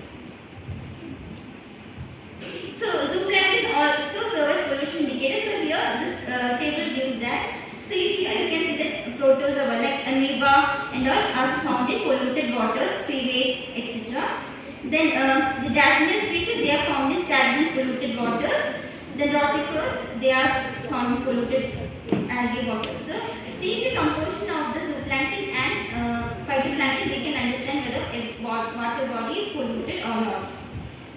So next is macrophyte. They are the aquatic plants in the water. So they act as food for some fishes and produce oxygen. So have you seen these species in any of the lakes? Okay, which one is the most common that you have seen? Iconia. Okay, so in most of the lakes in Bangalore, Iconia is dominated because it's an exotic species also, and they grow very well in polluted waters or in any environment. So there are 4 types of plants, like emergent plants, then floating leaf attached plants, then free floating plants and submerged plants. We will just see one by one. So submerged plants, they are rooted at the bottom and grow up through the water. So they are completely immersed in the water, but they are very much rooted at the bottom. Okay, one example is Hydrilla and Elodia species. Next is free floating plants. They freely float in the water. They are not rooted in any soil. Okay, they just float in water. One example is Lemna, then Iconia, Wolfia, Salvinia. Next is rooted floating plants. So this means that their leaves and flowers will float on the water surface, but their roots will be completely in the soil. In the soil. So rooted floating plants, they have underground stems or rhizomes from which new plants can sprout. Their leaves and flowers float on the water surface. So one example is water lily, then Potamoelicate naked. So here you can see all the leaves and these flowers are floating on the surface. Then emergent plants, they are called shoreline plants or marginal plants, and they are found, they are high, very much rooted plants, and the leaves can be seen at the water, above the water surface. One example is Typha and Phragmites. So these are different varieties of macrophytes that can be seen in the lakes.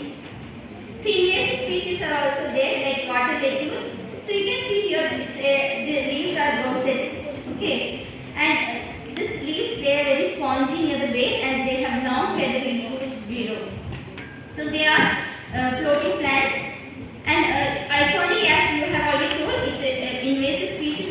It's present in most of the lakes in Bangalore. So they have flowers like lavender blue colored flowers. Okay.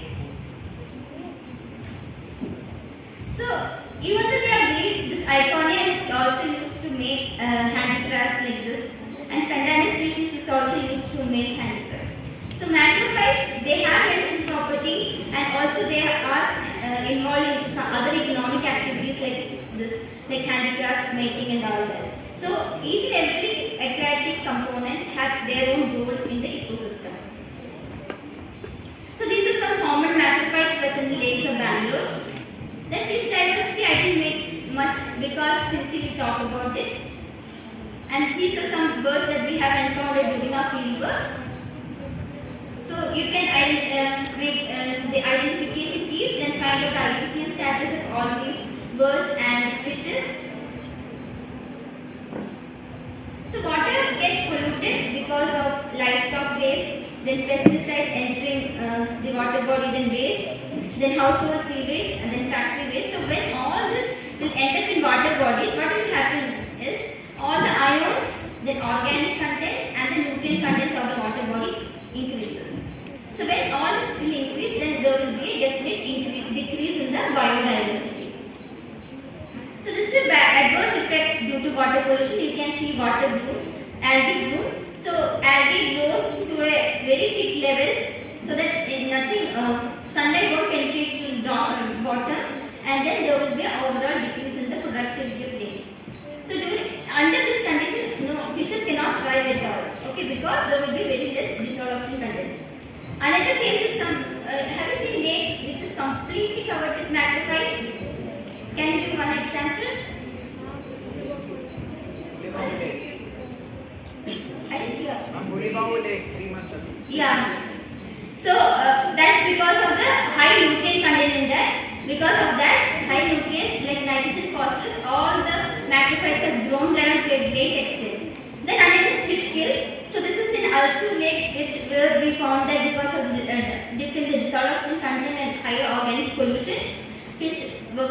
a large extent. So when water gets polluted, all the aquatic components like algae, zooplankton, fishes, everyone will be affected. So overall there will be reduction in the biodiversity. So I have already talked about bioindicators. So they have the ability to show us whether water body is polluted or not. So you can see here from here that if different species thrive in clean water, then slightly polluted water and polluted water. Okay, so depending upon this, after we look under the microscope, we can understand what is the phytoplankton and zooplankton in the ecosystem. Then seeing the composition of the fish, and you can understand whether water is polluted or not. So if some people are interested, they can also look at the aquatic insects also. So here you can see that in under dirty water there is no life at all. So water should never be polluted. If water is polluted, there will be reduction in the diversity. So this I have listed out some database from where you can identify these aquatic organisms in a better way. So examples algae base for algae. Then copepod, that is for zooplankton. Then for plants and macrophytes, I have listed two, that is flower database and plants of world online. Then fish base is there. For birds, AV base in birds of India and eBird. So all these aquatic elements you can, if you want to further identify and get more information, you can refer to all these links. So then recommendation, better not to pollute water bodies. So you have to curtail all the solid waste and liquid waste in the entry into the water body. Then better is aeration of the lakes, where you can increase the oxygen content of the lake. The restoration activities need to be conducted, and it should be maintained also to improve the water quality. So regular harvesting of macrophytes need to be done. So those lakes which is completely covered with macrophytes, that has to be removed periodically, so that the complete water body won't be eroded, lost. Then this forming of lakes you would have seen newspapers and TVs in Berangal and Bakul. It's because of the high detergent phosphate content in the water. Then you have to stop the dumping of solid waste in the water bodies. Then removal of encroachments.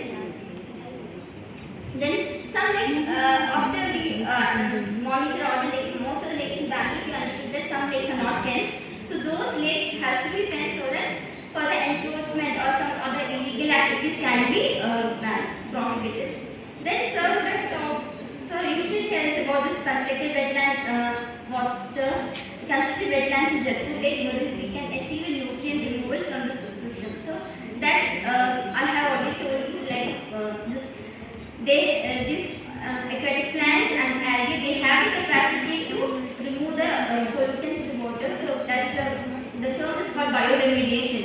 So because of this bioremediation, maximum the activity of this bioremediation activity of plants and algae, with that most of the nutrients can be removed from the water body. So what you can do is, like you can for monitor the aquatic biodiversity, you can look upon the water quality of the lakes, then microalgae diversity, then the zooplankton diversity, fish diversity, bird diversity, and also all these components like microalgae, zooplankton, fish and birds, all they, and also our lake, they provide various lake ecosystem services. So you can note down on that also, and also you can also look at the projects related to bioremediation concept, that is the nuclear removal of using algae or macrophytes in the water bodies. So these are the projects that you can do for your lake symposium. Okay. Thank you.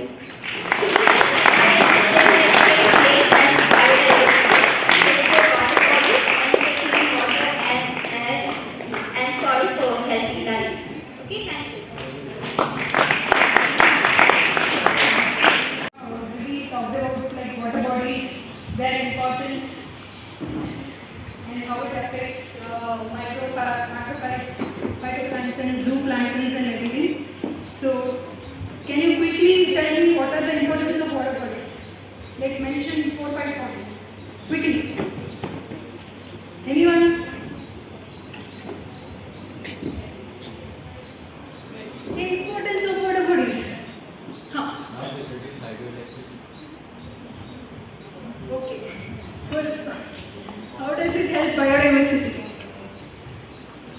Some teachers is groundwater. Yeah, good. Next. It is home to many fishes and other organisms. Yeah, very good. Okay, then you know about water quality. It is basically of any water, and you know about the pollution which is change in the water quality. And already Asima showed the high amount of growth of macrophytes in lake water bodies. You can see at the back, and you all would have seen or heard about all these news headlines. The two photos that you see are the frotting that is observed in Baikongla Lake, which is near to Bildi. So, what do we achieve when we assess the water quality? First, we'll get to know what is the pollution status of the water body, whether it is highly polluted or whether it is reaching the standards. And the second thing is we can analyze what is causing that pollution. Third one is we'll get to know what is the particular or a specific reason that is affecting the water quality. And we'll be able to take necessary management actions to restore the water body. Now, to coming to the water sampling, so it is nothing but the process of taking a portion of water, analyzing or testing it, and to ensure that it reaches or to assess whether it is reaching the water quality standards that are given to us. So we collect enough water sample to, so that we can measure all the water quality parameters in lab or on site. So when you go to the field, these are the things that you need. One is gloves, mask, 1 liter sample bottles. Those are not any specific sample bottles. You can use the 1 liter Bisleri bottles. The third one this can be used, but not this one, the 1 liter bottle. And pipette, beakers, reagents, distilled water, BOD bottle. You can see some of them are shown in the images. Measuring cylinder, tissue paper, waterproof marker pen, on-site parameter, probes or instruments, field book, and you all need to be wearing shoes when you go. You need to have mask, and you all should have eaten well when you go for field work. And now, from where are the points do we collect the water sample? So first is the inlet point. Some lakes, rivers, or you would have seen there is an inlet point where the water is discharged through like industries or our own municipal domestic sewage that are let into the water bodies. This acts as a feeder, the water source to the water body, other than the water that is received through precipitation or groundwater recharge. So we collect the water sample from the inlet. So this gives us the water quality of the water of the pond at the inlet. Next is the center. This gives us the overall water quality, like the general water quality of the water body. Third is the outlet, where it exits the water body. So we know what is the different water quality at the 3 different points in a single water body only. So when you collect the water sample, on the water sample bottle, you will write the lake name, at what date you have collected it, what is the time you have collected, and who, your name also you can write. If you are collecting too many with your friends or someone, you make sure you write the name that you have been collected the water sample. Okay, the water quality parameters are classified into 3 different types: physical parameters, chemical parameters, and biological parameters. Since and Rasukama have already shown you these things. Physical mainly includes the color, temperature, transparency, turbidity, odor. Chemical parameters include pH, total hardness, calcium hardness, magnesium hardness, nitrates, phosphates, BOD, COD, all these parameters. Biological parameters include phytoplankton and zooplankton. So the standard method that we follow, these parameters are then further divided into on-site parameters and off-site parameters. Why do we measure water temperature, pH, electrical conductivity, TDS and dissolved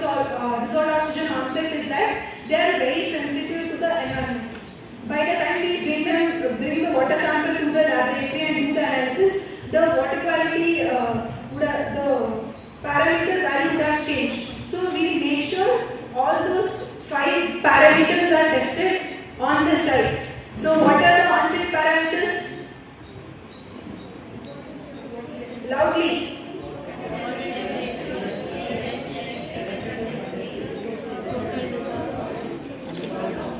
Yes, off-site parameters that you can assess are biological oxygen demand, total hardness, calcium, magnesium and alkalinity. There are many other parameters, but today I will be showing about these parameters. So first on-site parameter is temperature. Ma'am already explained the importance of how temperature affects the fishes, phytoplanktons and everything. It regulates the physicochemical as well as biological activities in the water body, and it affects how much the gases get dissolved in the water body. If the temperature is lower, the higher will be the solubility of gases, and if the temperature increases, the metabolic rate of the microorganisms or the aquatic organisms that are there in the water body also increases. See, whenever the temperature, when we have fever, the way our body metabolically works is different from the normal days. So that is how it works in water bodies also. So how do we measure water temperature? We will measure water temperature and air temperature both. We use this instrument, which is a thermometer. You all would have noticed. So you are supposed to hold it like this and don't touch the tip of the thermometer, because the mercury here is very sensitive to, if you hold it in your hands, it will pick up your body temperature, and you are not supposed to expose this to direct sunlight, because it will, due to in high intense rays, it will show not the accurate value. So when you are measuring the air temperature, make sure you are in a little bit shaded place so that you get the right air temperature that is there.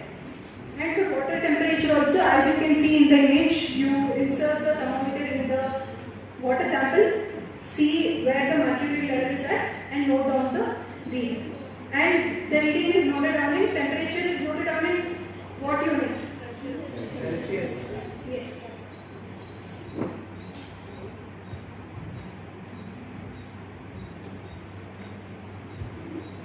And the second. So what is pH? Louder.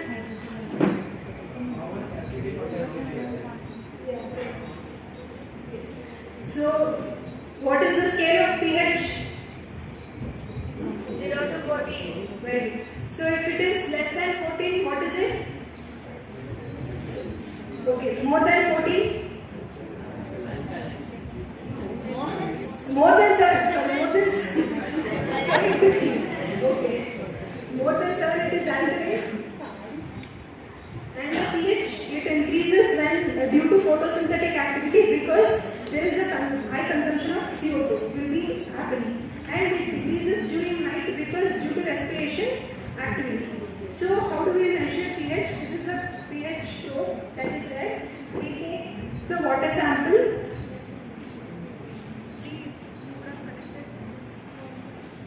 The water sample. You insert the probe in the water sample.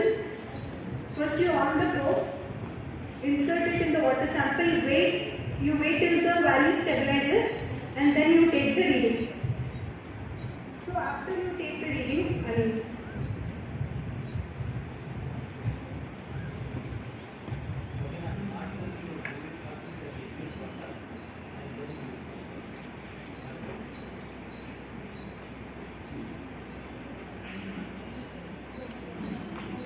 first you do it for the distilled water, and then make sure for the distilled water the pH value should be exactly 7, like in the neutral condition, so that you know your distilled water is in an accurate pH range. And then the probe is also showing the right value, and then you do it for the sample. So after you immerse it in the water sample and test, you remove it out, wash it with distilled water. Wash the electrode with distilled water and wipe it with tissue before immersing it in for the next sample.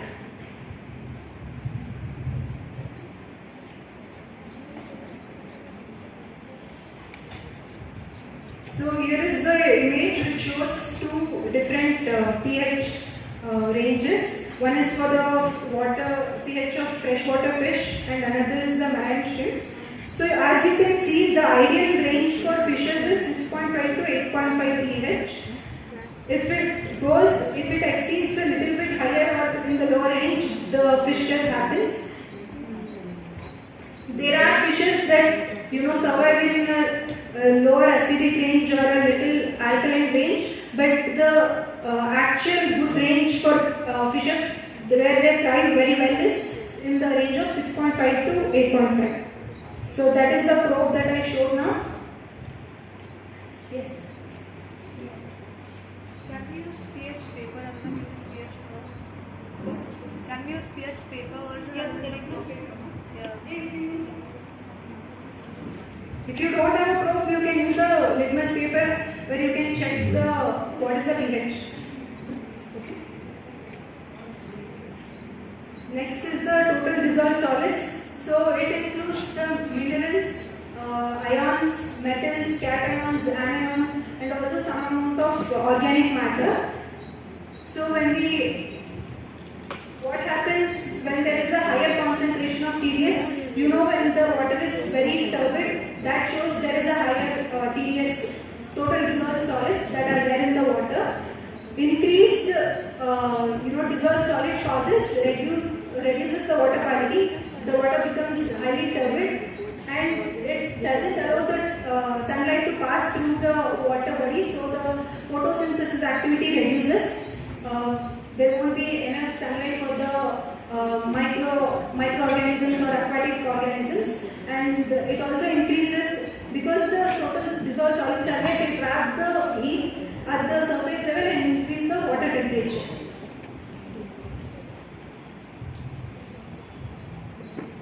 So this is the probe for the TDS measurement.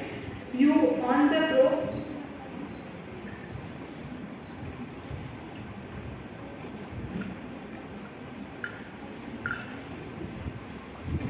Same thing that we did for the pH.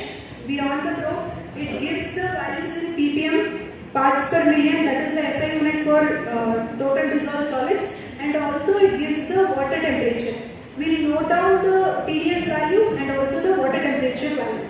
We immerse the probe in water sample and wait for the value to stabilize and then take down the readings.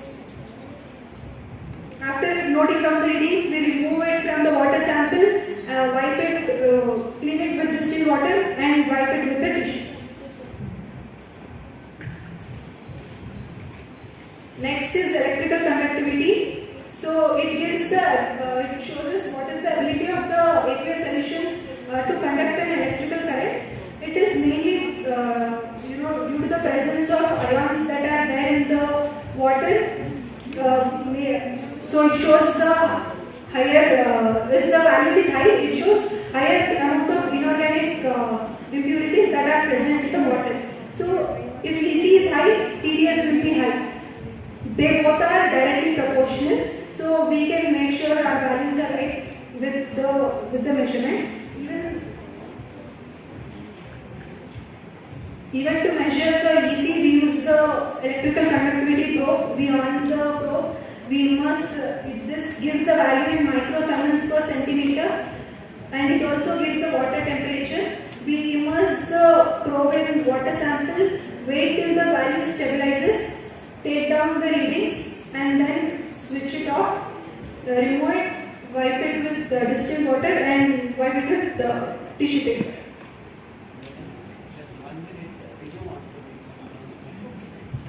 Coming back to water quality analysis. Coming back to water quality analysis. Now dissolved oxygen. As dissolved oxygen is the estimation of the amount of oxygen that is dissolved in water. Aquatic organisms, especially fishes, they require a dissolved oxygen of minimum of 4 mg per liter. That should be the minimum range. If it goes below that, the fish death or the aquatic organisms that are there in the water bodies, they die. And it mainly, the main source of dissolved oxygen in water is due to diffusion of oxygen from the air and from photosynthetic activity. So how do we estimate the dissolved oxygen? This is the BOD bottle. What do we do is, we take the water sample.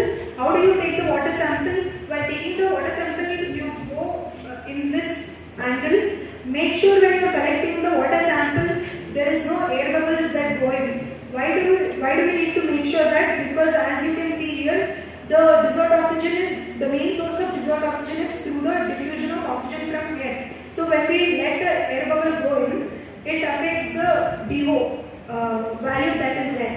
It will affect by increasing the DO value level. So for us to know the exact DO level, we need to make sure there is no air bubble that goes in when we are collecting the water sample. So after collecting, we will close the lid, turn it upside down, remove the excess of water that is there, and afterwards, here you can see I added 1 ml of MnSO4 and 1 ml of potassium iodide. And when I added, you could see a brown flocculent or precipitate that was formed. So when you see a brown color precipitate that is formed, it shows there is a presence of dissolved oxygen. In some water bodies, when it is too polluted, the water will turn white. That shows there is like zero amount of dissolved oxygen that is present. So this is one method you can observe or see that there is some amount of dissolved oxygen that is there. So after I add MnSO4 and Ki, I leave it. Actually, it should be kept in a dark place for 10 minutes. Allow this flocculant to settle. Then I add 1 ml of H2SO4.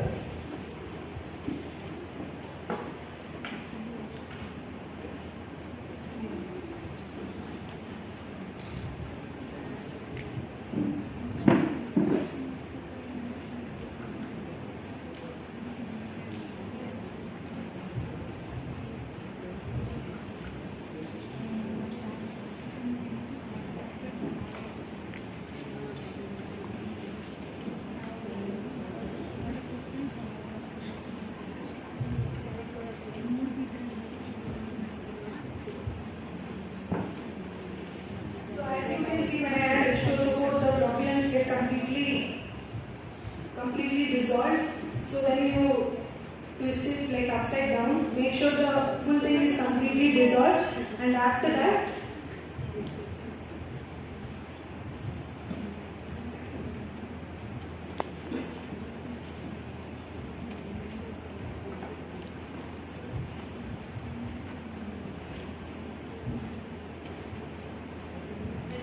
you measure 25 ml of water sample that is there.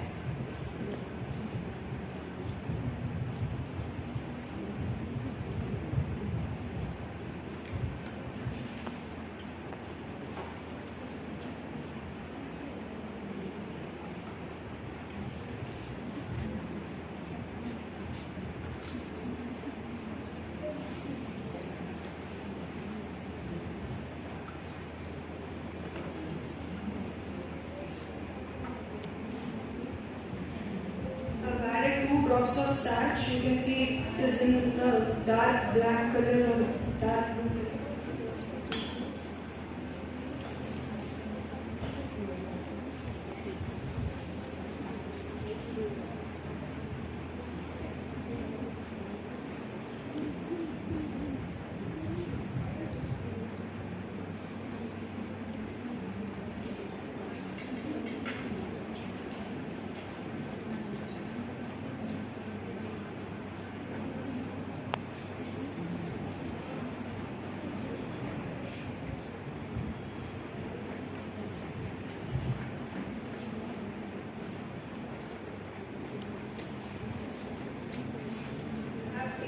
Sodium disulfide in the pipette.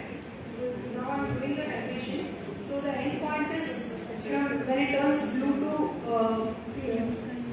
colorless. That is the end point. That gives us the titrant value. The concordant value gives us the amount of DO that is there. After we get the value, we put it in the formula and measure, get the actual DO that is there.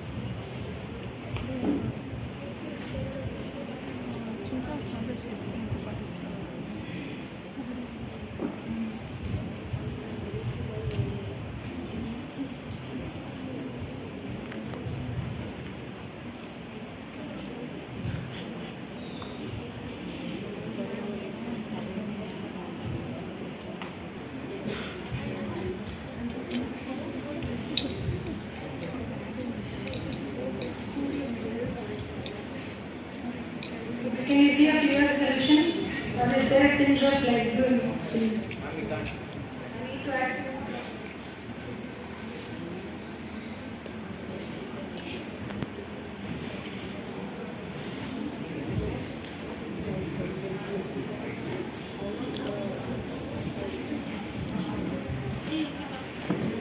Now you can see a clear solution. Okay, this is the end point.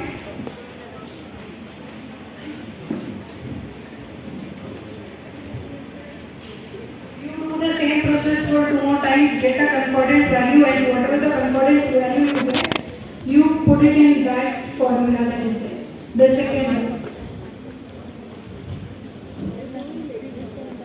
If it is like 2.9 or something, you put 2.9 into the normality of sodium thiosulfate that you have prepared into 8 into 1000 divided by V2 is the volume of content that has been titrated. V1 is the volume of sample bottle, that is 125 ml.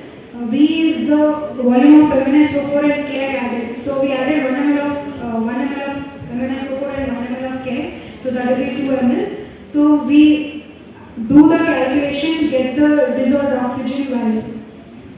And the dissolved oxygen is the SI unit is expressed as mg per liter. So for offsite, coming to the offsite parameters, the first one is biological oxygen demand. It is the estimation of oxygen that is consumed by the microorganisms to decompose the organic matter that is present in the water sample. So how do we do it? We first, whatever we did the procedure for to estimate DO, that is the same procedure. But here we take 2 BOD bottles. We use aerated water. If you don't have availability of aerated water, you can use the aeration unit that is there in the aquarium.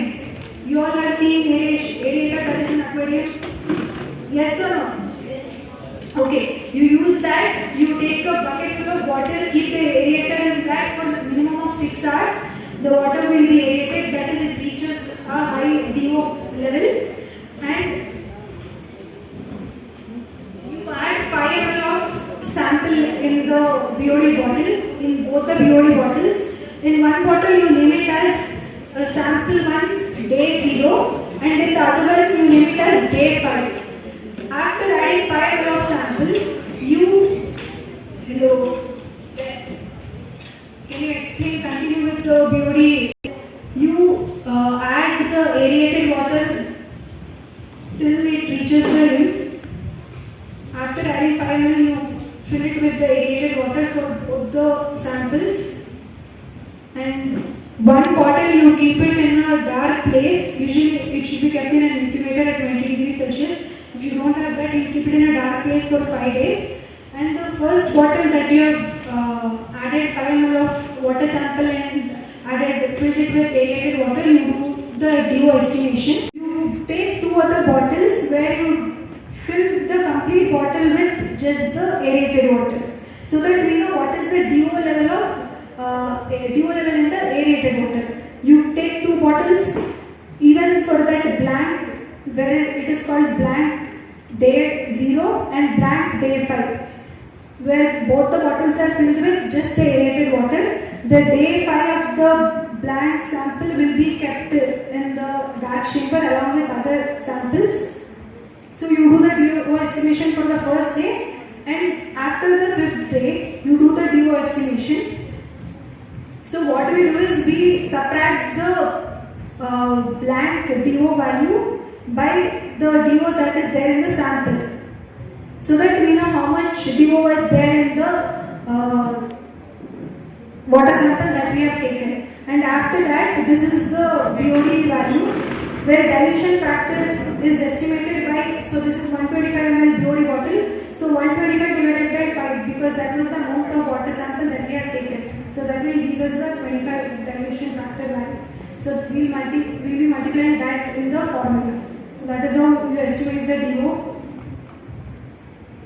And coming to the total hardness, it is the measure of the total hardness is formed due to the presence of calcium and magnesium that are there in the water body. So it is mainly because of high amount of minerals that are there. There are two types of hardness. One is temporary hardness and the other one is permanent hardness. Temporary hardness, it can be removed by boiling the water. When you boil the water, you can see the white scale that gets settled after boiling. That is the hardness. And the permanent hardness is mainly because of chlorides and sulfates. You can also observe if the water is too hard, you don't see the lathering happening. Like you need more amount of detergents to make the water very lathery. So to do the total hardness estimation, you take 25 ml of sample in a conical flask, you add 1 to 2 ml of buffer and add a pinch of iriochrome black tea. Then you titrate it with against standard EDTA. So when the color changes from wine red to blue color, you note down the reading and estimate the hardness by the formula that is given below.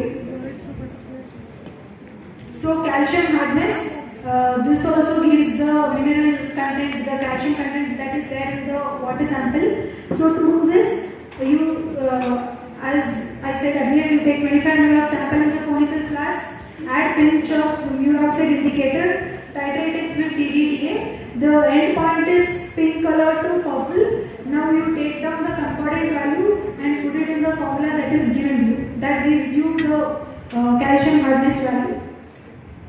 So magnesium hardness, usually the calcium hardness is higher than the magnesium hardness. If you are getting high magnesium value, then it suggests that there is high amount of algae present in the water. So how do we estimate magnesium hardness? It is by subtracting the calcium hardness with total hardness. That gives us the magnesium hardness value. So coming to the final. So after you do the complete analysis, what do we do with the values that we have got? We compare it with the standards that are given by CPCB standards. You can see there are different classes, class A, class B, class C, class C, class D. Each refers to the different type of use. One is for the drinking water, one is for outdoor bathing. You compare whatever the value that you have got with these standards and you give out the result under which class does your water sample belongs to.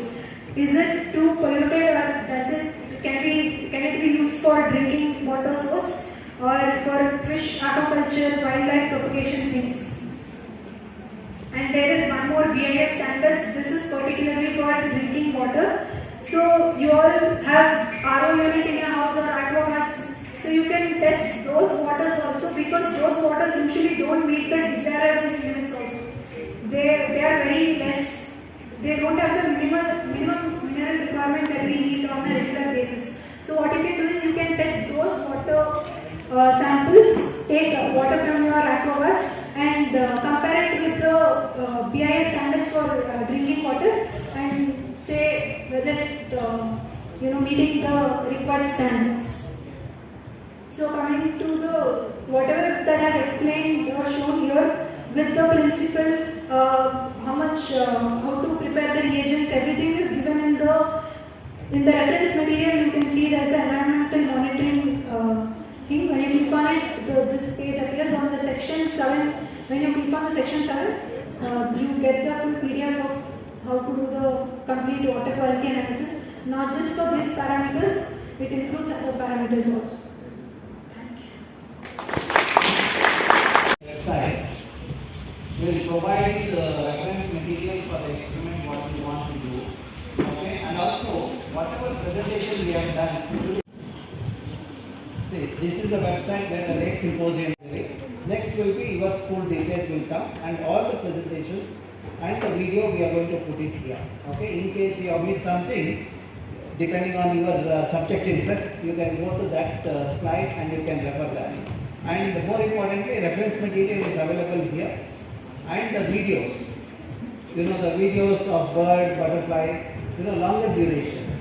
All those are available so that you can refer how to identify bird, butterfly, and plant, macrophytes, etc. are there.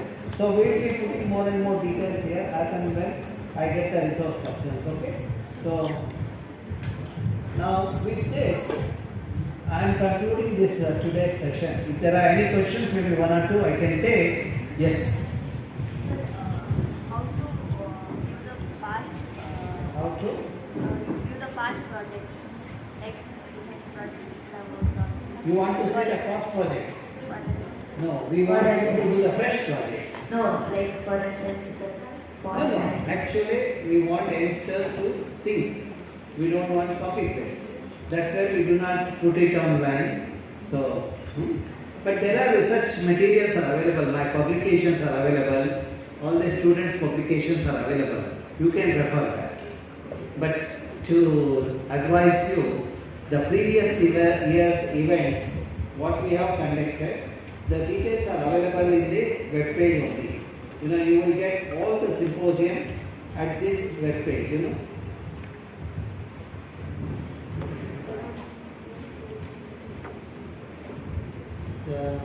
There is the thing. Symposium. Okay, you will get all the years, okay. Before your birth, 98 onwards we have put. You can also read the 98 before your birth, how the youngsters work and where are they, all those things, okay. Take the positive aspect of that and do your project.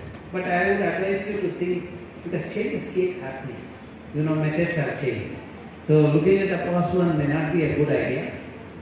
Stick with the present idea. Yes, sir. Thank you. Okay. Well, if there are no questions, then we are winding up the session. And you know, the July month the evaluation will happen in the respective schools. The school teachers or coordinators will shortlist the students, and then we will have a pre-late 2022 conference evaluation program in August, wherein my team will come. We will evaluate and select some students out of the whole lot who have done very well for the next symposium. But I would like every one of you to compete. Okay, I want everyone to take part. So if everyone has done very well, we will consider all the project for the final round also. So, and I would like to see all of you in the Moon Bidre also. So you can come as a participant and see your friend's presentation. Or if you do very well in the first two rounds, then you will be there and you will be doing the presentation yourself. And it is a unique opportunity for you to do the presentation in a forum where 1,000 to 1,200 national and international delegates are there. Okay, that builds your confidence, and that will also become the stepping stone in your career. Once you gain a confidence in a forum like this, you know, that too by Indian Institute of Science, that will shape up your career. Okay, I wish you all the success in your career, and we will wind up the session, and I am sure this will be the beginning for us, our journey. So we will start the journey with a positive note, and I hope you all will select the very good project and collect the good data and analyze it and complete the project without doing copy paste. Please do not do the copy paste, and let us have a good ideas, and we will have a good presentations when we meet next. Thank you all.